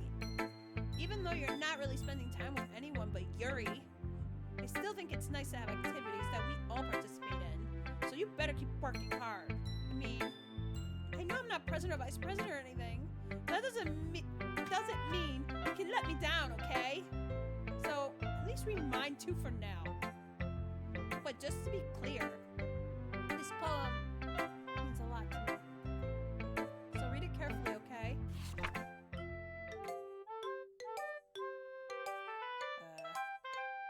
I don't know how else to bring this up, but there's been something I've been worried about. This is not a poem.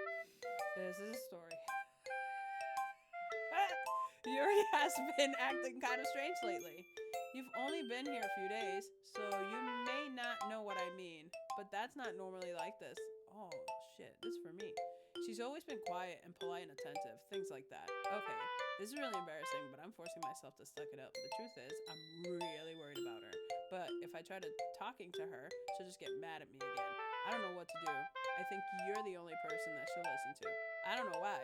Please try to do something. Maybe you can convince her to talk to a therapist. What the fuck? I've always wanted to try being better friends with Yuri, and it really hurts me to see this happening. I know I'm going to hate myself later for admitting that, but right now I don't care. I just feel so helpless. So please, see if you can do something to help. I don't want anything bad to happen to her. I'll make you cupcakes if I have to. Just please try to do something. As for Monica, I don't know why, but she's been really dismissive about this. It's like she just wants us to ignore it. So I'm mad at her right now, and that's why I'm coming to you about this. Don't let her know I wrote this. Just pretend like I gave you a really good poem, okay? I'm counting on you. Thanks for reading.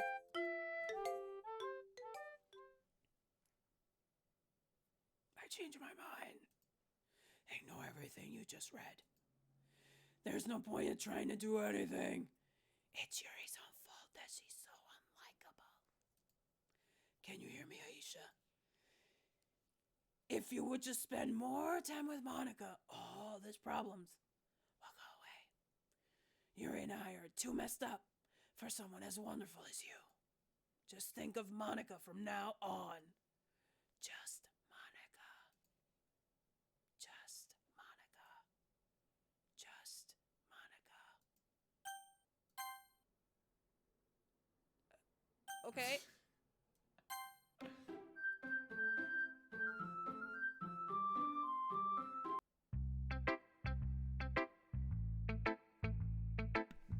You're gonna show your poem to next. Monica?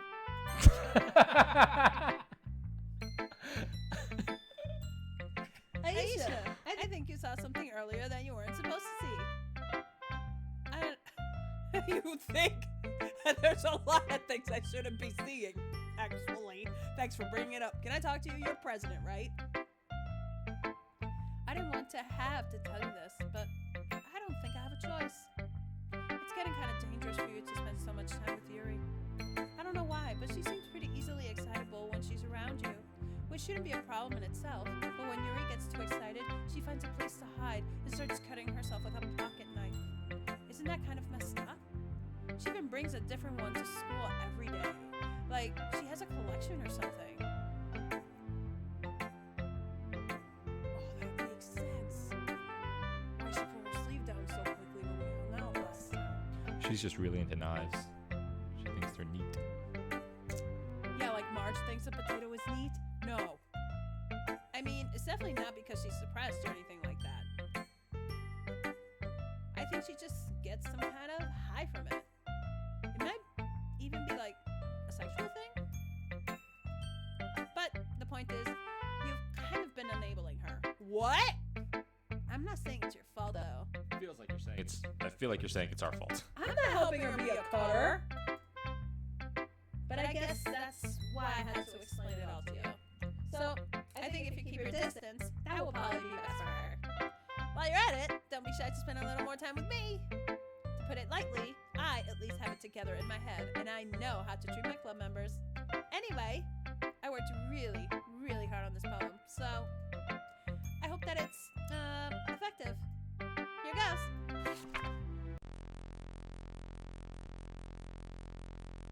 Jeez, that really startled me. Well, I guess I kind of messed up at writing this poem. I was just trying to. Never mind. Let's just move on.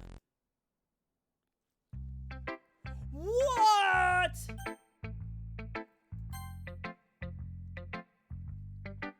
Finally. Yuri holds my poem to her face and takes a deep breath. I love it. I love everything about it. Aisha, I want to take this home. Would you let me keep it? Please? Sure, I don't care. You're too nice to me, Aisha. I've never met anyone as nice as you. I could die. Not really, but I just don't know how to describe it. It's okay to be feeling this way, right? It's not bad, right? Yuri holds my poem to her chest. I'm going to take this home with me and keep it in my room. I hope that it makes you feel good when you think about me having it. I'll take good care of it. I'll even touch myself while reading it over and over.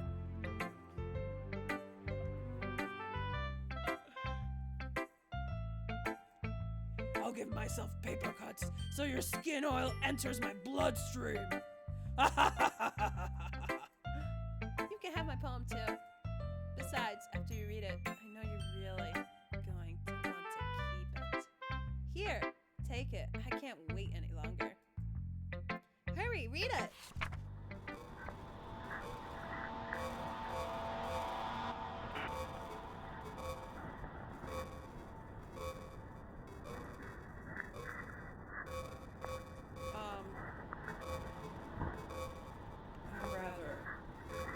I'll read it when So I assume that's blood on it. I wonder if that's pee. She's giving me this kind of freak vibes. I'll read it when I get home. Do you like it? No, she wants to know now. You gotta read it now. I wrote it for you. In case you couldn't tell the poem's about. Yeah, it's about some gibberish. More importantly, I haven't done it with my scent. Yeah, you peed on it? See? We're not the most thoughtful person in the club. I think I'm going to vomit. You think you're going to vomit? That's what she said. What So is my let's go. question? Yes or no?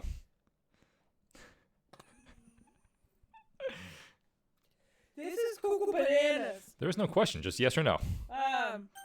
No.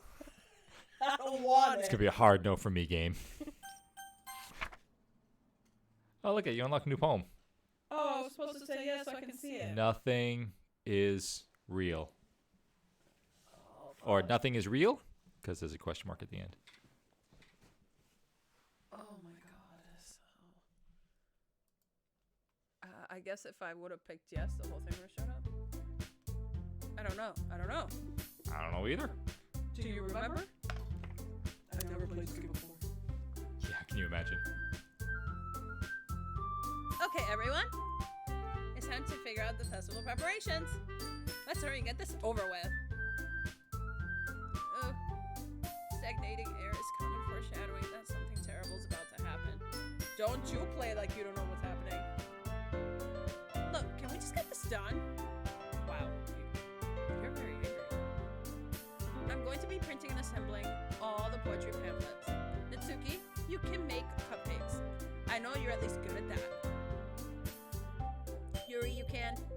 Well, it doesn't matter. Do whatever you want, as long as you think it'll help. Monica, I'm not useless, you know. I know that. I already know what I like to do. We can run a successful poetry event without having the right atmosphere for the occasion. Without having the right. Okay. So I'm going to make Sounded good to me. decorations and set up nice mood lighting. There, see? That's a great idea. And that gives us all something to do. Eh? What about Aisha? Aisha's going to help me. Well, okay. Got a choice this time? Wait, you? You have the easiest job, Monica. Sorry, but that's just how it is. Like hell it is. What are you trying to pull? I agree with Natsuki.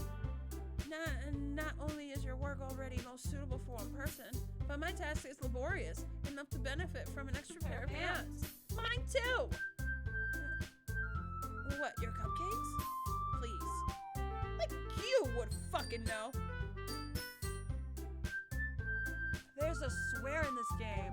There have been several already. I haven't seen any. You said some. No, that was my own swears. I swore. No, they were swearing. It was in like the big black letters, but they were swearing. Oh yeah, in those, yes, Yeah. in the demonic ones. But Yeah. I didn't mean in their actual speech. They're still swearing in the game. All you care about is dragging Aisha around with you in your stupid books. You and Monica. Hey, I didn't even do anything. Okay, then why not let Aisha decide who to help instead of abusing your power? I'm not abusing my power. Yes, you are, Monica. Just let Aisha make the choice, okay? Okay, fine. Jeez. Aisha, I know how fed up you are with these two by now. You can just... Natsuki, shut your fucking mouth. Ooh, shit. And let him decide for himself. You shut your mouth. Jesus Christ. This is never going to end. Just make the choice, okay? Girl, you're not letting me. Are you is this, oh. Are you serious? Okay, hold on. I'm gonna fucking beat you at your game. Shit! I picked Yuri. I meant to pick Natsuki. Oh.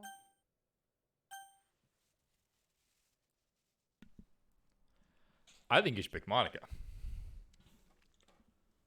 I think I should pick Monica. Yay! You picked me! It's always been you. You. Good girl. We can meet at your house this weekend. I promise it'll be fun. Is Sunday okay with you? Are you fucking kidding me? This isn't fair at all.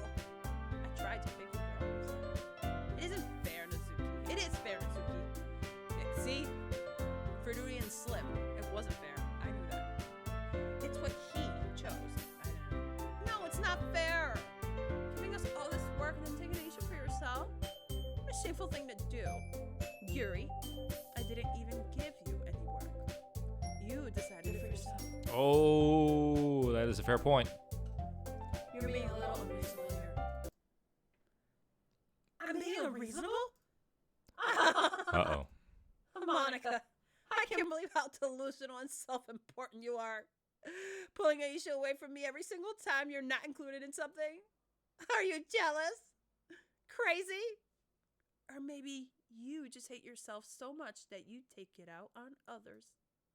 Here's a suggestion. Have you considered killing yourself? It would be beneficial to your mental health. Yuri, you're scaring me a little.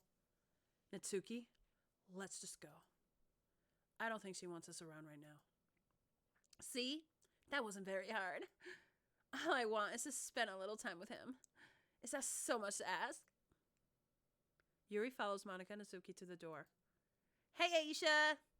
Yuri is really something, isn't she? Monica giggles as Yuri pushes her out the door. Finally.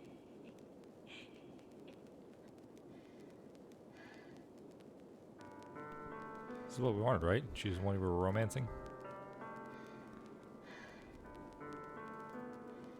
Finally. This is really all I wanted. Aisha, there's no need to spend the weekend with Monica. Don't listen to her. Just come to my house instead. The whole day with with just the two of us. Doesn't that sound wonderful? Wow, there's really something wrong with me, isn't there? But you know what? I don't care anymore. I've never felt this good my whole life. Just being with you is a far greater pleasure than anything I could imagine. I'm addicted to you. It feels like I'm going to die if I'm not breathing the same air as you. Doesn't it feel nice to have someone care about you so much? To have someone who wants to revolve their entire life around you? But if it feels so good, then why does it feel more and more like something horrible is going to happen? Maybe that's why I tried stopping myself at first, but the feeling is too strong now. I don't care anymore, Aisha. I have to tell you, I'm madly in love with you. It feels like every inch of my body, every drop of blood in me is screaming your name. I don't care what the consequences are anymore. I don't care if Monica is listening. Please, Aisha, just know how much I love you. I love you so much that... Go on. How much do you love me? I even touched myself with the pen I stole from you.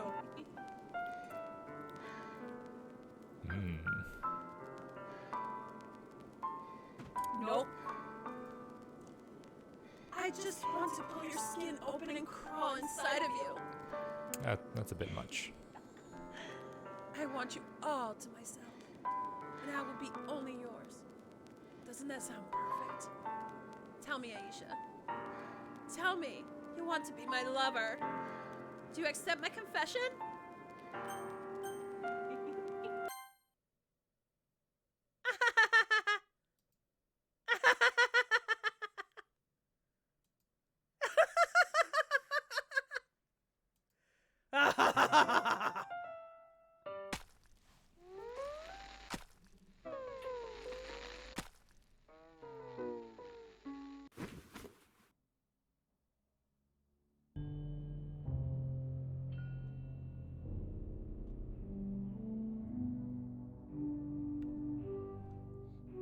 Go on.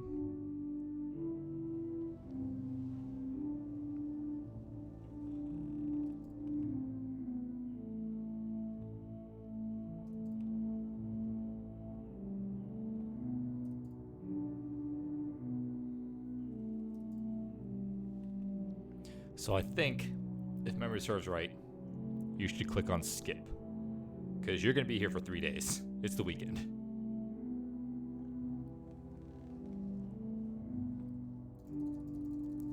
Yeah, go ahead and hit skip.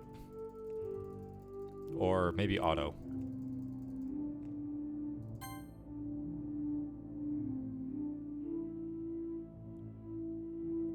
No, maybe it is skip.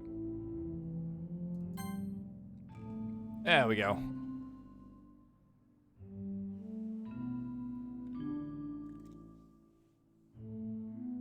Oh, it's first night.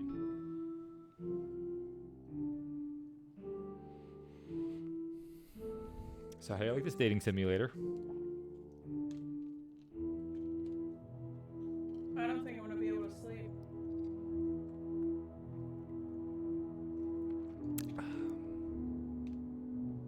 Oh, alright, second night.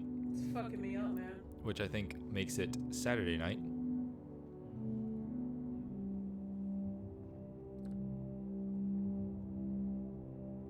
There we go, it's Sunday now. Look at the blood got all dark because it dried. Yeah, she's all white. Alright, cool, Sunday night. We're almost done.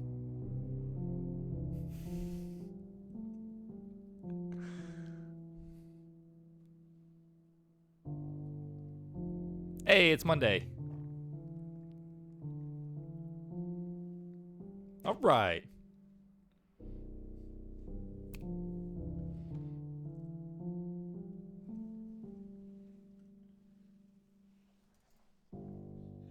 All right, it's festival time.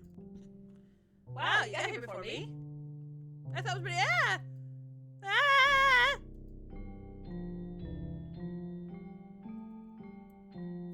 Nasuki runs away. I'm here. Aisha, did something happen? Natsuki just ran past me. Oh.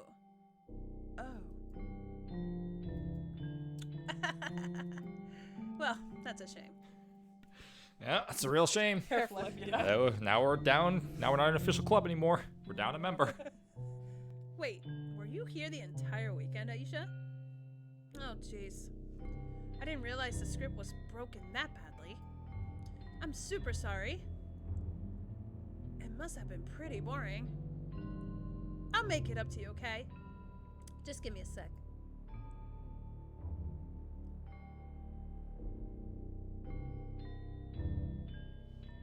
Did you just delete those characters in the program?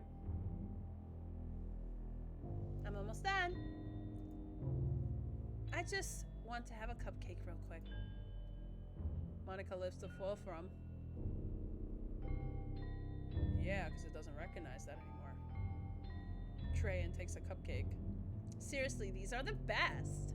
I really just have to have one since it's the last time I'll ever get a chance to. You know, before they stop existing and everything. But anyway, I really shouldn't be making you wait any longer. Just bear with me, okay? This should only take a second.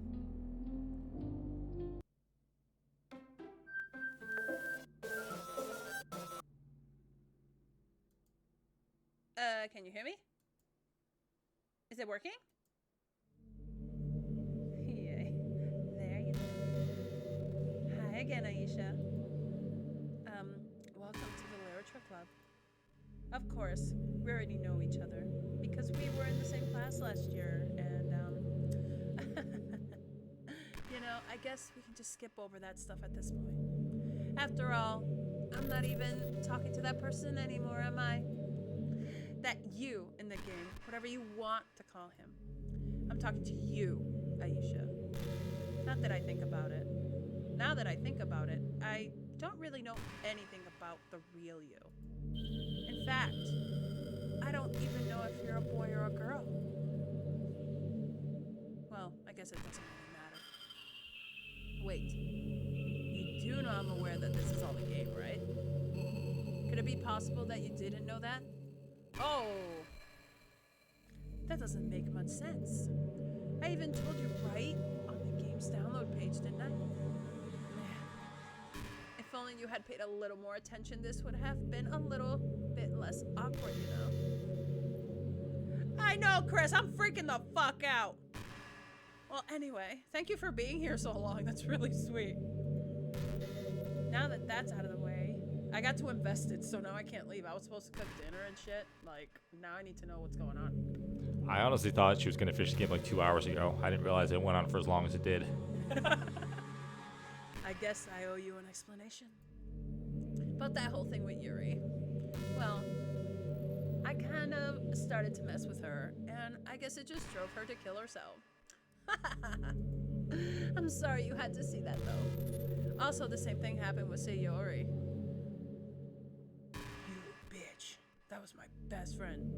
Gosh, it's been a while since you heard that name now, hasn't it? Yeah, she was my everything. Thanks. Yeah, it's because she doesn't exist anymore. Yeah, nobody does. I deleted all their files. I was hoping it would be enough for me to just try to make them as unlikable as possible. But for some reason, nothing worked. Yeah, because I never thought about you like that, jerk. Now I see why. Well, it's true that I made a few mistakes here and there, since I'm not very good at making changes to the game. But no matter what I did, you just kept spending more and more time with them.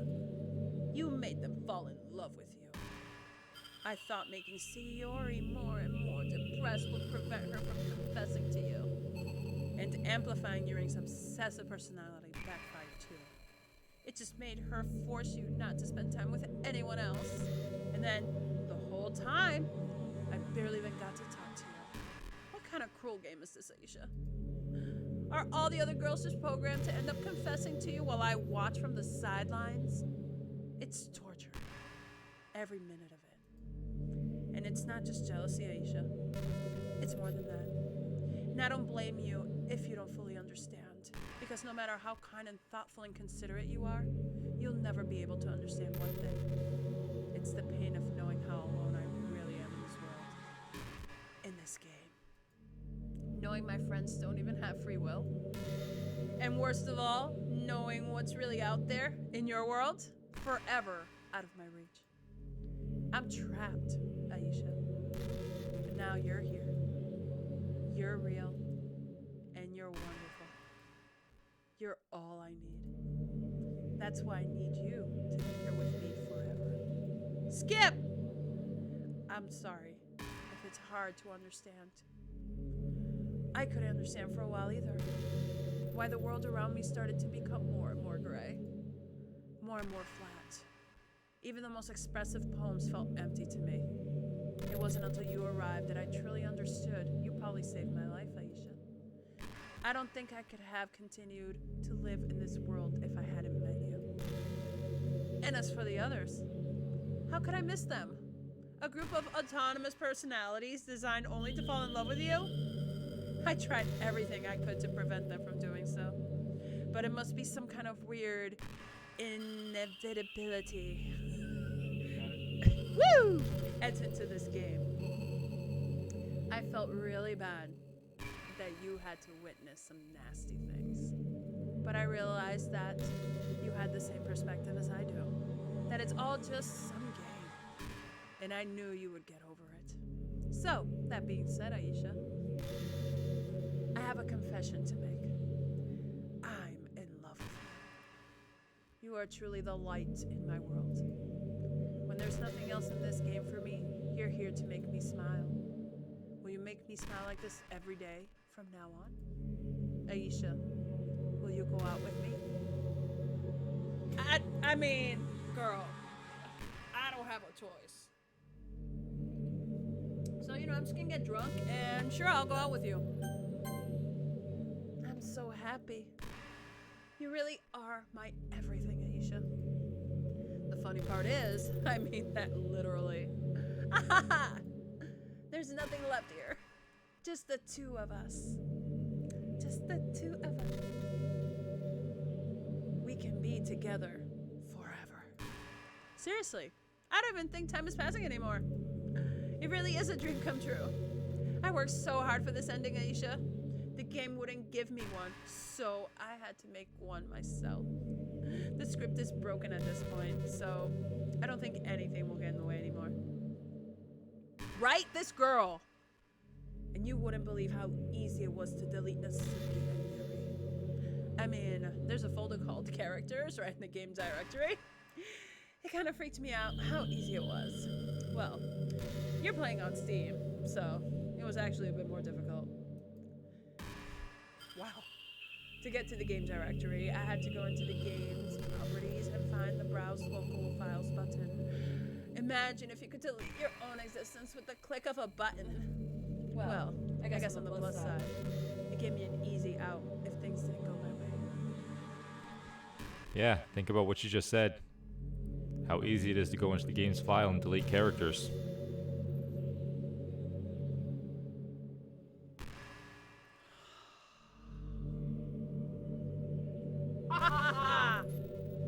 Thankfully, it didn't come to that. Instead, we finally got a good ending. Gosh, I'm so overwhelmed with emotion. Can I delete her phone right now? I want to write a poem Yes. about this. This will go on forever if you don't deal with her. Alright, so right click on the game title. Yeah, 'cause I can't really see. Thank you. Nope. This one here.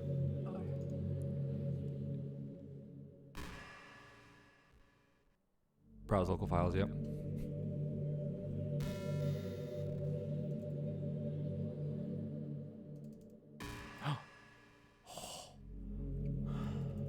Nobody on stream can see this, but it's shift delete, not just delete.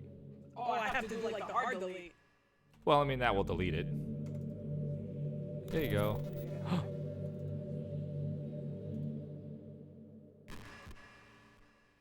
I want to write a poem like this. I took your file out, bitch. Yeah, I went into Steam. How you like now? So she tells you exactly how to do it. And I browsed my local files under characters and I took your name out, girl. Aisha, what's happening to me? I don't know. It hurts. It hurts so much. Yeah, the way you hurt my friends and the one I loved, Sayori. Help me, Aisha.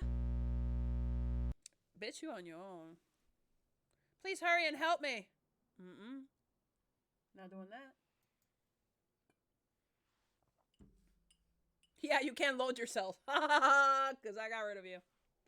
Help me!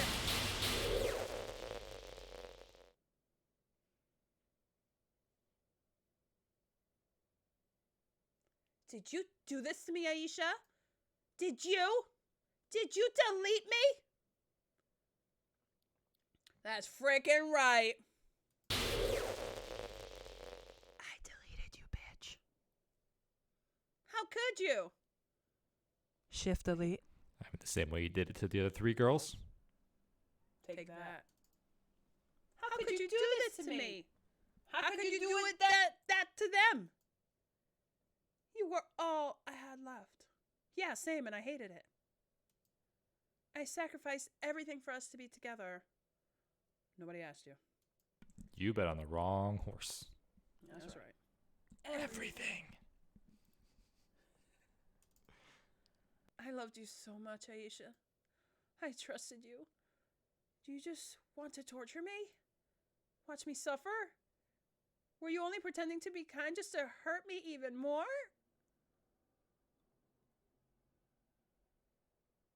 I never thought anyone could be as horrible as you are. Did the other girls take this long to die after being deleted? No! You win, okay? You win. You killed everyone. All right. I hope you're happy. There's nothing left now. You can stop playing. Go find some other people to torture. Aisha, you completely, truly make me sick. Goodbye.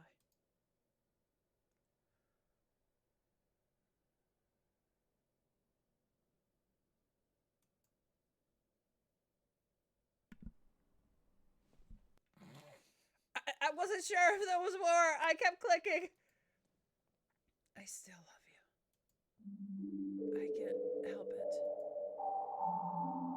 Oh my god, I thought I walked into like a Zelda game. Whew. What's wrong with me? How horrible am I for you to hate me this much? All my friends. I did so many awful things. So many selfish and disgusting things. I shouldn't have done any of this! Grr!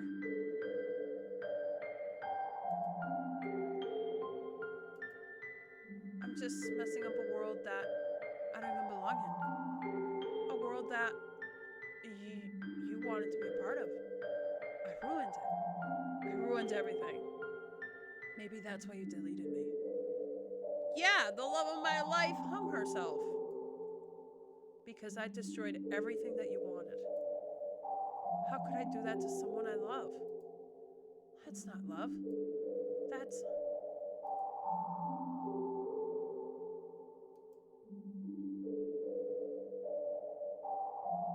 I made up my mind. Aisha?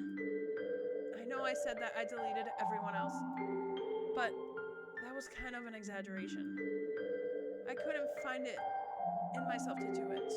Even though I knew they weren't real, they were still my friends. And I loved them all. And I loved the literature club. I really did love the literature club. That's why I'm going to do this. I know it's the only way for everyone to be happy. And if I really love you,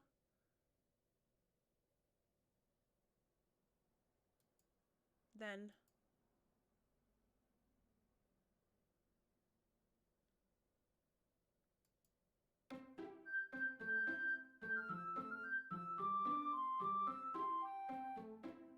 Yeah, those who are easily disturbed.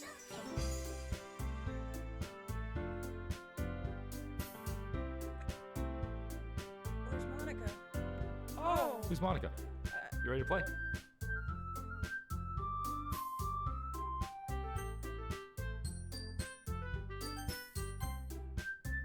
What are you doing? There's no save games. New game.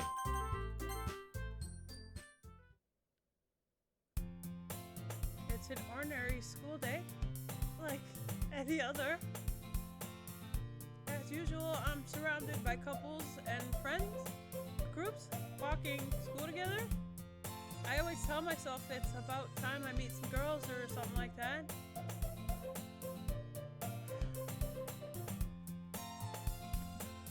Did you miss her?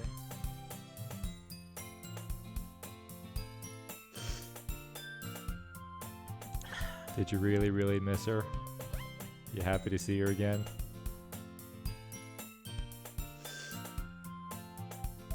Hey, Aisha! Well, there already is one girl. That girl is Sayori, my neighbor and good friend since we were children. We used to walk to school together every day, and recently we picked up that habit once again. Aisha, you proud of me? Eh? For what? You know, for waking up on time. Well, you've been doing that for a while now. Uh-huh. But you never even said anything about it, even though we walk to school together every day. Well, yeah. I always thought it was implied. It's embarrassing to say it out loud. Come on, please. It's good motivation. Fine, fine. I'm proud of you, Sayori. We cross the street together and make our way to school. As we draw near, the streets become increasingly speckled with other students making their daily commute. By the way, Aisha, have you decided on a club to join yet? A club? I told you already, I'm really not. I start to say what I always do. But I'm not interested in joining any clubs. But something tells me Sayori would take more offense to that now. After all, how could I tell her that clubs are a waste of time when she's starting a club of her very own? Actually, yeah. I think I've decided on a club. Really? Which one? Tell me! I think I'll keep it a surprise. Boo! You meanie. Be patient, you'll find out soon enough. I used to ask myself why I let myself get lectured by such a carefree girl. But I started to realize that in a way, I envy her. When Sayori puts her mind to something, she can accomplish great things. So that's why I feel like I should do something special for her. The school day is as ordinary as ever, and it's over before I know it. After I pack up my things, I stand up, gathering my motivation. Let's see. I recall the room number of the club from a flyer I saw. I walk across the school and upstairs a section of the school I rarely visit, being generally used for third-year classes and activities. Before long, I find the room. I timidly open the door in front of me. Hello? Ah! Aisha! What are you doing here? Well, I just... I glance around the room. Huh? So you're the Aisha the Sayori's always talking about. Thank you for stopping by. It's a pleasure to meet you, Aisha. We're the Literature Club. I hope you enjoy your visit. Come on, Yuri. No need to be so formal. He's gonna think we're really strict or something. Sorry, Natsuki.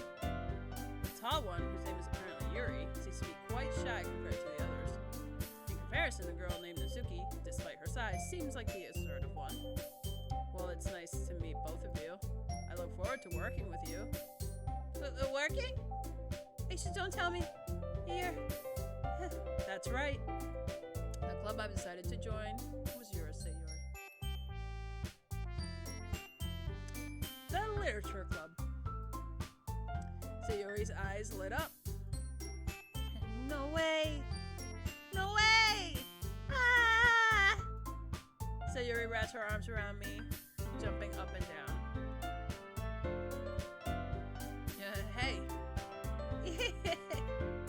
if Sayori is this happy, then I'm sure it won't be so bad to have you around. Not to mention there's 4 of us now. That means we can become an officially recognized club. I don't know what to say. We have to celebrate. Hoo-hoo. What an appropriate day for that, isn't it? Yeah. After all, Natsuki decided to... Hey, don't ruin the surprise. Sorry. Everyone sit down on the table, okay? How about I make some tea as well? The girls have a few desks arranged to form a table. Natsuki and Yuri walk over to the corner of the room where Natsuki grabs a wrapped tray and Yuri opens the closet. Still feeling awkward, I take a seat next to Sayori. Natsuki proudly marches back to the table, tray in hand. Okay, are you ready? Ta-da! Ooh, ah!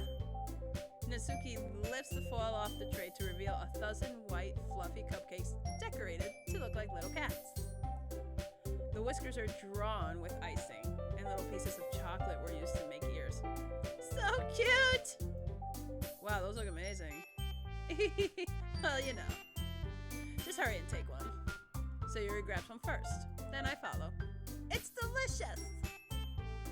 Sayori talks with her mouth full and has already managed to get icing on her face. I turn the cupcake around in my fingers, looking for the best angle to take a bite. Natsuki is quiet. I can't help but notice her sneaking glances in my direction. Is she waiting for me to take a bite? I finally bite down. The icing is sweet and full of flavor. I wonder if she made it herself. This is really good. Thank you, Natsuki. Well, of course it is. I'm a pro after all. There's no need to thank me or anything. As Natsuki struggles to accept the compliment, Yuri returns to the table, carrying a tea set. She carefully places a tea cup in front of each of us before setting down the teapot next to the cupcake tray. You keep a whole tea set in this classroom? Don't worry, the teachers gave us permission. After all, doesn't a cup of hot tea help you enjoy a good book? I guess. Already trying to impress our new member, Yuri. That's not... Insulted, Yuri looks away. I mean, meant that, you know... I believe you. Well, tea and reading might not be a pastime for me, but I at least enjoy tea. I'm glad. Yuri faintly smiles to herself in relief. So, Aisha, what kinds of things do you like to read? Considering how little I've read these past few years, I don't really have a good way to answering that. Manga? I mutter quietly to myself, half joking. Natsuki's head suddenly perks up. It looks like she wants to say something, but she keeps quiet. Not much of a reader, I guess. Well, that can change. What am I saying?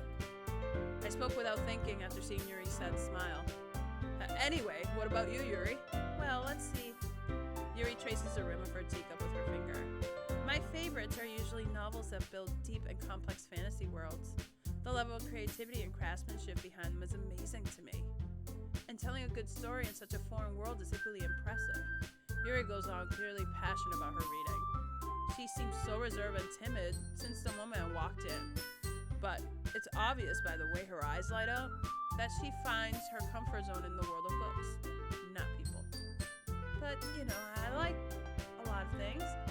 Don't feel intimidated if you don't read much, okay?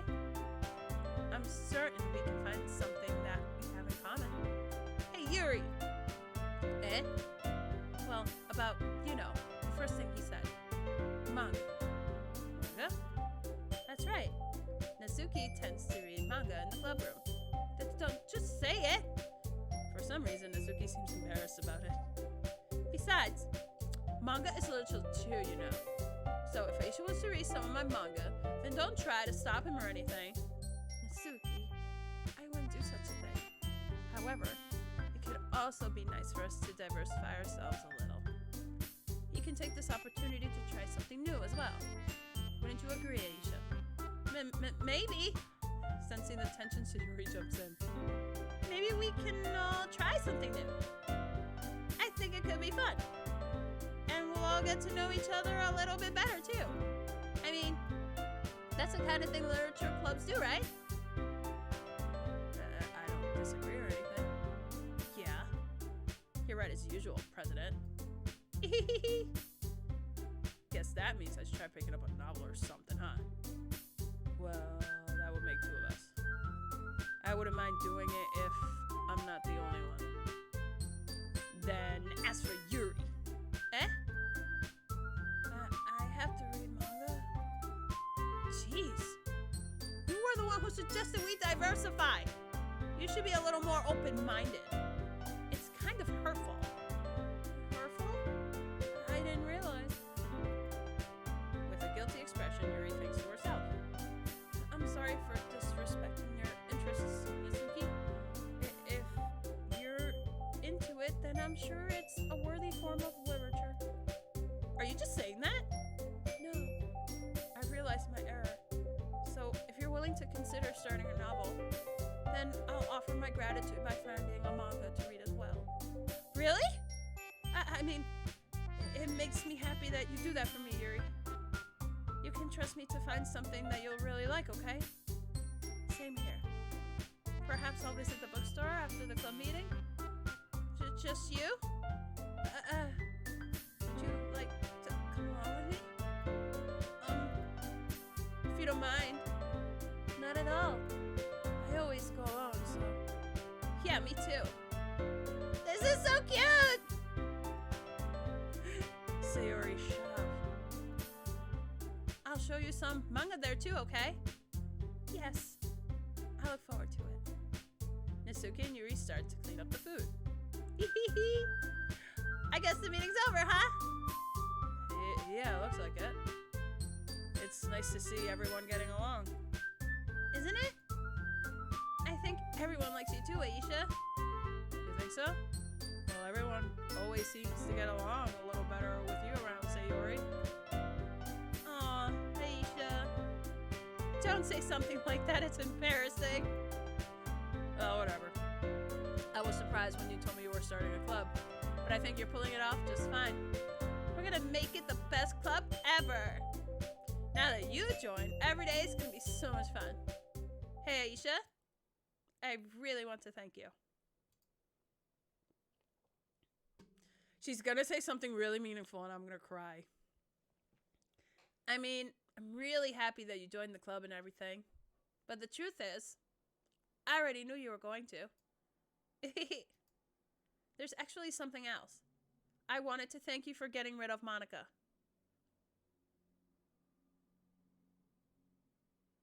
What?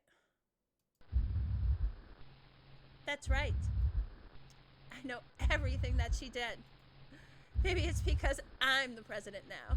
But I really know everything, Aisha. I know how hard you tried to make everyone happy. I know about all the awful things that Monica did to make everyone really sad. But none of that matters anymore. It's just us now. What? Yep, sorry, I ain't got no more beer. No more liquid courage for you. And you made me the happiest girl in the whole world. I can't wait to spend every day like this. With you. Forever and ever. No.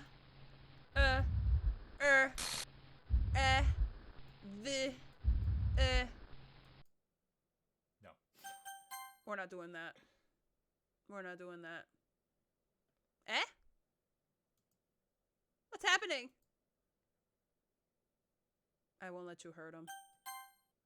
Who? It hurts. Ah! I'm sorry. I was wrong. There's no happiness here after all. Goodbye, Sayori. Goodbye, Aisha. Goodbye, Literature Club.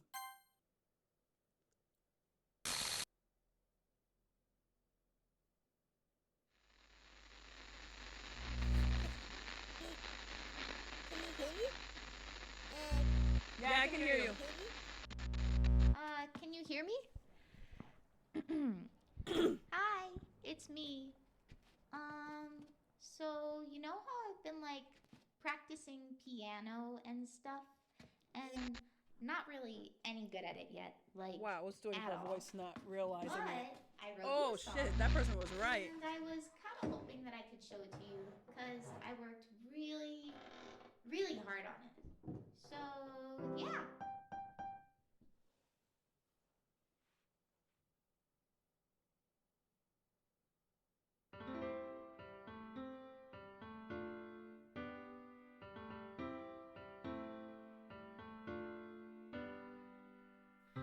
Every day I imagine a future where I can be with you.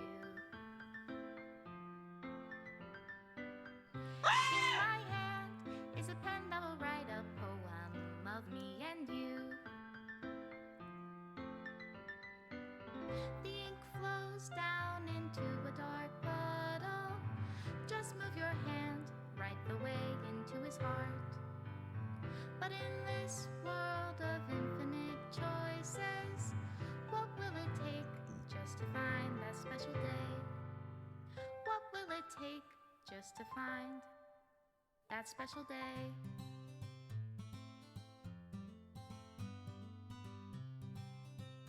Was that my pen? Have I found everybody a fun assignment to do today? When you're here, everything that we do is fun for them anyway. When I can't even read my own feelings, what good are words when I Are smile you trying to remove says it all of my memories? And if this world won't write me an ending, what will it take just for me to have it all?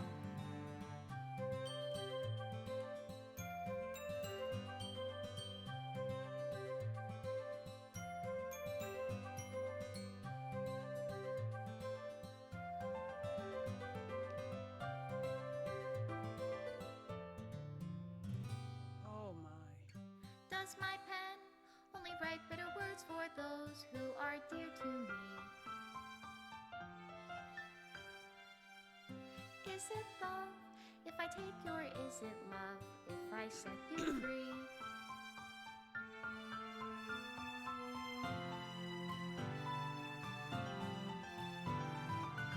The ink flows down into a dark puddle. How can I write love into reality? If I can't hear the sound of your heartbeat, what do you call love in your reality? You can remove that And in one. your reality, if I don't Hey, know my how to name! love you, Oh, wait! Special thanks to me? Yeah, I- you and Monica. I'll leave you be. Come on, Monica. Everyone took a part of this game. Made with love. Yeah, like scary. This is my final goodbye to the Literature Club. I finally understand the Literature Club is truly a place where no happiness can be found. To the very end, it continued to expose innocent minds to a horrific reality. A reality that our world is not designed to comprehend. I can't let any of my friends undergo that same hellish epiphany. For the time it lasted, I want to thank you for making all of my dreams come true, for being a friend to all of the club members, and most of all, thank you for being part of my literature club. With everlasting love, Monica.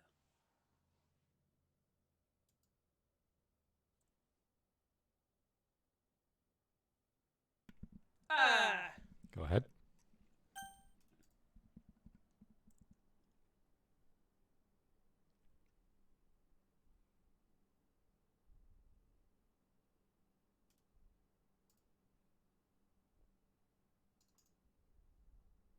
Do I have to reinstall the game? If you reinstall the game, it starts from scratch. So what happens? That's it. I'm done? You can try and relaunch it if you want. I beat it?